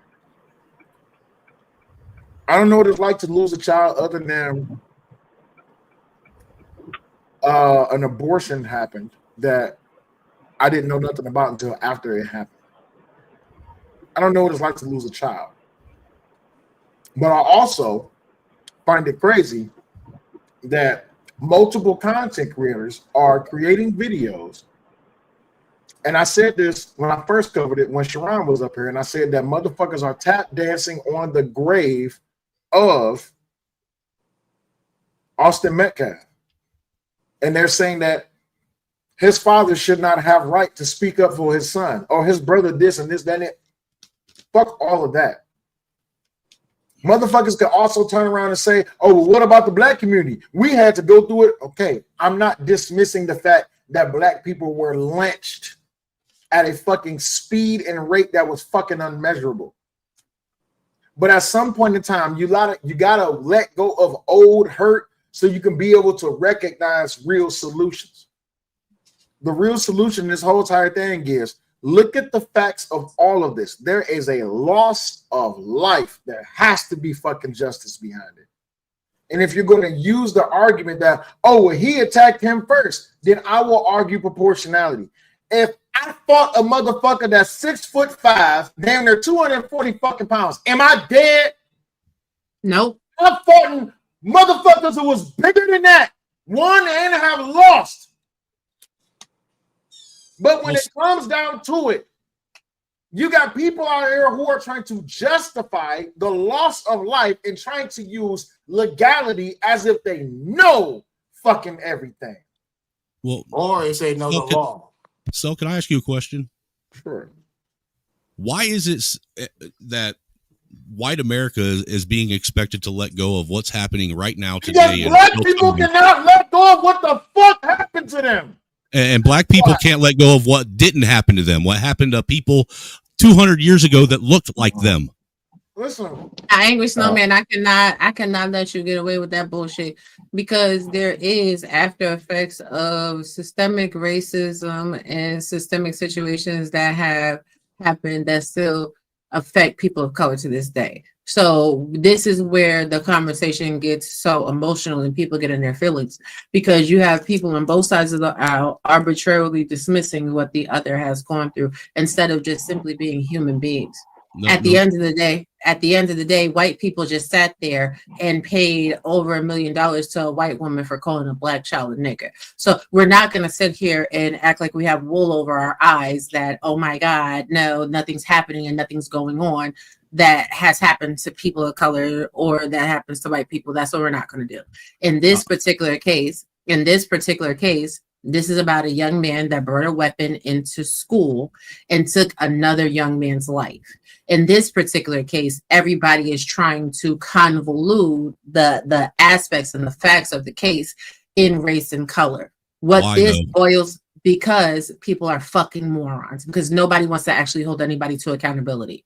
What this boils down to, we're going to make them, both of them are Spanish. That's how I feel about it. Both of them are Hispanic. One little boy came in, was at a school, and took the life of another.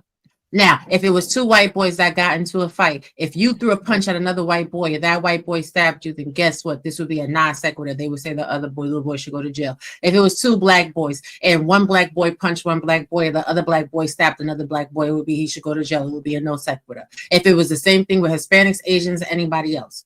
But because this country is primarily seated in race baiting, race trading, sitting there trying to actually cause a civil war, utilizing people of color against non-melanated people, this is what's going on. If y'all have not been paying attention, this been popping off since Tawana Brawley. This been popping off since the police officer's case in the 80s. This been popping off since Trayvon Martin. Anytime there is anything that has the potential to gain global attention, they always focus in on the race instead of the aspects of the crime. And they get you all emotionally charged up. And then guess what? They don't tell you with clarity what actually happened in the case, even when it comes down to passing laws. They sit there and they lie to you in your face, these politicians, and tell you that they're cutting social programs because it's affecting the minorities, when in all actuality, social programs are the smallest portion of the national GDP, because the biggest portion of the national GDP is actually armed forces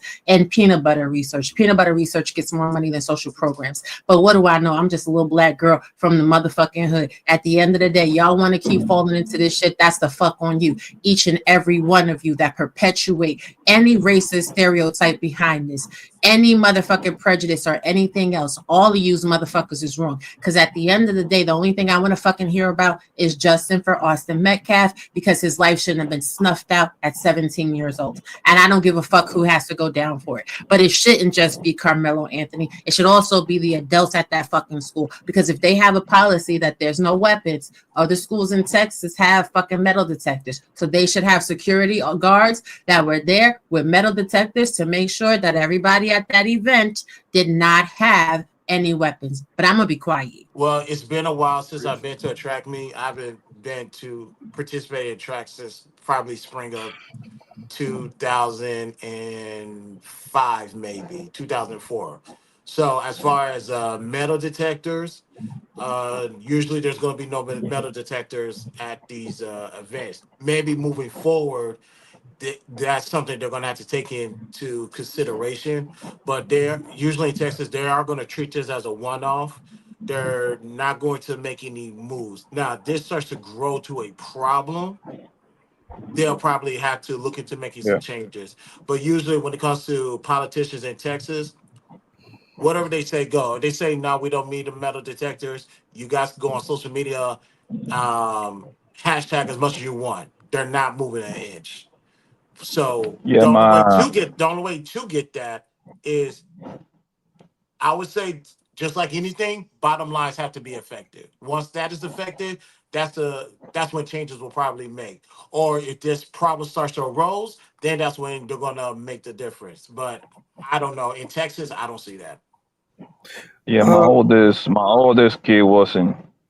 I hadn't tracked for the past, not this year, last year and the year before, and the year before. They don't got no metal detectors in none of them places. It's that's like a family event in a way. It's a bunch of track things from different part of the town. Everybody got to put out the little tents up. You bring some food in there, and everybody just mingling with everybody. And that's it. Um, about this case, back to this case, yo. So when I use, like I told you, I usually coming from the legality of the case. Like if you go to my channel, right, my little raggedy channel, right, great at least 40% of the live stream that I do is all court cases because that's the shit I like to talk about.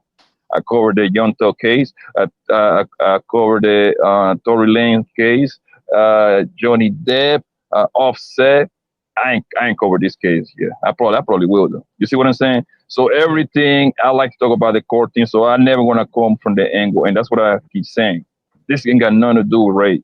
I mean, for me, it got nothing to do with race. I just like to talk about just court cases. Period. Don't matter who is participating. So let me ask the panel a question. Go ahead, baby. Not that I'm putting this in the ethos, but if Austin Metcalf brother decide he want to take it back to biblical shit, right? An eye for an eye. Then he want to take Carmelo Anthony life. What then? Preach. Come on. Or if he want to take Carmelo Anthony brother life, what then? Preach. Well, y'all gonna say he wrong? Well, look, I'm gonna say that he'd be the only one that I'd expect to have the right to do it, but he'd also have to pay the consequences, just like anyone else for taking a life. And that's the point. Everybody has to pay a consequence for taking a life. Right, exactly. I mean, yeah, and to really add to it, I mean, Carmelo Anthony, took a life, right? He's going to be held accountable for it.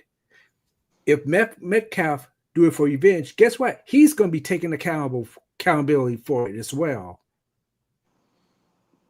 Yeah, and he's going to have to deal with the fact that everybody's going to know it was premeditated if he did it. Well, I'm sorry. Go ahead. My bad. No, that's all I had to say. I'm just saying. The deeper meaning to it is this. If Austin Metcalf lost his life because of the fuck around and find out policy, then Carmelo Anthony should lose his life because of the eye for an eye policy. And that is a very uncomfortable truth that a lot of people don't want to hear. Well, I think a lot of that us would be straight justice, right? That would be straight justice, right? Because I ain't got a problem with that.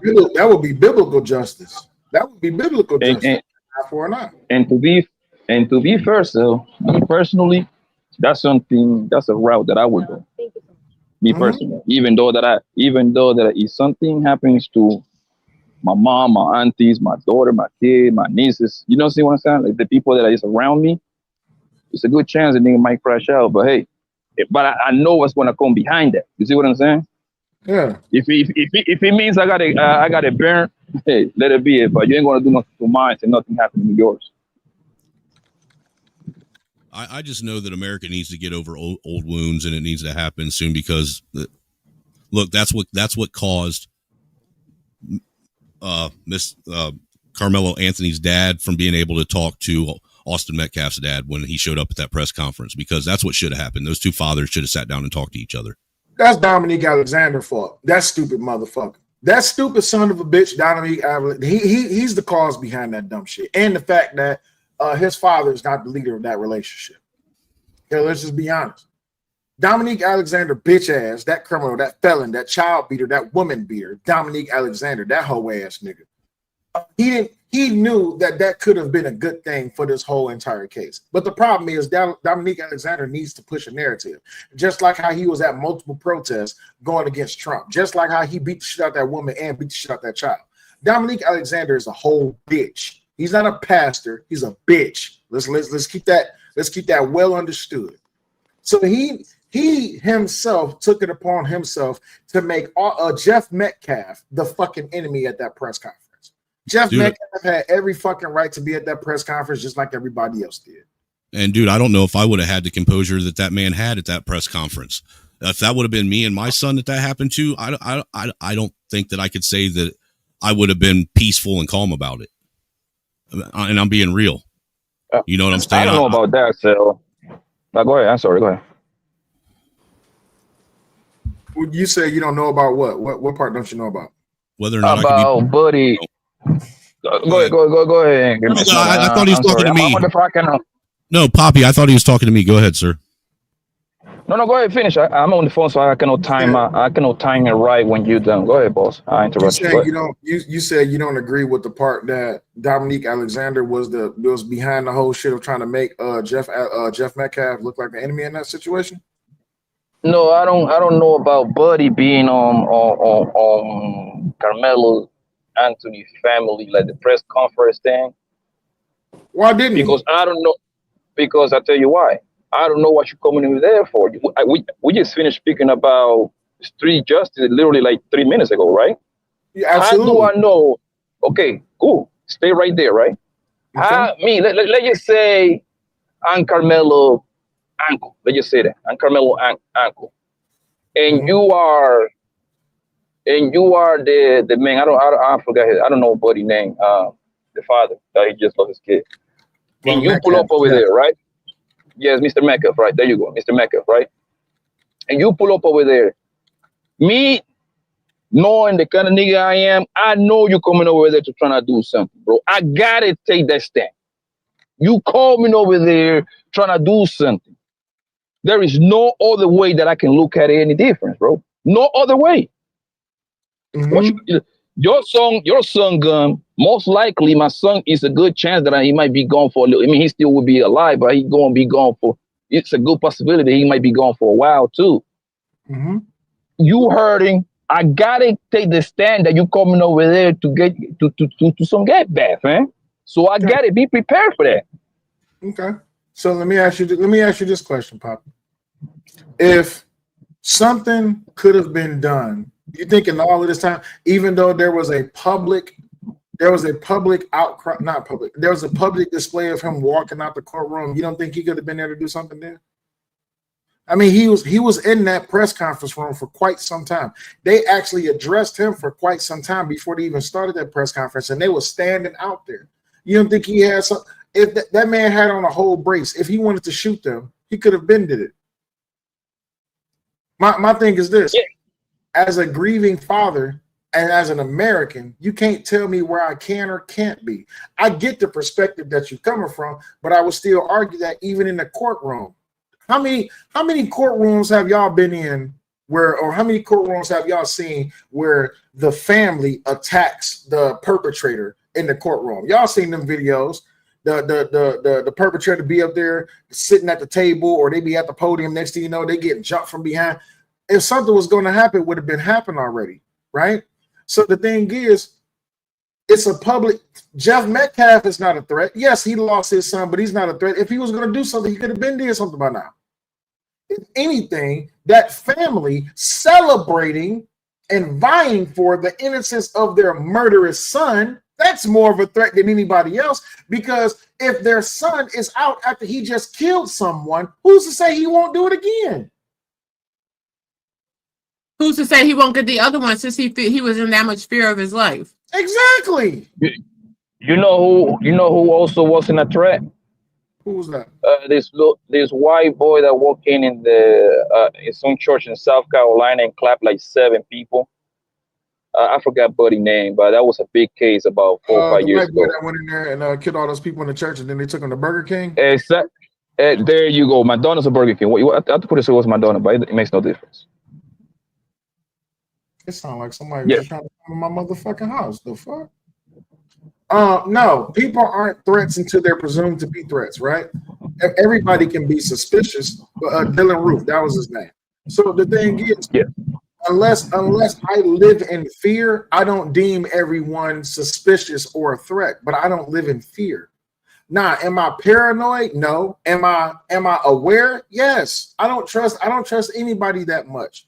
But the thing is, also, life happens. And with life comes consequences. Dylan Roof walked in there and murdered all those people in that church. His ass should be in jail for the rest of his life, under the jail, if not the sentence that some people don't like. When you take a life must be given. So Dylan Roof ass should have been up under jail, if not an electric chair or a firing squad or lethal injection, however it may be. But life happens. And unfortunately, life has to happen for there to be a change. And in this particular instance, this narrative that Black people are innocent just because they are believed to be accosted by a white person, that needs to stop. Austin Metcalf, even if he did touch that boy, that was not grounds for him to take his life.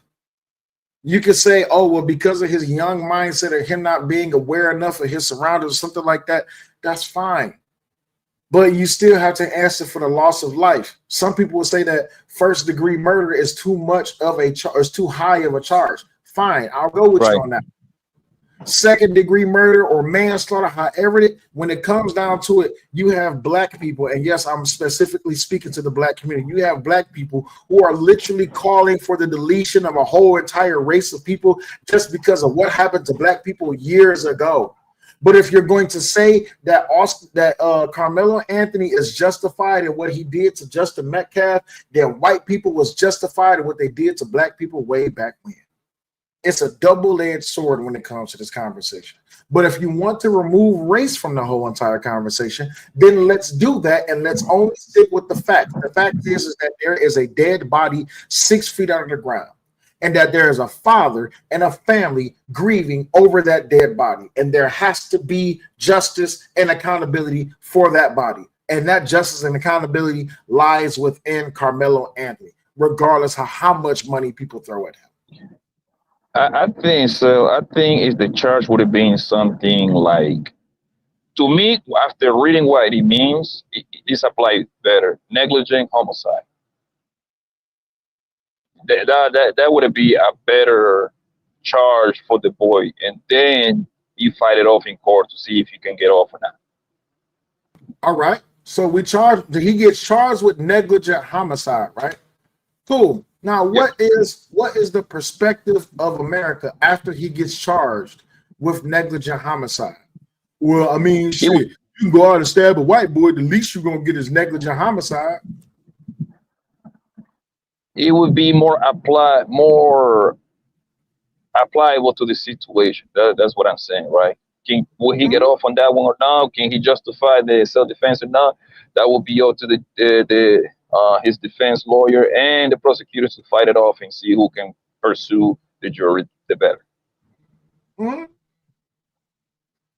In Texas, hold on, wait. Let me share this tab right quick. In Texas, criminally negligent homicide occurs when a person causes the death of another individual due to criminal negligence. It is classified as a state jail felony. This means that the person failed to perceive a substantial and unjustifiable risk that a reasonable person would have recognized, leading to death. There is no intent to kill or conscious disregard for human life, but rather a failure to recognize an obvious danger. The defendant's conduct must demonstrate a gross deviation from the standard of care that is a reasonable person would exercise under the circumstances. The defendant must have failed to perceive a substantial unjustifiable risk that their conduct would cause. The defendant's negligent conduct must have directly caused the death of the individual.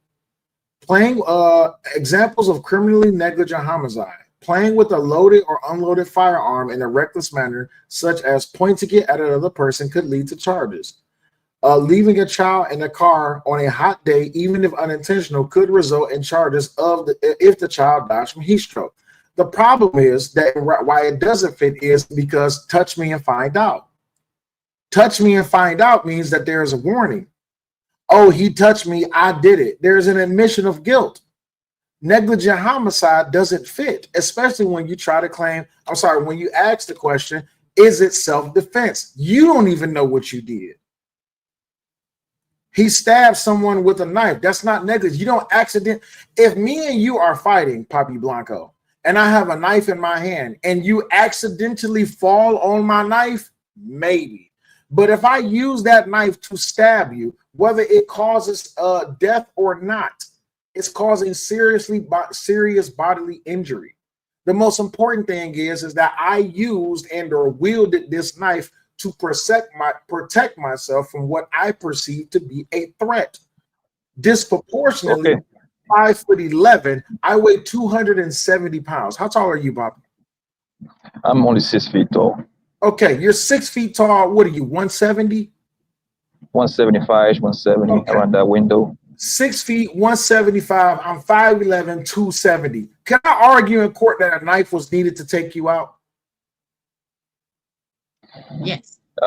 It depends. You know, depends on the situation, the argument, the circumstances, all that come into that equation. Absolutely. So we're talking about proportionality, right? That's because we're using legal terms. We're talking about proportionality, right? Yes, sir. Okay. So when we're talking about proportionality, self-defense goes out the window. There's no stand your ground. There's none of that.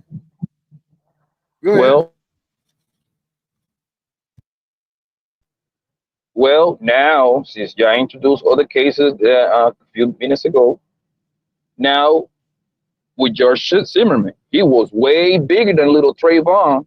They still get him self-defense. How do you explain that? Absolutely. You want to know why? I followed that case to a T. The reason that to remind you, hold on, so you can see where I'm going. Hold on, and sorry to cut you off, boss. I'm sorry. Go ahead. Zimmerman is like he was a big old slappy bastard, right? He was like a 2-something. He was at least he had Trayvon at least for like 80 pounds, I believe. And he had the gun. Yeah, and he had the gun in his hand. So explain that one, please. The small head egg theory. The small egg head theory is, me and you followed that case. I'm only assuming you followed that case. George Zimmerman followed Trayvon Martin, correct? Even after he was told by the dispatcher not to follow Trayvon Martin. When he did follow Trayvon Martin, they end up getting into a scuffle, correct? We can both agree on that, right? Poppy? Come off mute. Poppy, you gotta come off mute. Poppy Blanco TV. Go ahead. I'm getting repeat that. I'm sorry, boss. I just got a phone call. Can you repeat that one more time? George Zimmerman followed Trayvon Martin, correct? Yes, sir. After he was told not to do it by the dispatcher, the 911 dispatcher. 911 operator. Yes, sir. Okay. Now, after he followed Trayvon Martin, they end up getting into a scuffle, correct? Yes, sir. And during that scuffle, Trayvon Martin was on top of George Zimmerman, correct? Yes. Okay. And during that scuffle, when he was on top of George Zimmerman, he was bashing his head to the ground, correct? Yes. And I want you to start right there.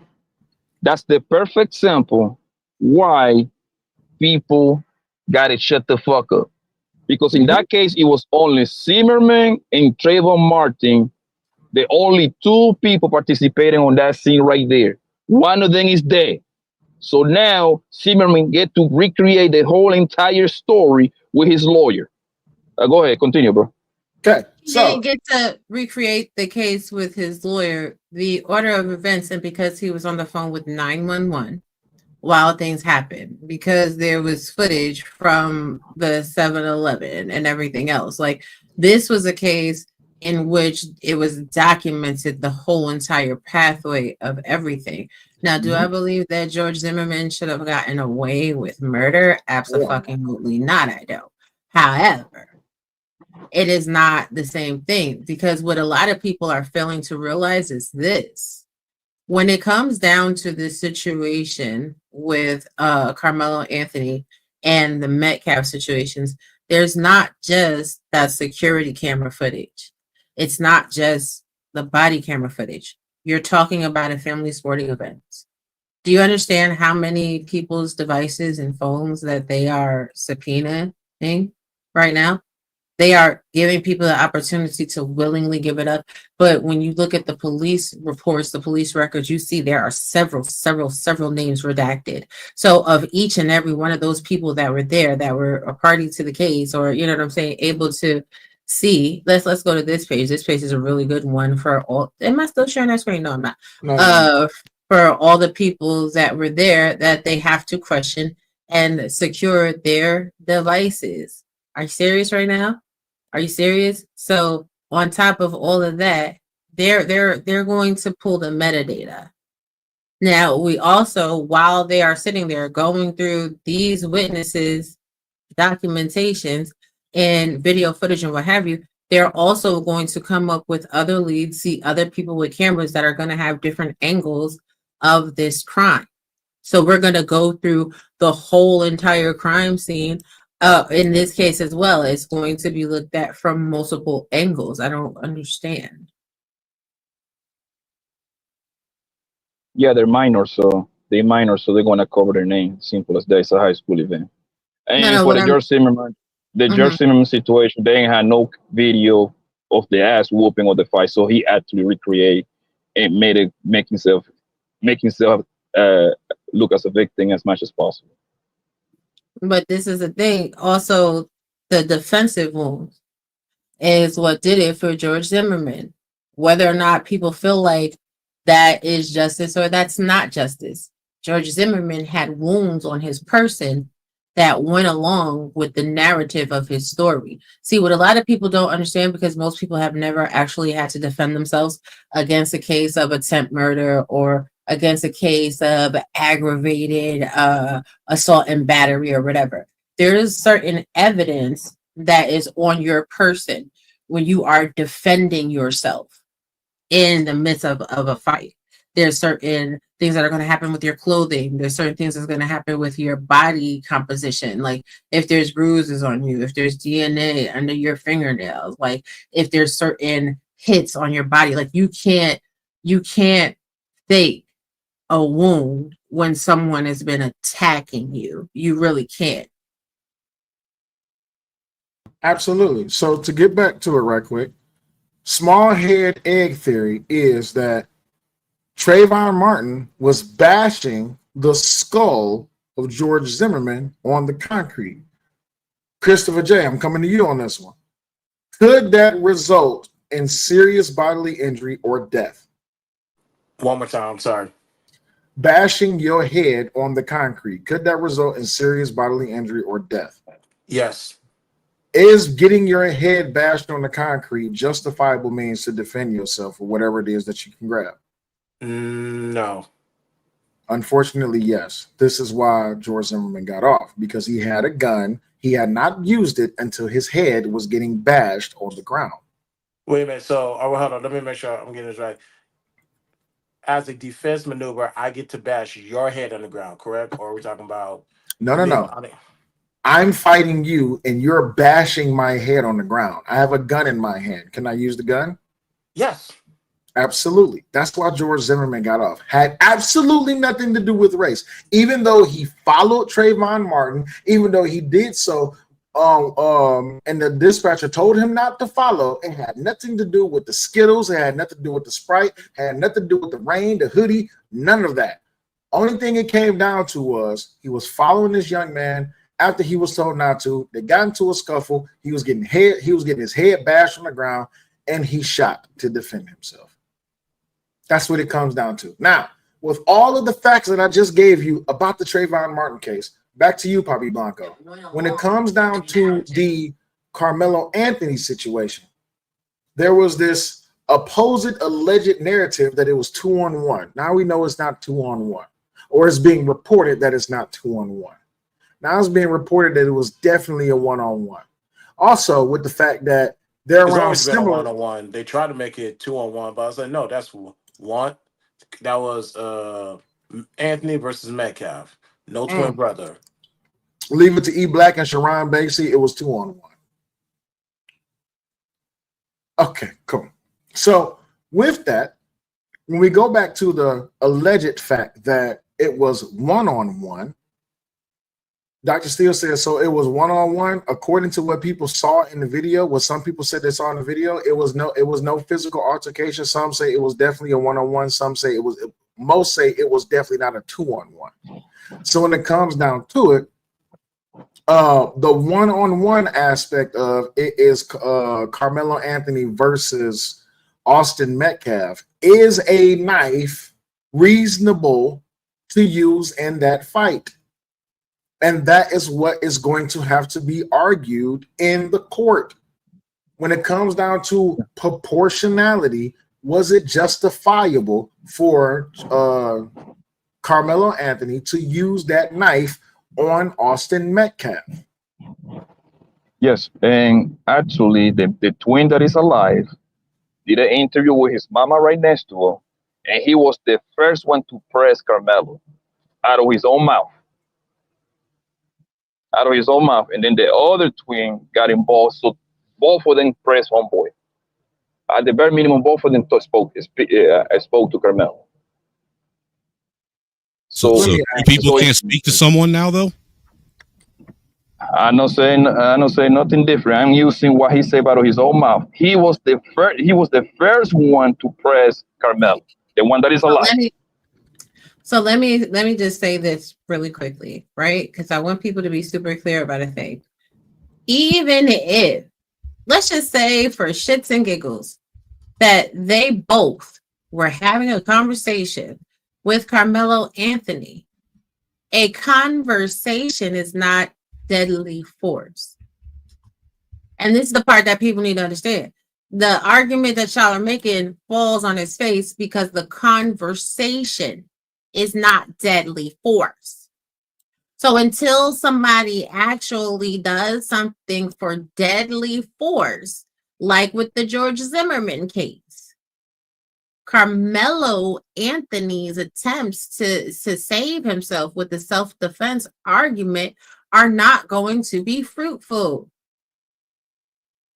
Because that's what self-defense is about. Self-defense is about proportionality.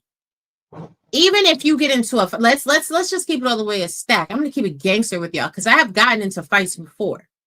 When you get into a fight, a physical altercation with someone, if Christopher J smacks me, and then I mess around and I like kick him in the throat or some shit like that. Not that I would, because I love Christopher J. That's my favorite big brother. But if I did, then guess what? I'm going to be held to a higher standard because what I have done is not equal force.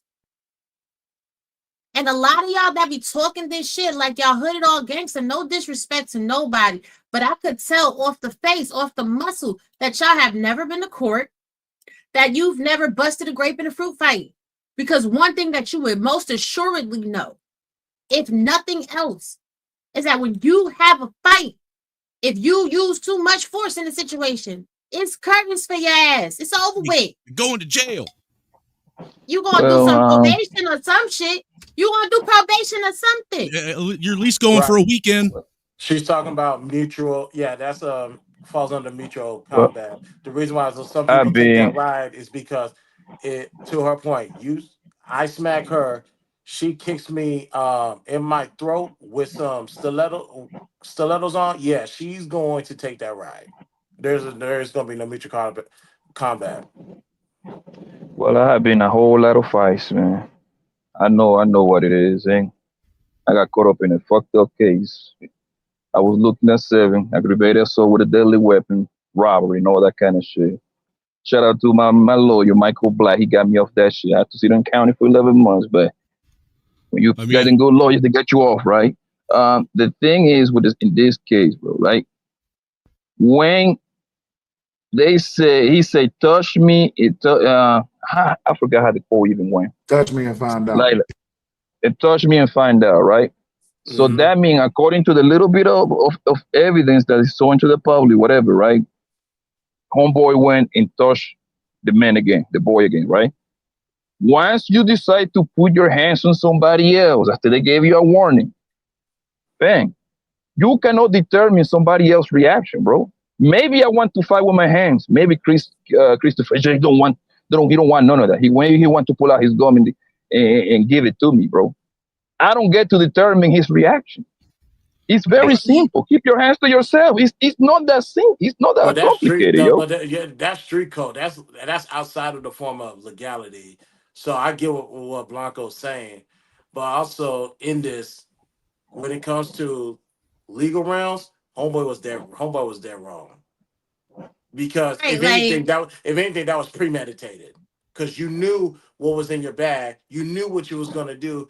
If said thing was happening, so you already had that situation, although for a moment, mapped out.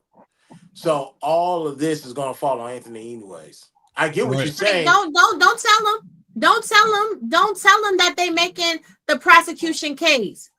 Don't tell them that they making the prosecution's case for premeditation.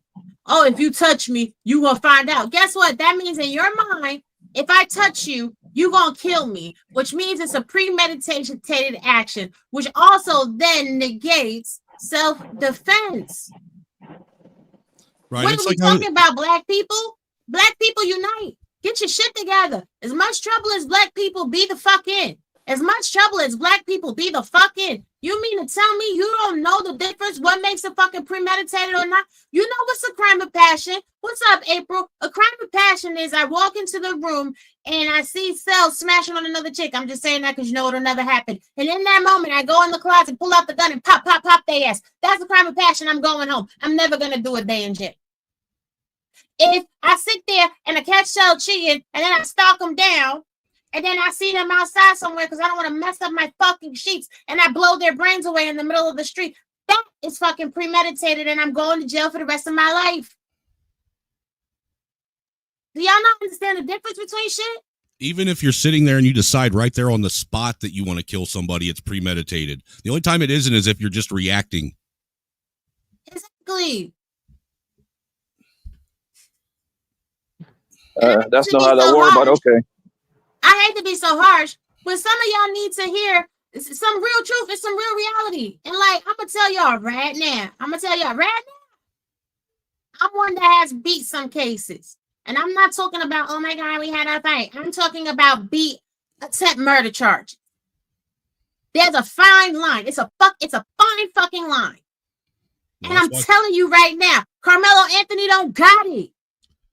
Well, lawyers will tell you self-defense is one of the hardest defenses to prove. It really is. It isn't like people go in and get self-defense every time. Just keep your hands to yourself. Keep your hands to yourself. But that goes both ways. Absolutely. Hold on, wait. Yeah, I don't understand. I don't understand why this concept is so hard. Me, I want to fight with my hands. Seldom want nothing to do with that. I go ahead and put my finger on him. If he pull out his gum, his knife, stab me, that's what he decided good. That's what he decided to do. And I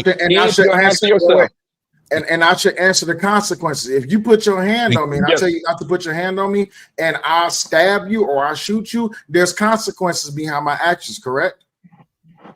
Yes, and that's going to be decided by 12 people. I think it's the jury with this like 10 or 12. Okay. One of them two is in Texas. So it's yeah.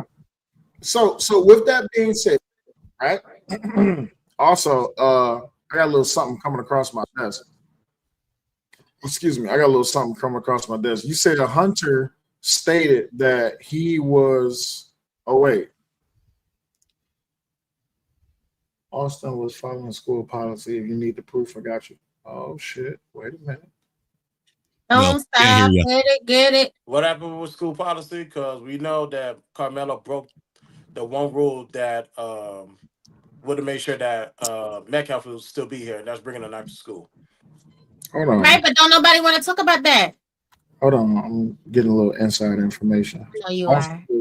And also, at the track meet, that is still part of the district. That is still school grounds. If I do something stupid at the track meet, I will be written up the next day as well. Yeah, even if you like state football games, how they usually play them at big college football stadiums. Once the high school gets there, that becomes the high school property for the time being. Already school property. It literally is named after a janitor that was cleaning. Hold up. What is this? Listen, just because somebody killed their kidnapper, it doesn't mean it wasn't premeditated. You okay? Hold on. Again, the result from your regional meat services certification. Why would someone go to jail for killing their kidnapper anyhow? All contestants must wear issued bibs attached to the front of their jersey. Safety pins are provided to build. Timing clips are attached. School tents. School tent. This is Let me load this individually because I don't want this to be shown to everybody who I got this from. Download this. Opening this. See, now y'all done started some shit. I can't show this. You know, and I'm just while he's downloading that stuff, that to that equal force. You know, like I was saying on the last stream, you guys covered with this. If I was at a bar and I got into an altercation with someone at the bar and they hit me in the face, even though I retaliate by taking a pool cue and smacking them upside the head. Even though I didn't intend on killing them, and I did, and I was defending myself, I'm still going to jail. Absolutely. For killing someone, even though I was defending myself. I don't know about that. Like I say, depending of. Dude, I know for a fact because I watched it happen to someone. That very scenario. Well, that person had a terrible lawyer then. Okay, let's read this. School tents. School team tents must be set up in a designated area. For each tent, space is assigned to a specific team and may not be shared with other schools. Access to the may not be shared with other schools. He was not supposed to be in that tent. You're right. He's not supposed to be in that tent. He was never supposed to be under that tent. Wait a minute. Each tent space is assigned to a specific team and they may not be shared with other schools. He was never supposed to be there. Well, there goes everybody's. Is that a school policy? Yes. So he was openly and blatantly violating his own school's policy. This is a meat policy. He was never supposed to be there. Access to the event area where team tents are located is restricted to meet officials, school staff, event volunteers, and athletes with proper credentials. The only proper credentials is contestant bibs. All contestants must wear issued bibs attached to the front of their jersey. Safety pins are provided on the bib. Timing chips are attached to the runner's bib. Please make sure the bib is securely fastened to the front of the top. School team tents must be set up in a designated area. For each tent space is assigned to a specific team and may not be shared with other schools.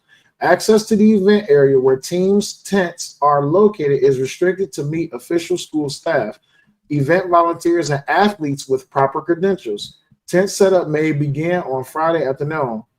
The meet course will be available for school warm-up no later than 12 p.m. The UIS staff will appoint games committee, drill. He was never supposed to be there.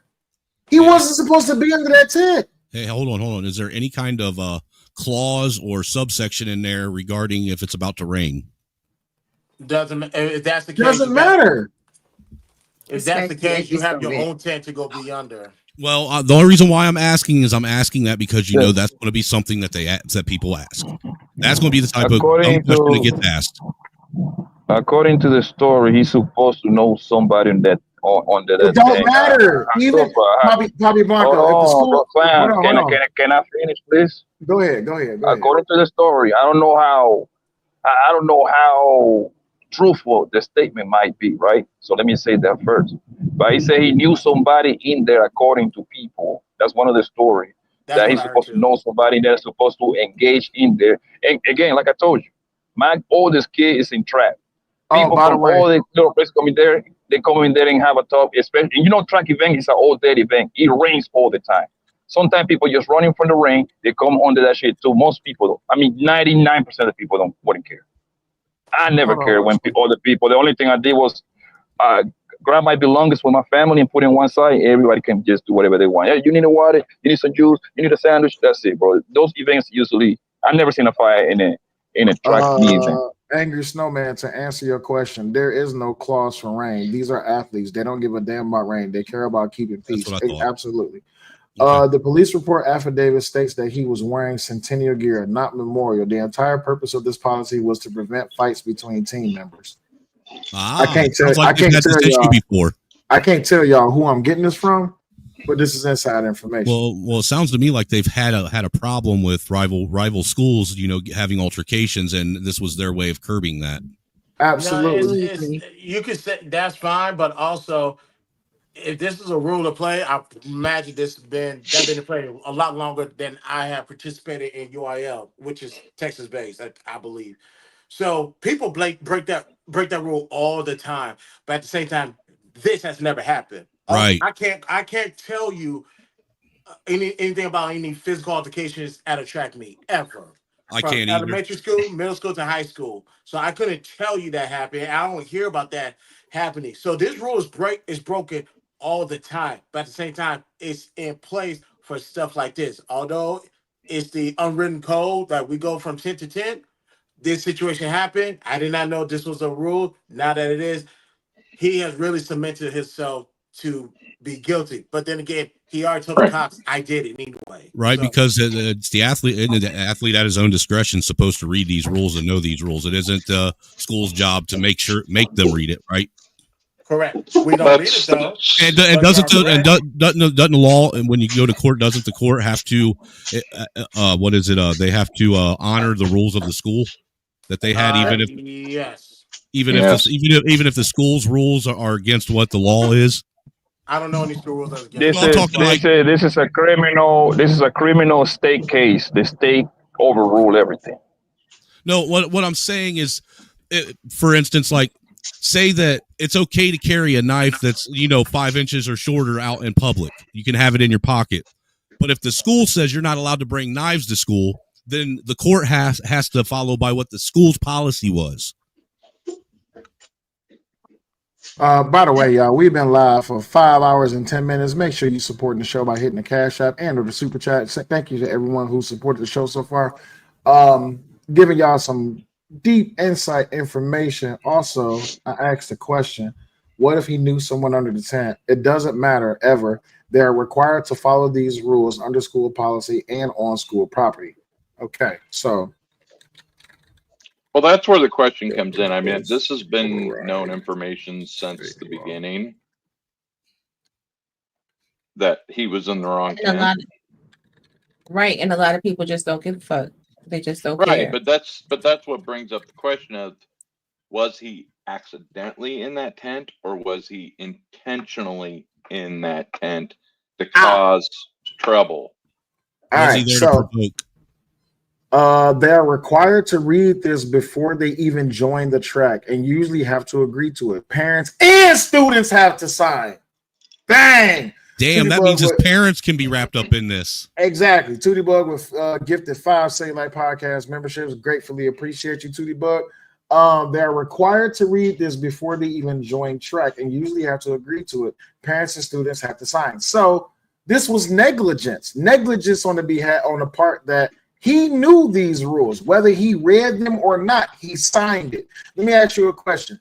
Papi Blanco, if I give you the rule book and you don't read the rule book and you sign the rule book, can you be held to the rule book? Yep. Sorry. Okay. So if he didn't read the rule, go ahead, baby. It's a contract. It's a contract. He signed it. So he wasn't supposed to be there. Wasn't supposed to be in the tent. Stop barking. What are you barking for? He wasn't supposed to be there. Wasn't supposed to be in that tent. Also was not supposed to have the knife there. All of that goes out the window and knew it. Whether he did or did not know it, he signed saying that he did. So that's his fault on the knife part and on also being under that tent. I can understand that it was raining and he was possibly hiding under the tent, or someone invited him under the tent because he knew a friend there. But being that that's actually policy for the whole track, the whole track community there, that means that the other kids had to read and sign that same document and already knew that and had every right to question why another student was under their tent then. Yep. All in all, he wasn't supposed to be there. So they probably went to their school. But so if his ass wasn't, and we're talking about him specifically, I don't care about everybody else. So if it wasn't him, now let me ask this question. Is there any insight on him being bullied? Sorry, y'all. Bullied at all by the twins or Austin. Okay. I just asked that question. I'll be waiting for an answer on that. So yeah, but he could say he was being bullied, and that doesn't mean shit. That just means that he went over there and they walked in and said, "Hey, you're in the wrong tent. Get the fuck out." That's why and I he, asked the question. and he could say, "I'm bullied. I'm being bullied." Well, can we respond to Byron Turner's comment too? He said, "Where does it say students can remove other students from another student's school? Do you have a listening problem? Because I never said anything about removing another student. I said he had every right to question why that kid was under their tent when they all had to sign the same policy. So it Question, goes back not to remove, that. question." But then again, it goes back to the very beginning. What was his reason for being there? That right there solves 90% of the case. Was he intentionally there by his own choice and Listen. nobody invited him, etc., which would lead to some motive? Or was he just there accidentally trying to get out of the rain? Well, that's why you question people to find out their intentions. Exactly. Listen, man. Some people believe in here that he's guilty. Well, I Some can hear you other people talking from the believe. office, but your mic must be muted because I can hear you talking from the office, but your sound wasn't coming up on the stream, baby. I heard you talking from the office, but I didn't hear you on the stream. Ross, say something. How about now? Yep, I can hear you now. My bad, Poppy. Raw was saying something. I could hear her in the office. It's just that her voice wasn't showing up on stream. So after Raw, then you got it, Poppy. She was probably mute. But So silly. So this is the thing. This is how you build the case for premeditation. Intentional or unintentional. Why were you in a place that you didn't belong? If you were never in the place that you didn't belong, no one would have to even attempt to remove you, to Brian Turner's point. But still in all, if they did not use deadly force to remove this young man from that tent, that still is not a justification theory for him taking a life. So that's the whole thing. Like, everything that people are saying is y'all are trying to make justification theories for the loss of life. The reality is, fuck your feelings. What the law says is, unless Cell is trying to choke my life out of my body, I can't just try to delete him. And if I did try to delete, like, let's just say he pushed me or something, and then I deleted him, guess what? There's no justification for that. I'm going to jail, and I might sit in a pine oil chamber. Like, what are we talking about here? We've been sitting here for 5 hours, and I have literally been listening to the justification for human life, and I have not yet once heard anybody say where there was deadly force, alleged or not, from the Metcalf twins. Even if they got into a fight, y'all don't know how to use your hands. Y'all know how to get it in and get busy. Somebody punch you, that's not taking your life. Unless they punch the shit out of you, daze you, you fall and you hit your head somewhere. And again, where is the defensive wounds? I'm gonna be quiet though, because y'all irking me. No Chaser says, but I'm not going to let some dude pretend like he's the tent monitor. Go get your mom or daddy. Nah, No Chaser. I have no problem with your statement, but let me ask you this question. If you know you're not supposed to be under that tent, why are you there? If it's against the rules, why break the rules just because you can? That's where we talk about integrity. Integrity is doing things even when people is not looking. So if I know I'm not supposed to be under that tent, I'm not going under that tent. I'm not going under that tent just because I want to see who gonna try to move me. I'm going under that tent just because, I'm not going under that tent because that's against the rules. Now, if he's under that tent, is it school policy or is it a track meet policy that another student can tell me to move? Probably not. But I know one thing, if I'm not supposed to be under that tent, I'm not under that tent. Even if a friend invites me to come under that tent, hey, bro, you know I'm not supposed to be up under there. Or I could be willfully ignorant and take my ass up under that tent. The thing is, if I'm under that tent, anyone is, the human aspect of anyone is they're going to say to me, hey, bro, you don't need to be over here. The fucking common sense thing to do is, you right, my bad, and get up and leave. Not, nigga, who gonna move me? Nigga, which one of you niggas gonna move me? Who gonna tell me to leave? You ain't no tent monitor. This It's nobody's job to do that. But also, it's not your right to be up under that tent if you're not supposed to be there. So no chaser, I'm with you. But at the same time, if you know you're not supposed to be there, why are you there? It's just that simple. All of this could have been avoided had his ass not been up under that fucking tent. Had he not brought that damn knife to school. See, we having common sense discussion, but common sense is apparently not too common when it comes to the masses. In the Karmelo's case, this was not a common sense thing. He just wanted to be himself, which himself is a rule breaker. So since he had broke the rules, the reaction that he got from Austin was, bro, you're not supposed to be on here. But it wasn't a rule to stay away from the tent, is what he said. It wasn't a rule to stay away from the tent. No, Chaser, run it back a couple minutes. School team tents must be set up in a designated area. For each tent space is assigned to a school team and may not be shared with other schools. God damn, it's right there. You know, I used to have this problem where I didn't understand why. I never understood why I always got harassed by the cops and stuff, and this, that, and the third when I was younger, until I realized that I was a habitual line stepper. One of those people that would push the limits as far as I could until they had no choice but to do something. You know what I'm saying? And didn't realize that was part of my problem, is I wanted to push the boundaries and they get pissed when I found out what the boundaries were. Of course. Omni, what's going on? You came back? Yeah, niggas still can't read, huh? I'm an asshole. Like, no, you ain't right, Omni. That's wrong. That is really wrong. No Chaser. It's no shade. It's no shade to Chaser, but he good. Yeah, but it's really annoying me at this point that people are trying, like I said earlier when I was going off on Vic. I really believe that niggas just want to be graded on the curve. They want to be graded on the curve because they make it every single group.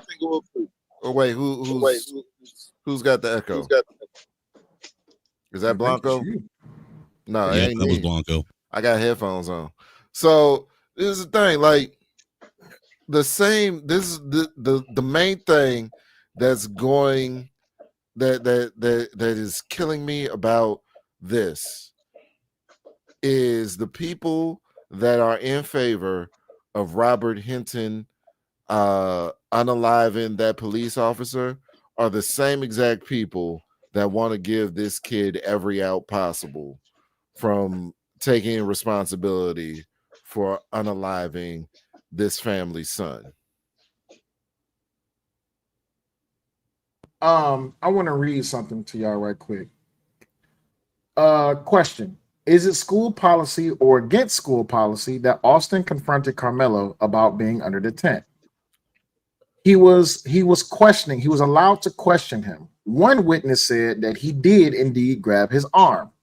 He probably should not have done that, but in no circumstances at all was Karmelo's reaction justified. When the first sentence out of his mouth was, "Touch me and see what happens," he had intentions right there. I mean, how many school officials come up to boys all the time and grab them by their arm and say, "What are you doing?" Bro, you know how many times I got grabbed by a school official and I wanted to beat the shit out of that school official? Wasn't Karmelo touched twice? You wanted to beat the shit out of him. You didn't want to stab him in the chest area. Was it Karmelo touched twice? It doesn't matter. We're not talking about. It does matter. It does matter a lot. The point is, it's very simple. Keep your hands to yourself, bro. Hold on one second. My actions don't determine your reaction, fam. Once you put your hands on somebody, you cannot determine the other person's reaction. You're right. You're right, Bobby. Your actions do determine what someone else's reaction. You made the action of walking into a tent you were told you were not allowed to be in. Let me answer your question. Your question was he touched twice? That was your question, right? Yeah, originally, yes. Okay, so let me ask you this question. I touch your arm. You say touch. Well, you say touch me and find out I touch your arm. Fact? All right. Yeah. No, he wasn't touched twice. Nowhere is that reported. I don't know where these people get this info from. I don't know either person that's hiding in the clouds and watching my show and giving me the inside information that a lot of people don't know. But thank you for letting me know that he was not touched twice. Now, so let's go with the hypothesis. I touch you once. You say, "Don't touch me." I touch you, and then I touch you again. You say, touch me again, and find out. I touch you. You stabbed me. Are you guilty? Yes, I got to fight it out in court to prove my case or stand my ground and all that shit. Yeah. Forget the court. Are you guilty? Guilty to what? You innocent to prove it. You're innocent to proving guilty. Got you. All right. I'm just asking, just man to man. If I touch you, if you say don't touch me, and I grab your arm, and you say don't touch me again and find out what happened, and I grab your arm, and you take my life, is me grabbing your arm twice grounds enough for you to take my life? That's going to be up to the jury. So you can no, it's not going to be. Wait, yes, hold on. it is. Wait. No, So it's up to you. Wait. So touching is a death sentence. It can be. Damn. So this is the thing, right? This is the thing. That's how it is, bro. Is it a perfect word? No. No. We are not going to disseminate misinformation today. I need y'all to like really start understanding the law of the things that you do. So we're going to break down a couple of things. Proportionality is laws that generally require that the force used in self-defense be proportional to the threat. So if someone is facing a minor threat, using deadly force would likely be considered excessive. Now, what is excessive force? Excessive force is using more force than necessary to repel an attack and can be considered assault or battery, even if the initial use of force was in self-defense. So at the end of the day, if I go, you know what, I'm going to come in the living room for a moment. Hold on. Are you about to come? Hey, if you come in here and touch me, you find out. Y'all, here go my weapon of choice. If you touch me, something gonna happen. So just to be demonstrated, Mm-hmm. if I go like, if you touch me again, you're gonna find out. Even if I go like, I crack you in the head with a glass. Now y'all just saw it on camera. if he hits me with the glass, then he's gonna go to jail. But if he pushes me or if he yokes up my arm. If he does that, then that's self-defense. I can't then go to the police and say, "Oh my God, And here's the crazy part, baby. Look what's sitting right next to me. Look what's sitting right next to me. I'm just saying. That's the thing, though. Is you guys are talking about law versus what. Hold on. Insider says he wasn't. Hold on. Wait. Insider says he wasn't touched twice. Nowhere is that reported. I don't know where these people get this info from. Where was it ever said that he was touched twice?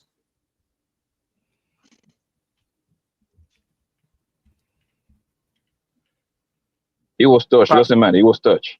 He was touched. It doesn't matter. He was touched. Once, twice, 3 times. He was touched.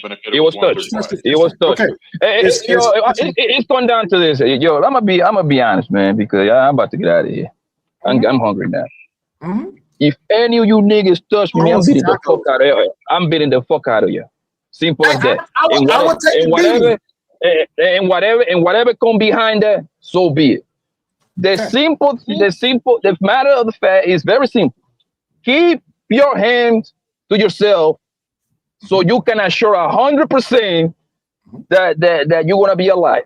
Once you touch somebody, that person might be irrational, that person might be crazy, that person might be on drugs, that person might be having a fucked up day, and he is willing to take it there.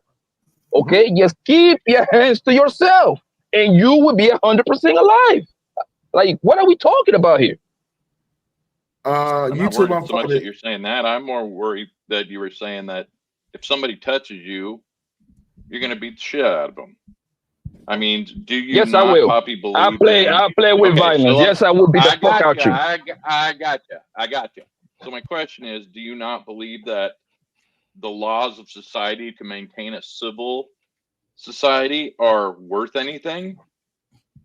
It worth something, but the point that you're missing is that at that moment when me and you engaging, I'm gonna beat the shit out of you, right? And I deal with the law later.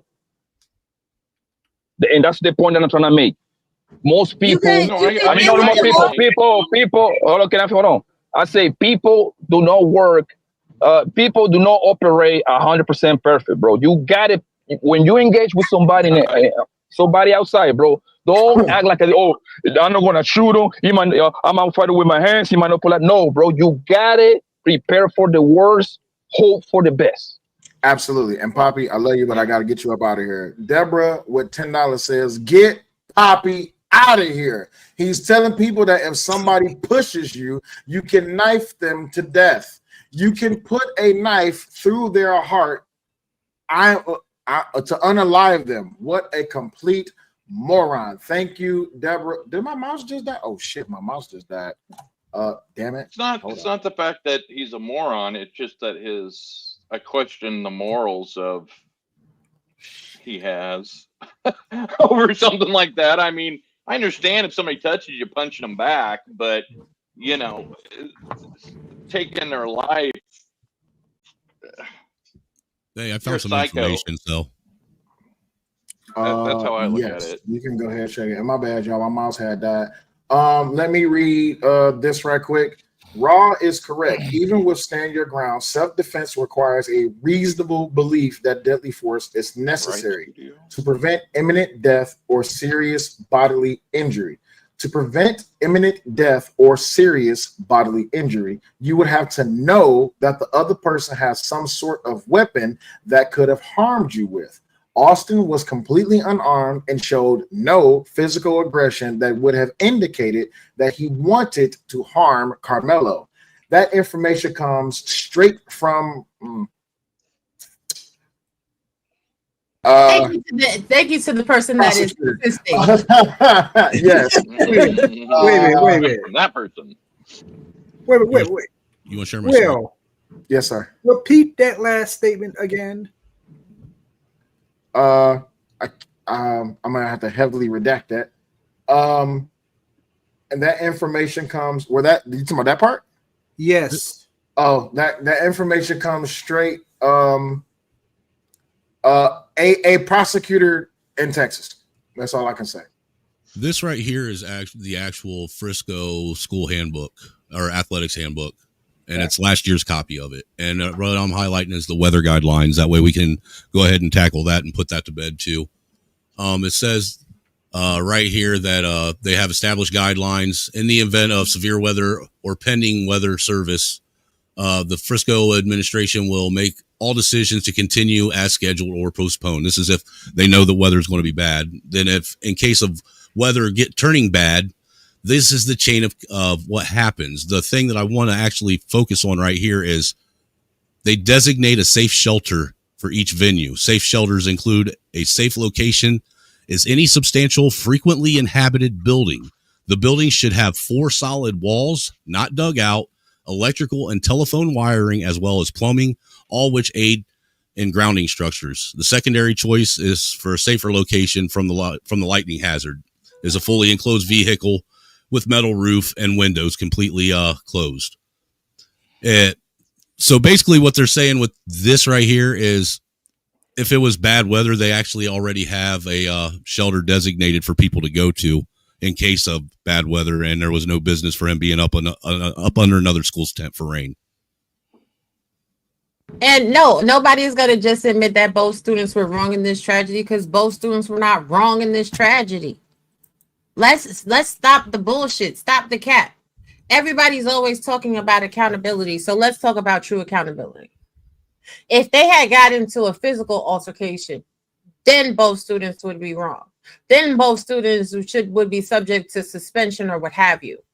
When we're talking about one student taking another student's life, there is a heavier level of accountability for the person that took a life based off of a push. And the fact that y'all want to assign some measure of blame to a victim is crazy. Is this the same group of people that want to sit there and say that Cassie is a victim, even though we have heard video and audio footage from her where she said that she would unalive someone for showing a video of her willingly participating in freak offs, taking tons of eggplants and urine all in her face and her orifices. Y'all want to sit there and say that she's a victim, but she's still alive. She was able to fight the power and get her money. Austin Metcalf cannot fight anybody, so he's to blame. Y'all are fucking twisted. See it, but it's my life and I'll kill you. Yeah, but No, I will kill you if you don't show me right now. I will kill you and I will hide you and I will cut you up and put you in the dirt right now. Pull it up. If you have it, pull that up. Because if not, I'm going to kill you and then he's going to kill you again. So just do it. Pull that up right now. You got that? Pull that up. I'm going to kill you. You don't understand. I don't give a I've never killed anybody in my life, but I will kill you because you're with me. You're with me in my life right now. If I saw a video of you doing anything that you didn't want people to see, I would show you the video so you could tell me what the happened. You're playing games with me, telling me you saw some. Now you're saying you didn't see some. You're with me. I'm going to you up. I don't think you understand. And it's not going to be my hands and it's not going to be blood on my hands. Someone else is going to do it. So you have to tell me right now. And I'm recording this whole shit. FYI, tell me what the you're talking about. Because this is not cool. We're not playing. I'm not playing with you, Sujit. Like, you saw some Yes, you're my brother. Be my brother and tell me what you saw. You're going to be able to find it? Yeah, you don't have to see it. Welcome to hell, motherfucker! So is Cassie a victim? That sounds like some victim shit, and y'all should be ashamed of yourselves. Is Cassie a victim? Yes, sir. Because nobody Well, saw I it, mean- so you can't prove it. Because he was going to show the video. So she's within her right to take a life. That's how y'all sound. Crazy. This is insane. It's Hey, what's only up? out of convenience. It's whatever they need to make the person that they want to succeed. But it's what you can't convince me otherwise. I've seen it too often. They're gonna twist it. They're gonna flip it to be whatever.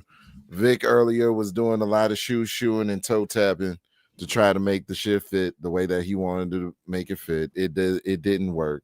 According to the people, Robert Hinton was supposed to be celebrated for unaliving that police officer because he took his son. Now we got one son taking another son, and y'all want to get the person who took the life off.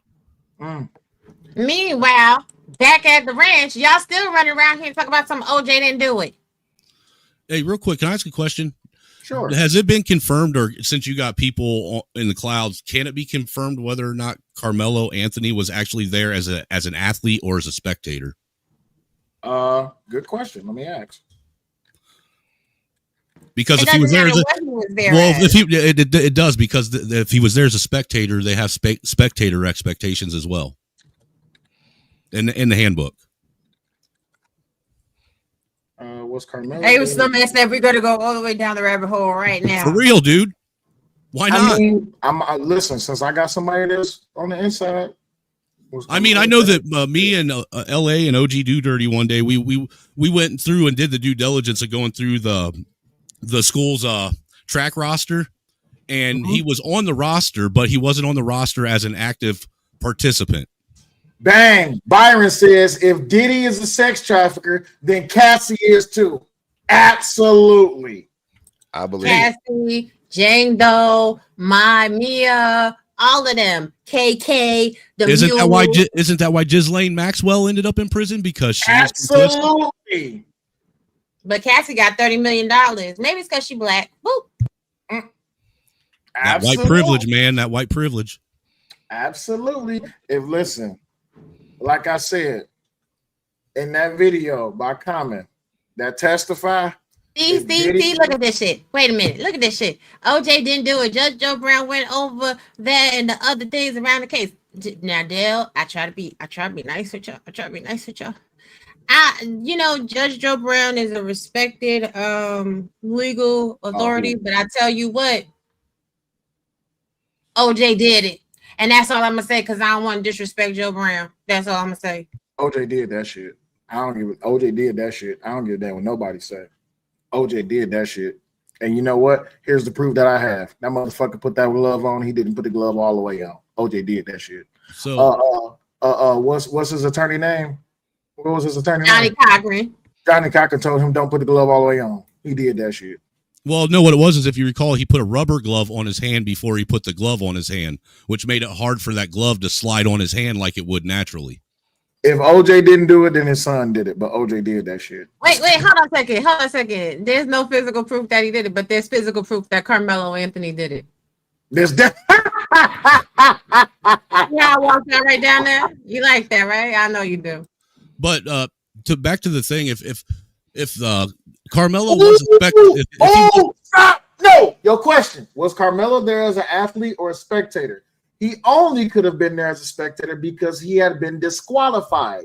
He shows up on the roster and it shows his names. His run time was terrible. Very slow runner. I actually have that info. Ooh, he was disqualified. Okay, so spectator expectations, the very first one on the top of the list. If you're a spectator, you are at the contest to support your team and to enjoy the competition. Spectators are not to intimidate, taunt, or ridicule the opposing players, opposing fans, or officials. So he wasn't supposed to be on that tent. So he wasn't supposed to be engaging with any of the team members in a negative fashion. Damn. Of another team. Damn. Even as a spectator. Damn. Omni, see what happened when niggas read? It's a mirable. And this right here, for those that do read, is on that link that Ghost posted out there. It's page 26, right at the very top. So that means that all of you that have been over here trying to do blowies for Karmelo Anthony, he was there as a spectator. So why would he be underneath a team tent? Right. Generally, when you go to track meets, they have, if they use the bleachers, one section of the bleachers will be for the teams, and then the other section of the bleachers will be for people that are spectating, and they keep them separate.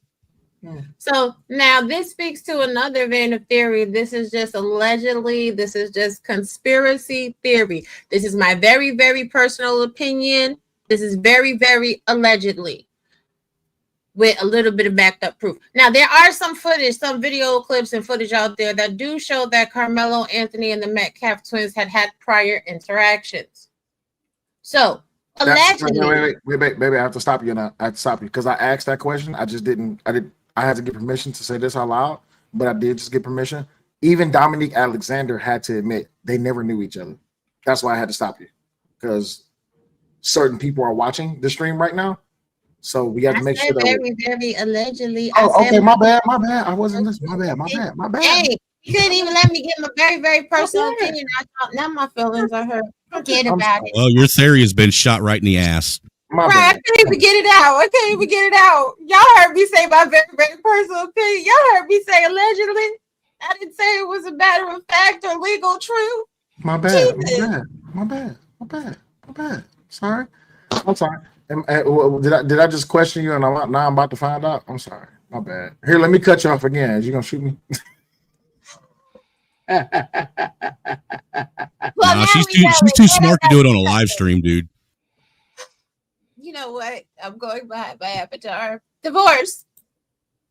Not divorce. Wait, I don't get a choice in this matter. Omni, what's my legal presence? You don't have to sign the papers. Yeah, you don't have to sign it. And it's not legal until you do. What? Why y'all? Oh, so now y'all about to turn against me. So now Raw's the victim. Well, here, since Raw's the victim, let me tell y'all everything that she done to me. She feed me. She take care of me. See, here she comes. Now she about to come beat me. Now I can hear your footsteps coming up the hall. I can hear your footsteps. Hey, hair on the back of your neck standing up, ain't it? Hair on the back of my neck is standing up. Hey, baby, how you doing? You all right? You good? Did he just pull out a letter opener? Yes, it's a letter opener. Yes. Huh? Hey, put that down. That's loaded. Stop. Y'all ain't shit. Man, I wish. Why'd you mute me? I didn't mute you. You muted yourself. Right. It's self-defense, Tootie Bug. It's self-defense. If raw attack, hey baby. Now I want to step back to what Poppy was saying and just kind of add on to that a little bit, because I think here lies a big underlying problem with that thought process and mentality, and it ends up causing a lot of stupid shit like this to happen. So some people have this exuberant amount of what is called pride and feel that, oh, somebody touched me. My pride says I have to stab them back. I have to shoot them back. I have to beat the crap out of them, no matter what, or my pride won't survive. And that to me is the stupidest thing I've ever heard. I don't know what. I mean, I get pride, but pride's not worth a life. Pride's not worth going home with a broken arm. It's not. This speaks to toxic culture, where we say boys will be boys, where we encourage people to get into kerfuffles and scuffles in schoolyards. Oh, it's okay for boys to fight. It's okay for girls to fight. Well, It's not to a okay certain for degree, anybody. it is, especially for boys. To a certain degree, I think it's necessary. No, it's really not. Because at the very end of the day, when we encourage any measure of violence, these are potential outcomes. So this speaks to another conversation within society. If you encourage violence, can you be upset at the potential outcomes? Do you then have the right to sit in, outrage? You don't. It's a self-fulfilling prophecy. But the thing is we live in a more violently aware society now, to where there's an anti-bully culture, and there seems to be more violence now than there was before we had that. But this is a thing, because people put justification theories. People justify and people create participation trophies. People don't actually hold their children to accountability. When I was growing up, even if I did get into a little kerfuffle in school, there still would be punishment. Yep. What we see now is parents telling their children, well, it's okay. Well, they deserved it. Well, this, that, and the third, making excuses for their children and creating big, huge, sweeping lanes of entitlement for these children to pass through.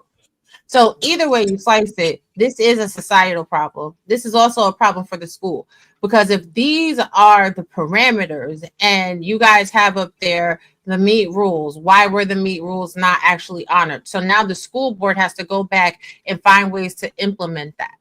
If spectators have certain qualifications that they're supposed to fall under, the school has to go back and, figure out how to enforce that. But no matter what, Karmelo Anthony still has to be held to accountability for what he did to Austin Metcalf. This is a non sequitur.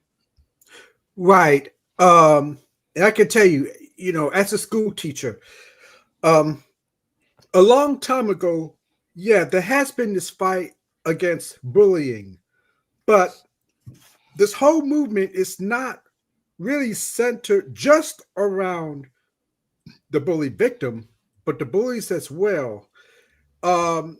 Lately, the victim might be pushed, so hard that the victim might even be more dangerous than the bully.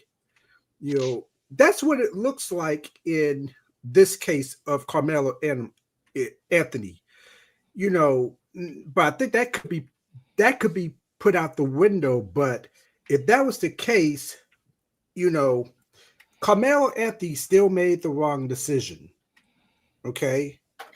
And he should be held accountable for it. But these anti-bullying movement was to prevent stuff like this. Not only for the bully victim, but the bully as well.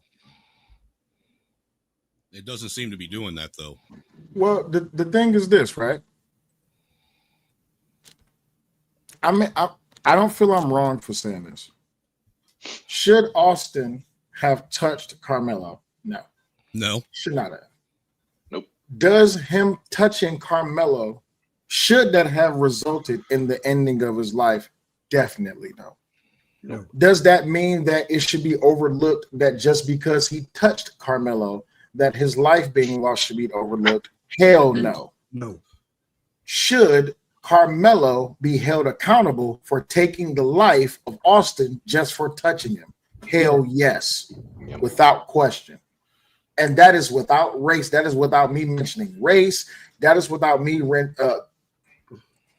it comes down to it, I get the junction or the message that people want to send to the American populace or even the global populace that as Black people, we have had enough. But my thing is this ain't it. This is not it. Revenge is not it. If you want to come from a religious perspective, revenge is not it. Revenge is for God, not for you. But if you want to come from a biblical perspective of an eye for an eye, then go ahead and offer up Karmelo. He wasn't bullied. I will say I'm tired of that narrative. His father is also involved in spreading lies about his son being bullied. So was that Timu Ben Crump? He said it too at that press conference, I believe, didn't he? But here's the thing. Yeah. But here's the thing. Let's talk about normal reactions. See, this is the thing. I feel him being grabbed is a non sequitur because none of the reactions that he gave to being grabbed were normal. When someone grabs their arm, the normal reaction is to pull away. Hey, don't touch me. Mm-hmm. Bro, wouldn't you say that his reaction was the reaction of someone who's abused as a child? Now, if your first reaction is to stab someone because they grab you, well, I will say not this: necessarily. his first response was extremely aggressive. Now, that doesn't necessarily mean that he was abused as a child. It could be an environmental, defense mechanism, since his parents did say they came from a crazy, background or what have you. But where I'm talking specifically about his reaction to being grabbed. You would push someone away. You would snatch your arm away. You would, establish a boundary. You would leave. Those are normal responses when someone grabs you. To tell someone, touch me again and see what happens, that is inviting further conflict. That's not trying to de-escalate a situation. Right. I'll tell you what. And this is where the defense is going to have a problem. Self-admitted, admitted by, eyewitness testimony. It was touch me again and see what's going to happen. That also takes away the self-defense theory. He's enticing someone to be violent. That is engaging in a combative situation.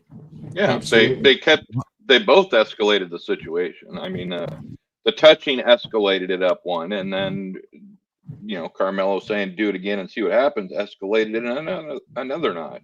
But this is the thing, y'all keep, and I don't mean to be offensive to anybody, but y'all keep talking about what they both did, right? What they both did is a non sequitur because Austin Metcalf is not here to give his side of the story, because Austin Metcalf is not going to be the one on trial, because Austin Metcalf doesn't have a life, right? So what this is going to center on is Karmelo Anthony, especially because he has already made it known that his defense is self-defense. Well, what did you do in a self-defense situation to de-escalate or distance yourself from the situation? Exactly. At what point were you in the way of deadly force? There is no evidence that he was ever in harm's way. There is no evidence that the Metcalf boys exhibited deadly force. They questioned him. They questioned him. That was all the deadly force he thinks he needed. That's not deadly force. To some people, it is. No, it's not. No, dude, it's not. Bro, we've literally been sitting up here on this panel listening to people say how words are deadly force now. No, we've been listening. Legally, it's not. But we have been listening. We have been listening to people that don't have a full understanding of the law. Again, I say, I don't care anything about your feelings. I'm talking about what happens when you go to a court of law. It is not about your feelings, even though people want to make it feelings based. It is more so about what actually happened, what is provable, what is justifiable.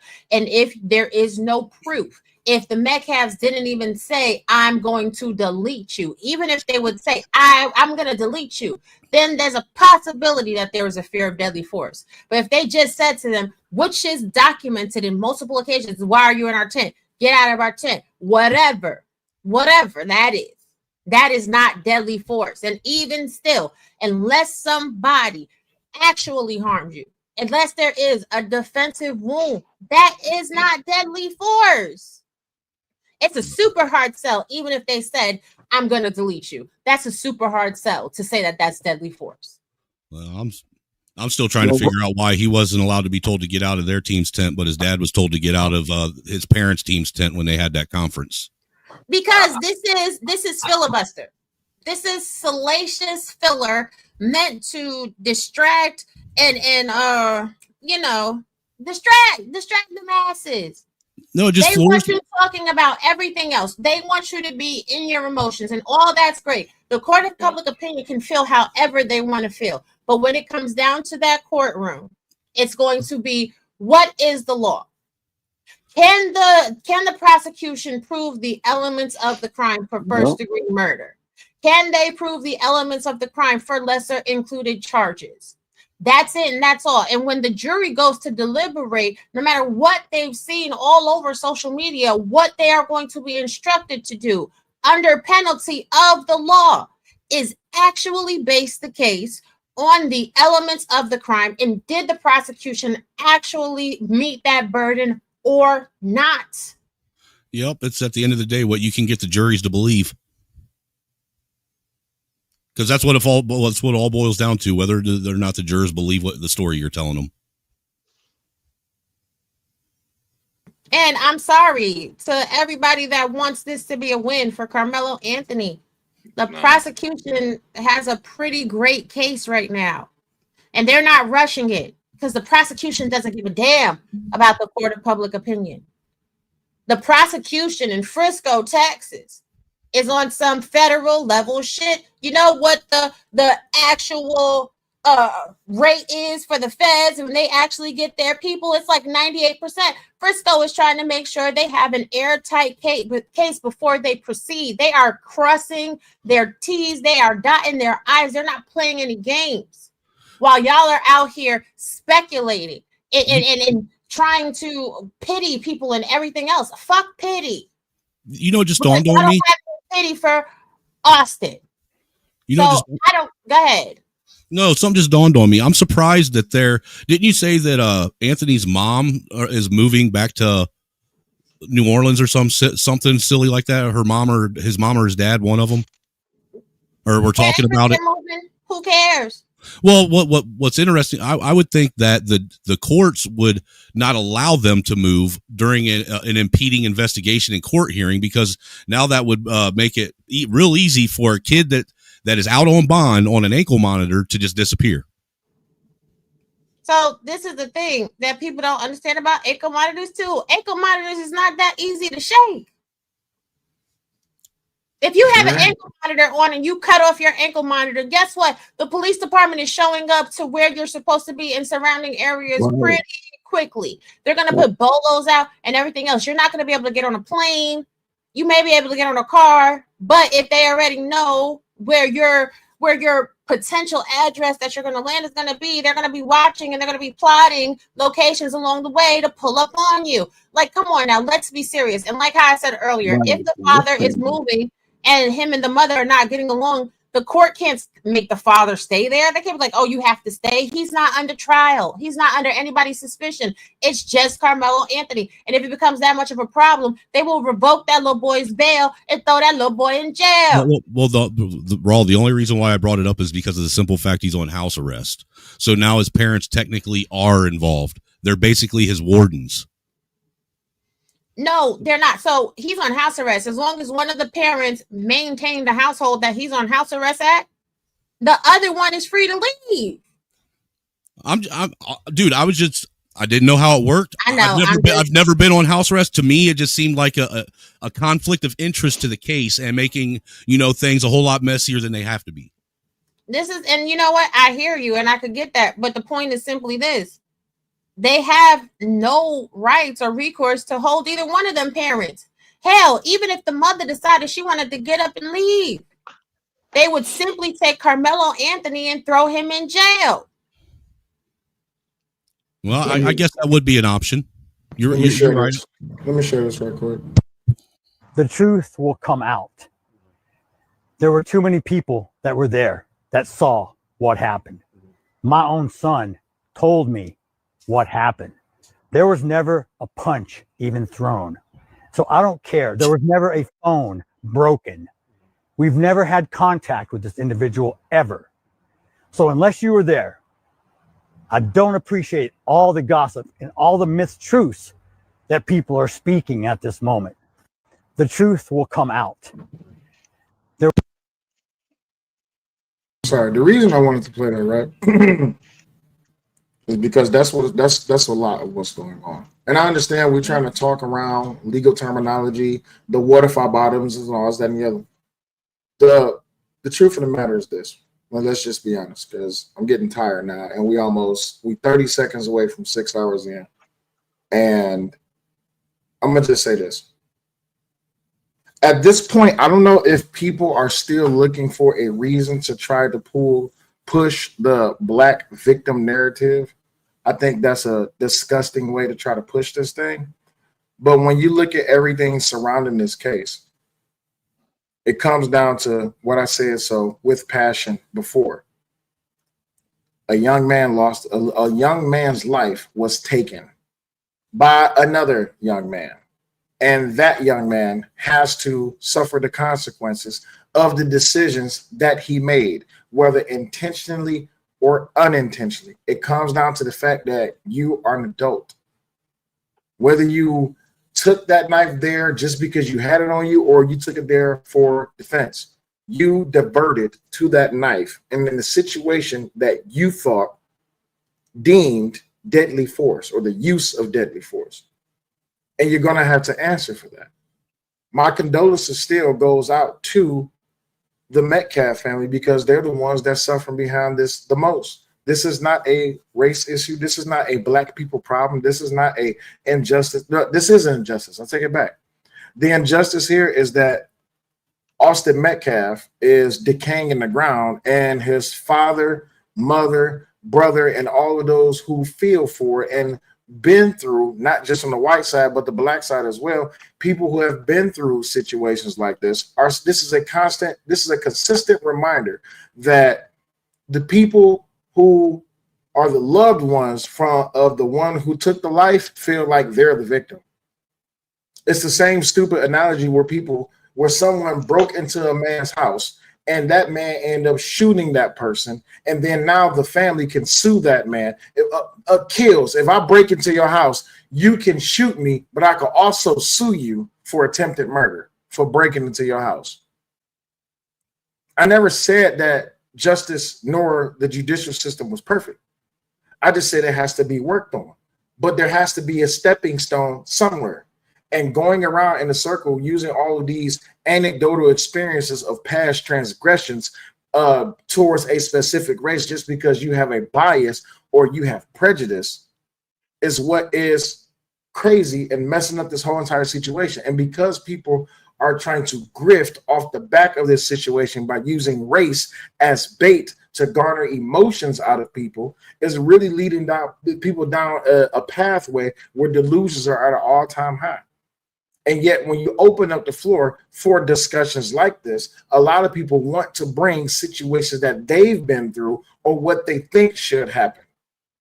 It's dangerous to talk about things that you cannot confirm, especially without receipts. This is why we're called the receiptosphere over here. And for those who know me, for the Metcalf family, and for my special guest that's watching, I only deal in receipts.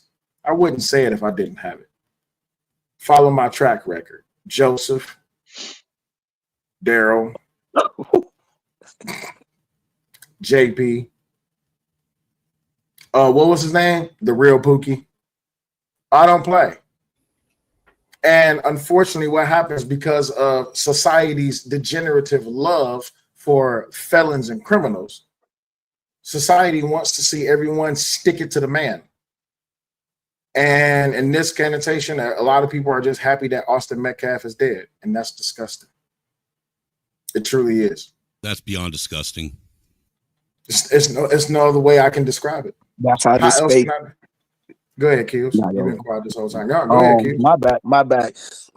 Before I drop down real fast, man, this is a tough topic right here, but I just wanted to be transparent too. And like Ross say, man, some of these dudes on these panels are going to send people to jail. There's a whole new crowd, young teenagers coming into this space and listening to some of these dudes talk about if somebody touched me, and then the consequences is going to be the consequences or whatever, yo. So let me tell you about my consequence, right? I'm chilling, right? I knew this dude for a couple of years. You know what I'm saying? I had him in my house. I didn't give him money or whatever. Okay, so one night I seen him at the corner store, right? All I did was say what's up to this dude, right? Said what's up to him. Yo, he took it upon himself to start fighting me. So me and him fighting in the middle of the street, whatever, right? So he disappeared and went inside the store. I lost wind, blacked out, so I went inside of the store, right? While he swung a Heineken bottle at me, I ducked it, took the bottle away from him, and cracked him aside his freaking whole head, right? I was almost facing 7 years. He told the police I robbed him. You know what I'm saying? I beat him up. The lawyer told me in that moment, if I took the weapon from him, I supposed to like call the police. I ain't supposed to have strike them back or anything like that, yo. So with what Angry Snowman was talking about the pool stick situation inside the bar, he totally right about that, bro. He's going to jail. So I don't know what these dudes talking about. My whole thing is these dudes never been through no real shit, man. So I just wanna digress right there. I appreciate you. I want to respond to a comment that I'm seeing over on Twitter. How can a video show reporters that Austin Metcalf was attacked without any physical provocation, while his brother Hunter went on national television and explicitly told reporters they physically assaulted Karmelo first? Where did that happen? Yeah, I never saw that video. Hold on for a And we second. showed a lot of videos about him in that interview. So we showed it from four different news outlets, didn't we?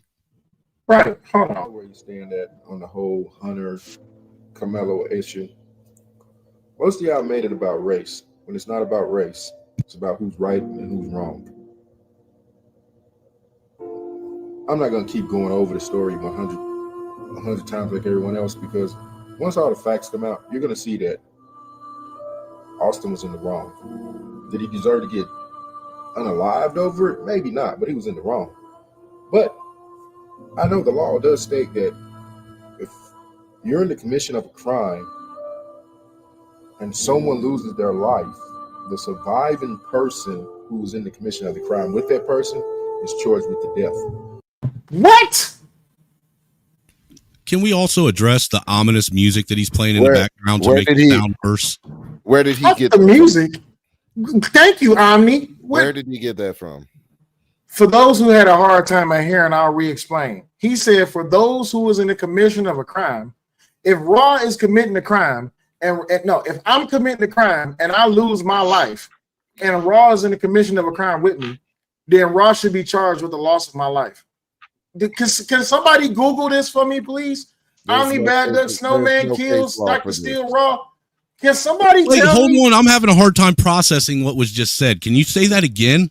If I'm committing a crime, I'm in the commission of committing a crime, and Raw is with me, and I lose my life, Raw should be charged with the loss of my life. I don't think that's what he was saying. I think he was saying if that- two people are no, that- engaged with each other.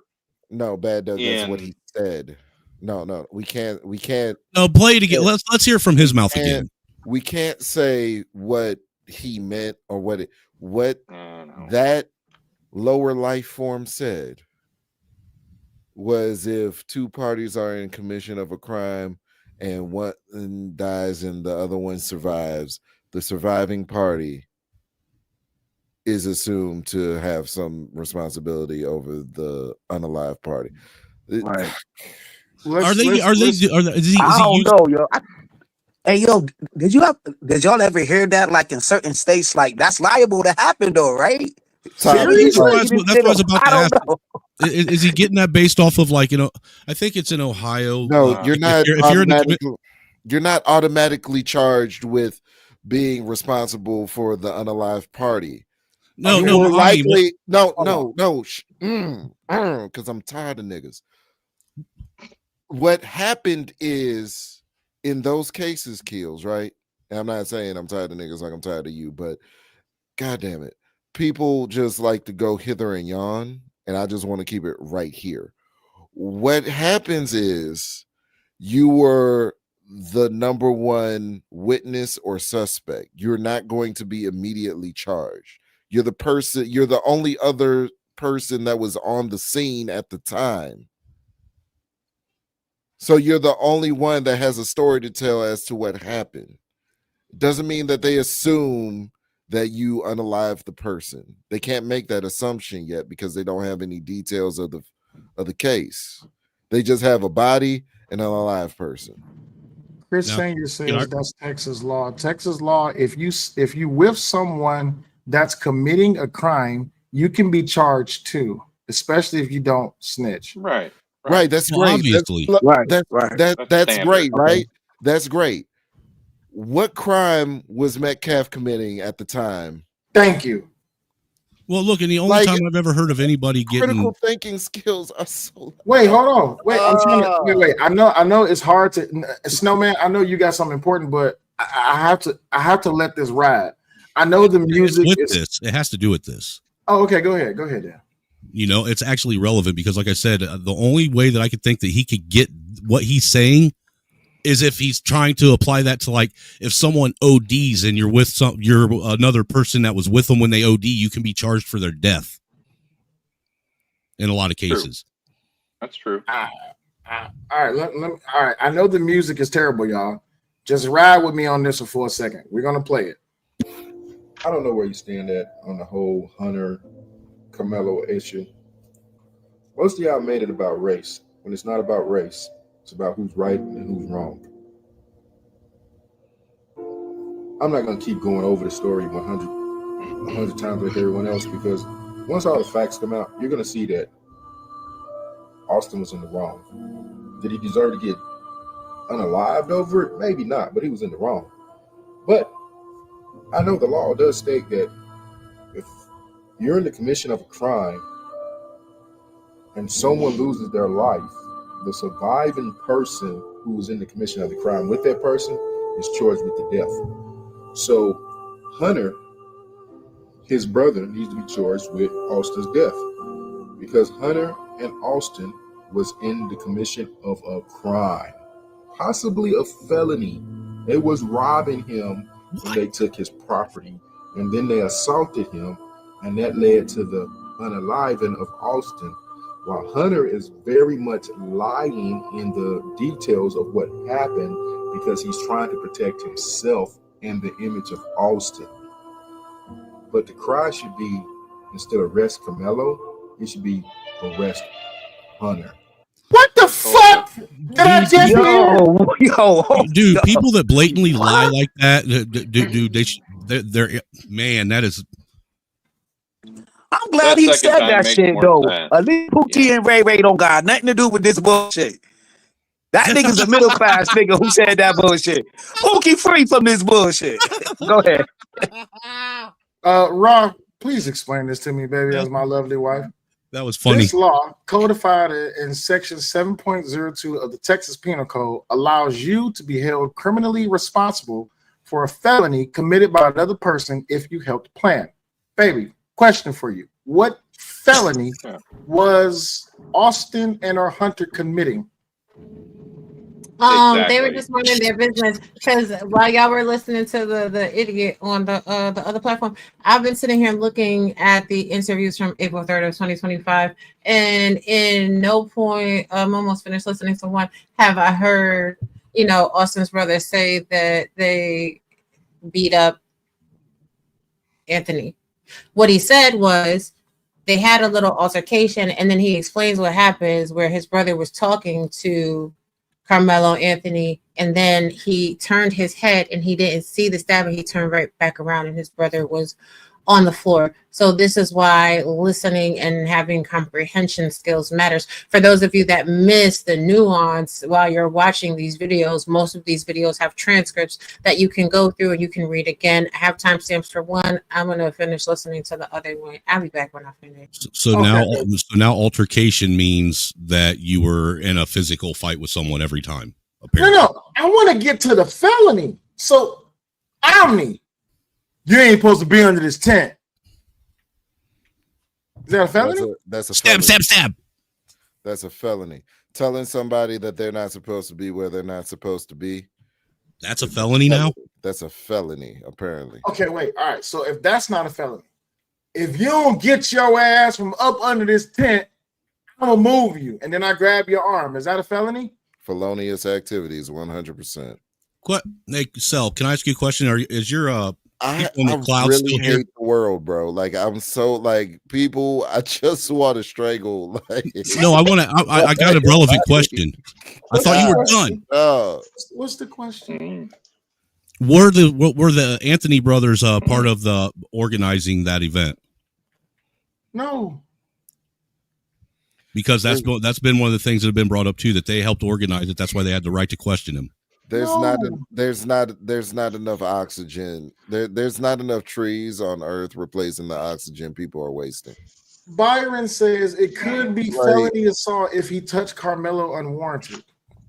Oh, Byron. Oh my God, Byron. This is what I mean when niggas want to be graded on a curb. This is what I mean. When their kid touches them unwarranted? You gotta grade them on a curve.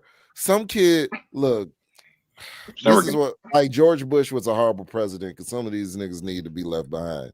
Wait, they got rid of the special ed classes for the No Child Left Behind and made sure that you got through regardless of what your grade was. You're evil. Or whatnot.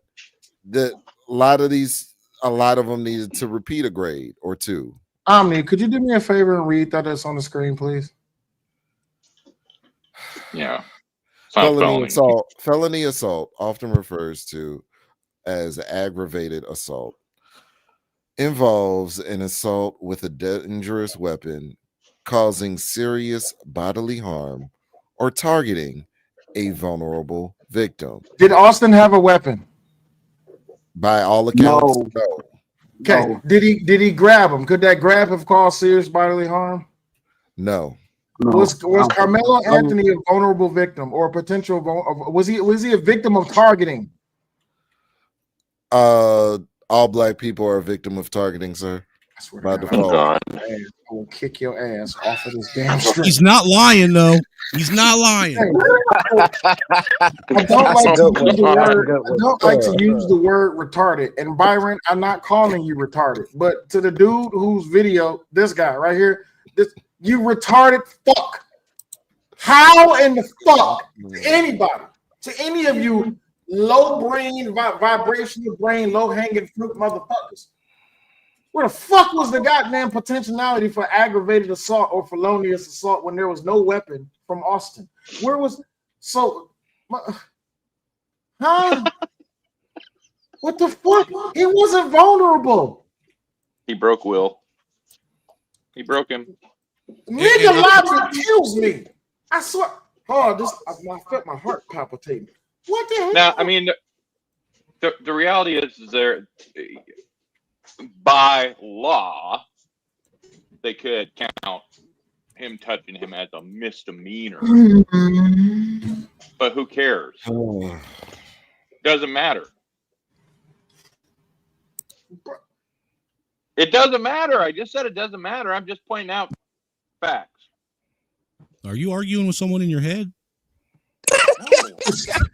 I'm correcting the retarded black man that we watched, saying it's not a felony. It would have been a misdemeanor. Baby, how you doing? How'd your studying go? What you come up with? I came up with that. Y'all are retarded. That Hey, hey, Y'all almost made me say a word that I don't even like. Okay, at this point, Sorry. y'all are ill-advised and misinformed. And going back and looking at the initial interviews, because there's two videos that you guys always reference when talking about Austin Metcalf's family and his brothers saying that they had an altercation. And in both of those videos, y'all couldn't be further from the truth. And shame on y'all. Yeah. Like, it took everything in me to hold my composure watching Austin's mother and brother, in the midst of their grief, try to explain to strangers what happened to their son. And y'all are using that as fodder to fuel whatever this train is that y'all got going on, because y'all want this little black boy to walk away free and clear without having dependence. Here's the gag and the drag of it all. And I'm going to solo myself out on this one. Uh-oh.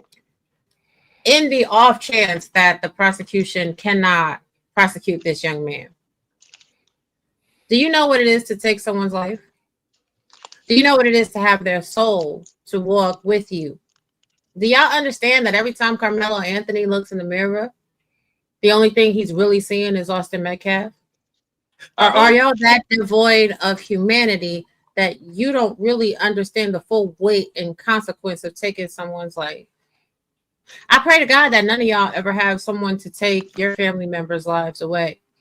And if they do, then I pray that you don't have to wonder if they're going to walk away scot-free. I pray you never have to deal with the court of public opinion scrutinizing every word you say, every tear that you drop, while the person that you love is not yet buried in the ground.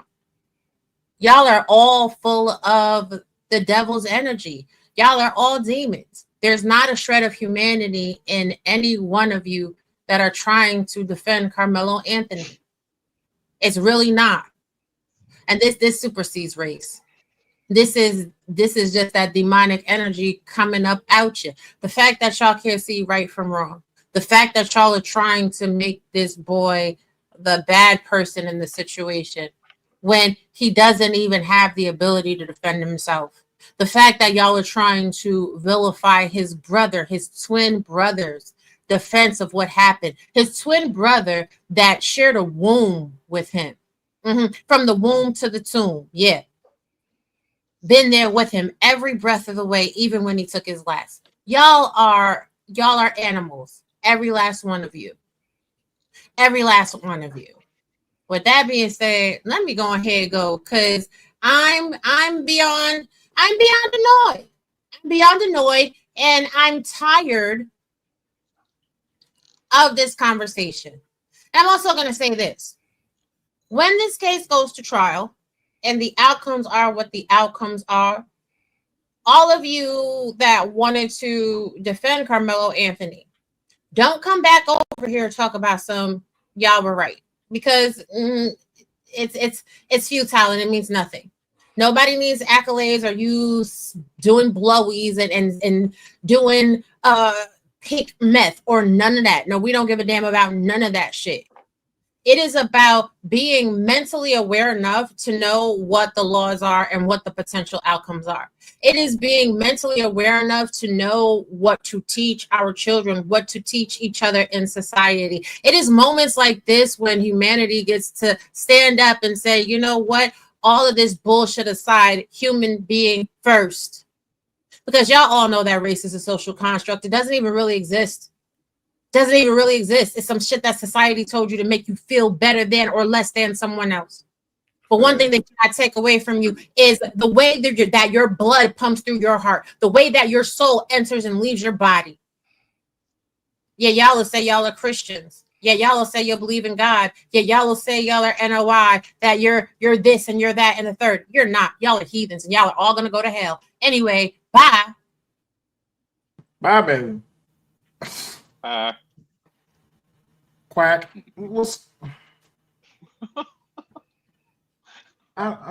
Here, let a little soulless See, here's redheaded go ginger ahead. baby make you feel happy. Sure, go I ahead. got one of those. I got a red. Hey, little baby. Hey, little baby. Little redhead baby. Look at that baby. She got really red hair too. That's real redhead. Yeah, that's what mine looks like. I got a. I guess he's 13 now, but yeah, Dude, when your redhead was born, orange. did it look like it? Did yours look like an orangutan too? Oh, dude, I looked at my wife and I was like, what the hell? Who the hell's kid is this? I mean, Dude, both of my kids, both of these kids, because her brother's a redhead, they both had this bright orange peach fuzz all over their body. Yep.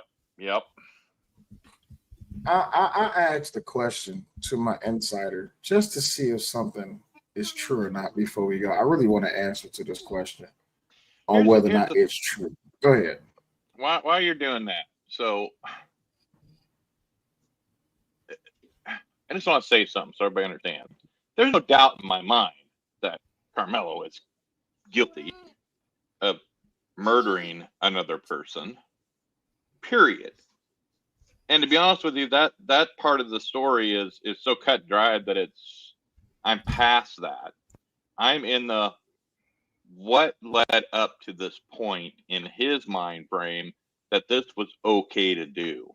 Because to me, that's the underlying problem with a lot of the stuff happening is kids these days are just not, for lack of better words, not being raised right. To not respond in that sort of way. We didn't do that crap in the 80s. If somebody got in your face and tried to push you off, the worst you did was get in a fist fight. But I'm more interested in the bigger story of why we have gotten to this point in cultures and society that this stuff is happening, and why we continue to try and defend that as So it do being not play okay. this video. I'm playing the video. Do not play this video. I'm playing the video. I'm looking at the caption, and I beg you, do not play it because I see the caption. Those I'm are two playing the names video. that should not be next to each other. I'm playing the video. I'm playing it. I'm playing it. All right, y'all. Y'all ready to see a chest naked, hairy titted nigga? Here we go. Here we go. I wish a motherfucker white American would make me move up out the seat I'm sitting in. You understand? Karmelo Anthony, he the new Rosa Parks. Everybody black gonna ride with that. No. What did I miss? Fun story. Rosa Hold up. Parks wasn't Rosa Parks.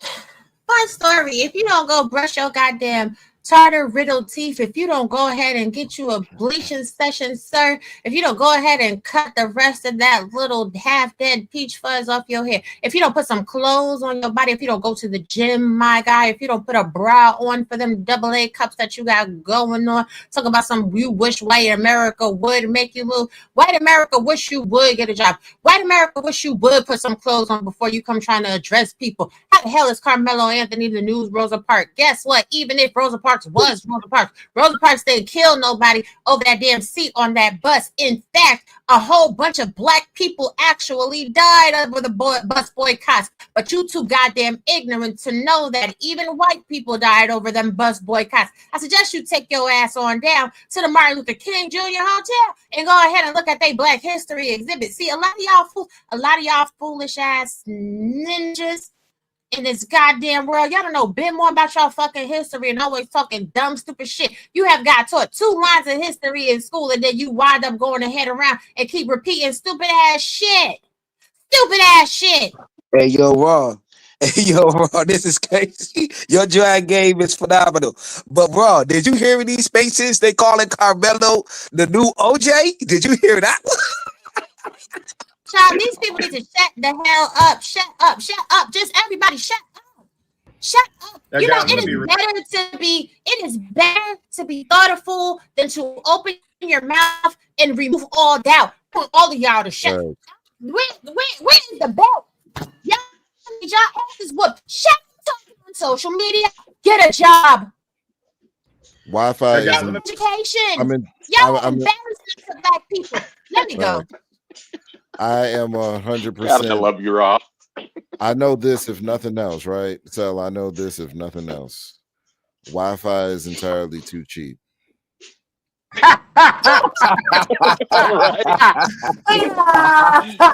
Damn. How much should it be, yo? How much should it be for niggas then? If it's too For cheap? niggas, it should be $180. Nah, Dude, you can get it for $10 on the cell phone a month.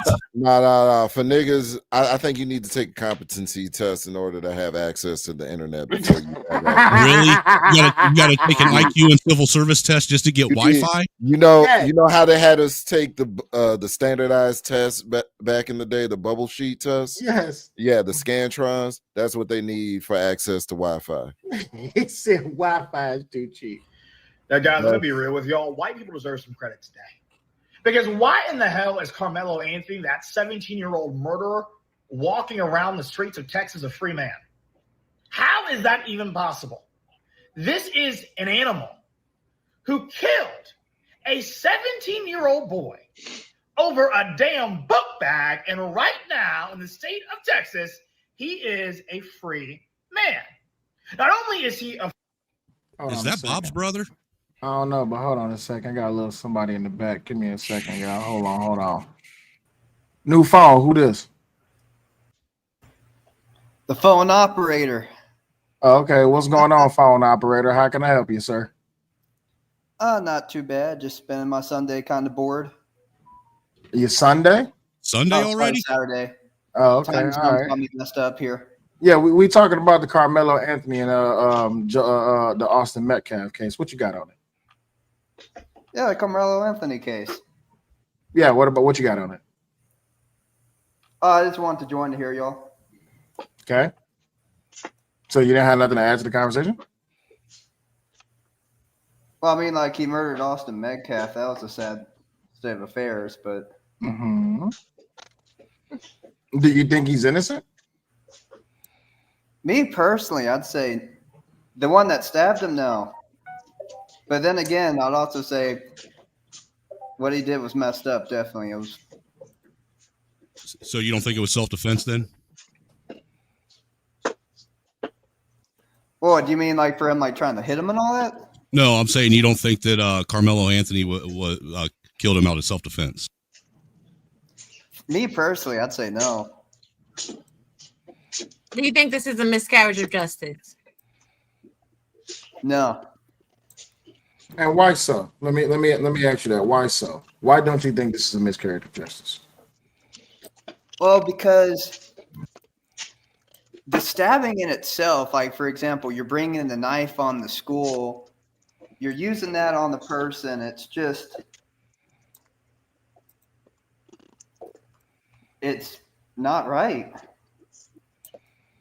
Are you familiar with the details of this case? Yeah, I was a track meet around the Texas location. I said like the introduction of the weapon to a school setting, that's illegal. And he was told that he needed to go like sit elsewhere, not with like the team's runners.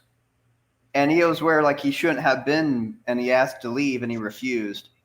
And then a fight started and he chose to reach into a bag and stab someone over what? A seat? Pretty much, but I mean to get to the deeper portion of it all, when it comes down to it, people are saying that because of the fact that he was touched by Austin Metcalf, that was grounds for him to use the knife, and that was self-defense. See, I think a knife would be classified under a deadly weapon. So I think if there was like deadly force presumed, I think that's when that knife would have been okay. But I just don't see deadly force being used in this case scenario. Okay. Now you say you ran track, or you been to track meets? Oh, a few every now and then. I basically went to about, in my high school days, about 10, but then it just wasn't for me, so I switched over to something else. In this case, it was the band. I played the saxophone. Gotcha. And what is do y'all, like, in your community or your friend group, do you have conversations about this? Do y'all ever talk about this Karmelo Anthony, Austin Metcalf thing? Not as much anymore. No, it was at the time. Oh, heck yeah. Like when it happened, I think it was like 3 months ago. Mm-hmm. Or around that time. Yeah, that was the talk of the town. And it was one of those things where you couldn't sit down without it being brought up. But like right now, it's kind of, I'd say dried up. We don't talk about it as much. It's, like I said, it's on its own. It's so now that we have I'm in Arizona right now. I kind of moved to there, so now it's more of the ice raids that kind of go on, less than the track meeting. But yeah, I just saw this and I thought it'd be fun to join in. Yeah, most definitely. Now, how do you feel about the ice raids? You red blooded American. You born American. How you feel about the ice raids? I think they need to stop hiding themselves. That's a big one. I hate that. Hiding themselves? Well, okay, so whenever not every time, but I notice like a lot of the times whenever they do the ice raids, they don't have personal like identification that, hey, this is a police officer. They might have like facial covering and stuff like that, your vest and all that. But like, for example, when you see a police car, what's like the first thing that comes to mind? Your lights, your labeling that this is a police officer. Correct. Your badges. When the ice raids happen, while I am going to say there are a few that do that, there are also others that just don't. They just have unmarked vehicles. Yeah, unmarked vehicles, unmarked personnel. And that's actually how I'm pretty sure you heard that. You've never experienced a no-knock warrant, have you? Oh, heck yeah, I have. Okay. So, well, what about the illegal immigrants and the illegal aliens? Well, not the illegal immigrants, but those who have overstayed their visa and the illegal immigrant problem and all of the illegal alien problems here in America. Would you say that Trump is doing the right thing or doing the wrong thing by getting them out? I agree with him with removing the immigrants. That is one thing I do agree with him on. The thing I do disagree with him on, like I said, it's all about the methodology. I do think they should, like I said, have something more identifiable. Like you heard about that Minnesota killing that's happened recently, like the guy that kind of looked like a police officer. He went knocking on the door. He showed him the thing, stuff like that to prevent stuff like that from happening again. Being in paramilitary unit fatigue isn't enough. I mean, because everybody walks around with plate carriers and wearing camo type clothes. Oh yeah, no, like I said, it's not that, but there's always going to be crazies out there that are going to exploit the situation. That's one thing I'll always say. Of course. I mean, when it comes down to it, the democratic liberal way will always be the downfall of the country. And since the democratic liberal way is what's really pushing for this narrative behind Karmelo Anthony, a lot of people are staunch in delusion as to how it is that they think that this case should be ran. A lot of people are saying that because of the fact that Karmelo is black and that it's always an injustice against the black community, specifically against the black man, that he needs to get off because he pretty much warned Austin that if he touched him, that he would find out. Was a warning. Jack the Ripper, you there? Oh yeah, no, I'm here. Do you believe in F around and find out season? Oh yeah, no, I believe in F around and find out, but I don't think a knife is finding that. I believe like getting punched and dropped on your ass with like a lot of the school moves that they're doing nowadays, like the flipping and all that. Mm-hmm.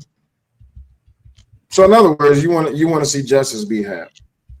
I'd say so, yeah. Like I said, it's with a lot of the stuff I see happening. Like I said, I can see why he did it, but it's also, in my opinion, the knife was illegal for him to possess at the time again. So, and that and the murder charge do go together.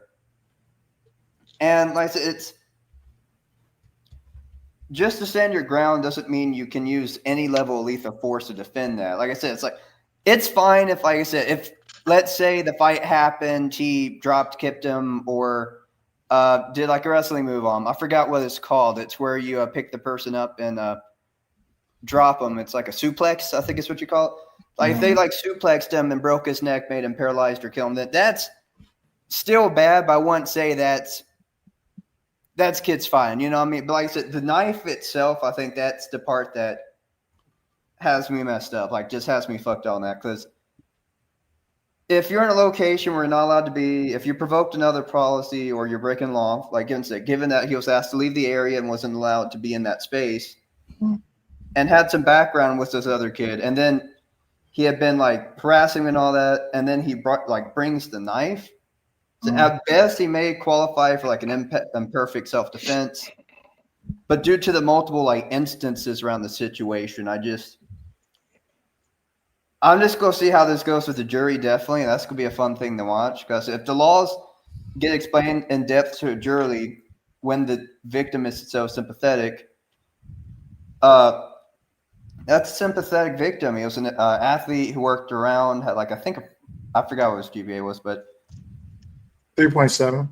3.7, yeah. It's not the victim that looks like the bad guy. So it's really, in my opinion, it's going to be like a thing with seeing how the jury reacts on this case, definitely. I got two. Well, let me ask you two questions. Go ahead, Snowman. Because I'm just curious.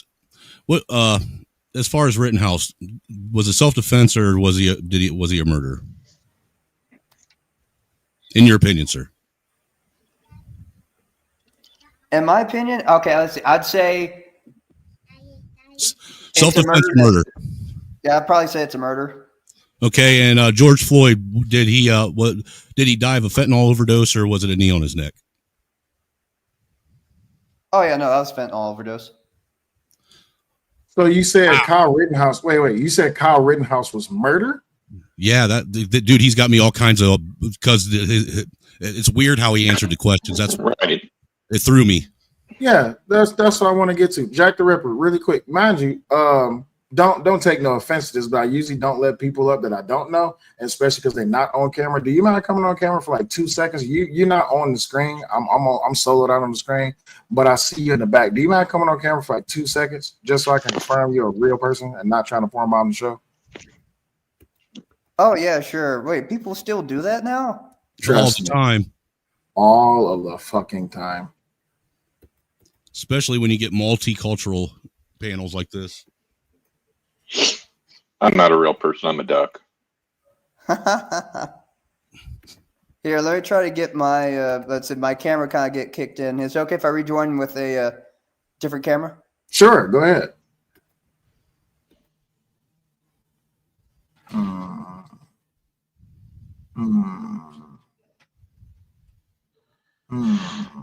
Did he bounce? Yeah. Yeah. He said he gonna rejoin with a different camera. He'll be back. Dude, that really threw me for a loop, though. Rittenhouse is a murderer, and George Floyd died from fentanyl overdose. Yeah, dude, like the two don't correlate. What's he trying to do? I don't know, but what's up, Andrew Taylor? What's going on, y'all? That's weird. Yeah, that threw me for a loop. Also, I did get an answer to my question. Okay, I can't say that because it's not confirmed. All right, cool. So yeah, there's no confirmation that they actually did a move, but yeah, I can't say that though. But I can say this: there was speculation that Karmelo was suspended before from school for bringing a knife to school. I read something about that as well. I read something that right there also had a lot to do with why he was dropped from the track team. Well, even more so, he didn't qualify because his times was slow as hell. I don't know, y'all. That dude's not coming back right away, and I am tired. That was ain't nobody sitting no support in a minute. I'm tired. I need. And I can't believe you dropped her all. I brought that baby up ahead. here to put a smile on your face, and you left as soon as I put her on camera. No, I saw her. I said in the back, she's a cutie pootie. Oh. Yeah. Yo, Rod definitely did that, but like these conversations will definitely make you tired, hungry. You just want to be in your own little world with your family. You know what I'm saying? Your wife, your kids. Like these conversations just make you be like, you know what, man? I'm just grateful to still be here. You know what I mean? And I'm glad to be on these platforms with y'all. You know what I mean? And I do like cherish the space, but I try to, man. Hey, Kills, you absolutely right. I am hungry. You should buy me a burrito. Hey, yo, I got you, yo. I wilded out last night. Yo. So I'm looking at my account right now, like, damn, yo, I did too much last night. Yeah. But I got you in the next go back, yo, for sure. Was having too much fun at the strip club, weren't you? Nah, yo, I was supporting the platforms. You know what I'm saying? Yeah, you was having too much fun at the strip club. He was down there. He was I down don't want. there. I don't want that strip club. I just support black business. That's all. He was down there at the Hard Steels and Hot Reels strip club. We saw him down there. Oh shit! You always. Yeah. Hey yo, I didn't even go to who platform because I was like, damn, how I donated that shit, and then I don't even do my mans in them the same way though. So I did skywatch this whole platform. I did skywatch. You was over there at Hard Steels and Hot Reels. Yeah. You said what, Duck?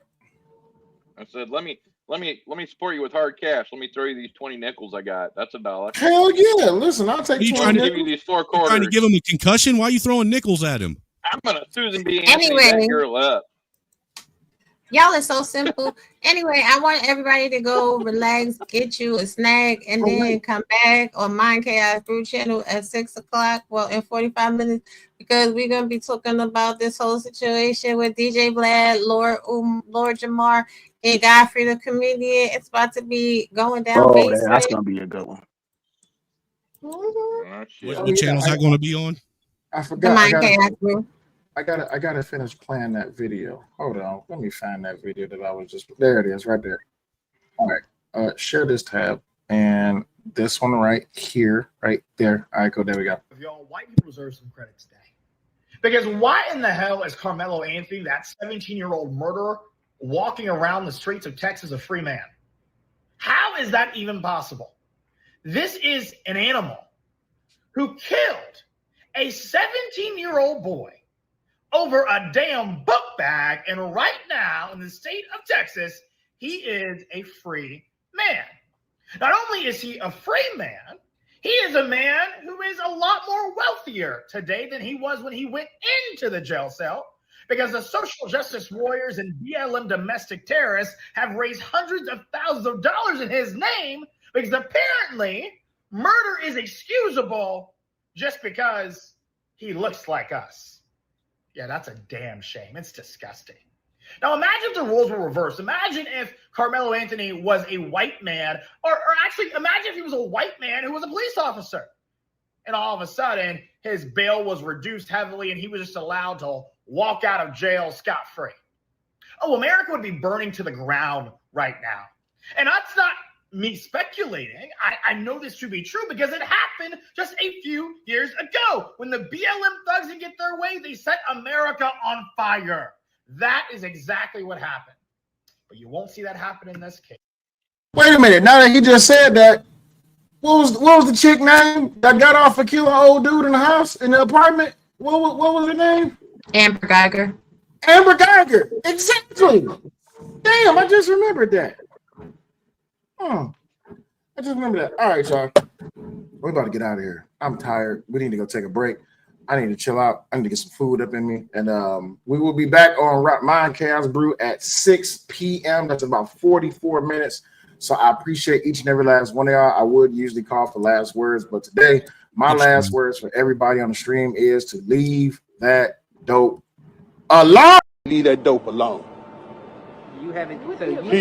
He need to leave that dope alone. Leave that dope alone. Leave that dope alone. Leave that dope alone. Leave that dope alone. Leave that dope alone. Leave that dope alone. He need to leave that dope alone. He need to leave that dope alone. He need to leave that dope alone. He need to leave that dope alone. He need to leave that dope alone. He need to leave that dope alone. He need to leave that dope alone.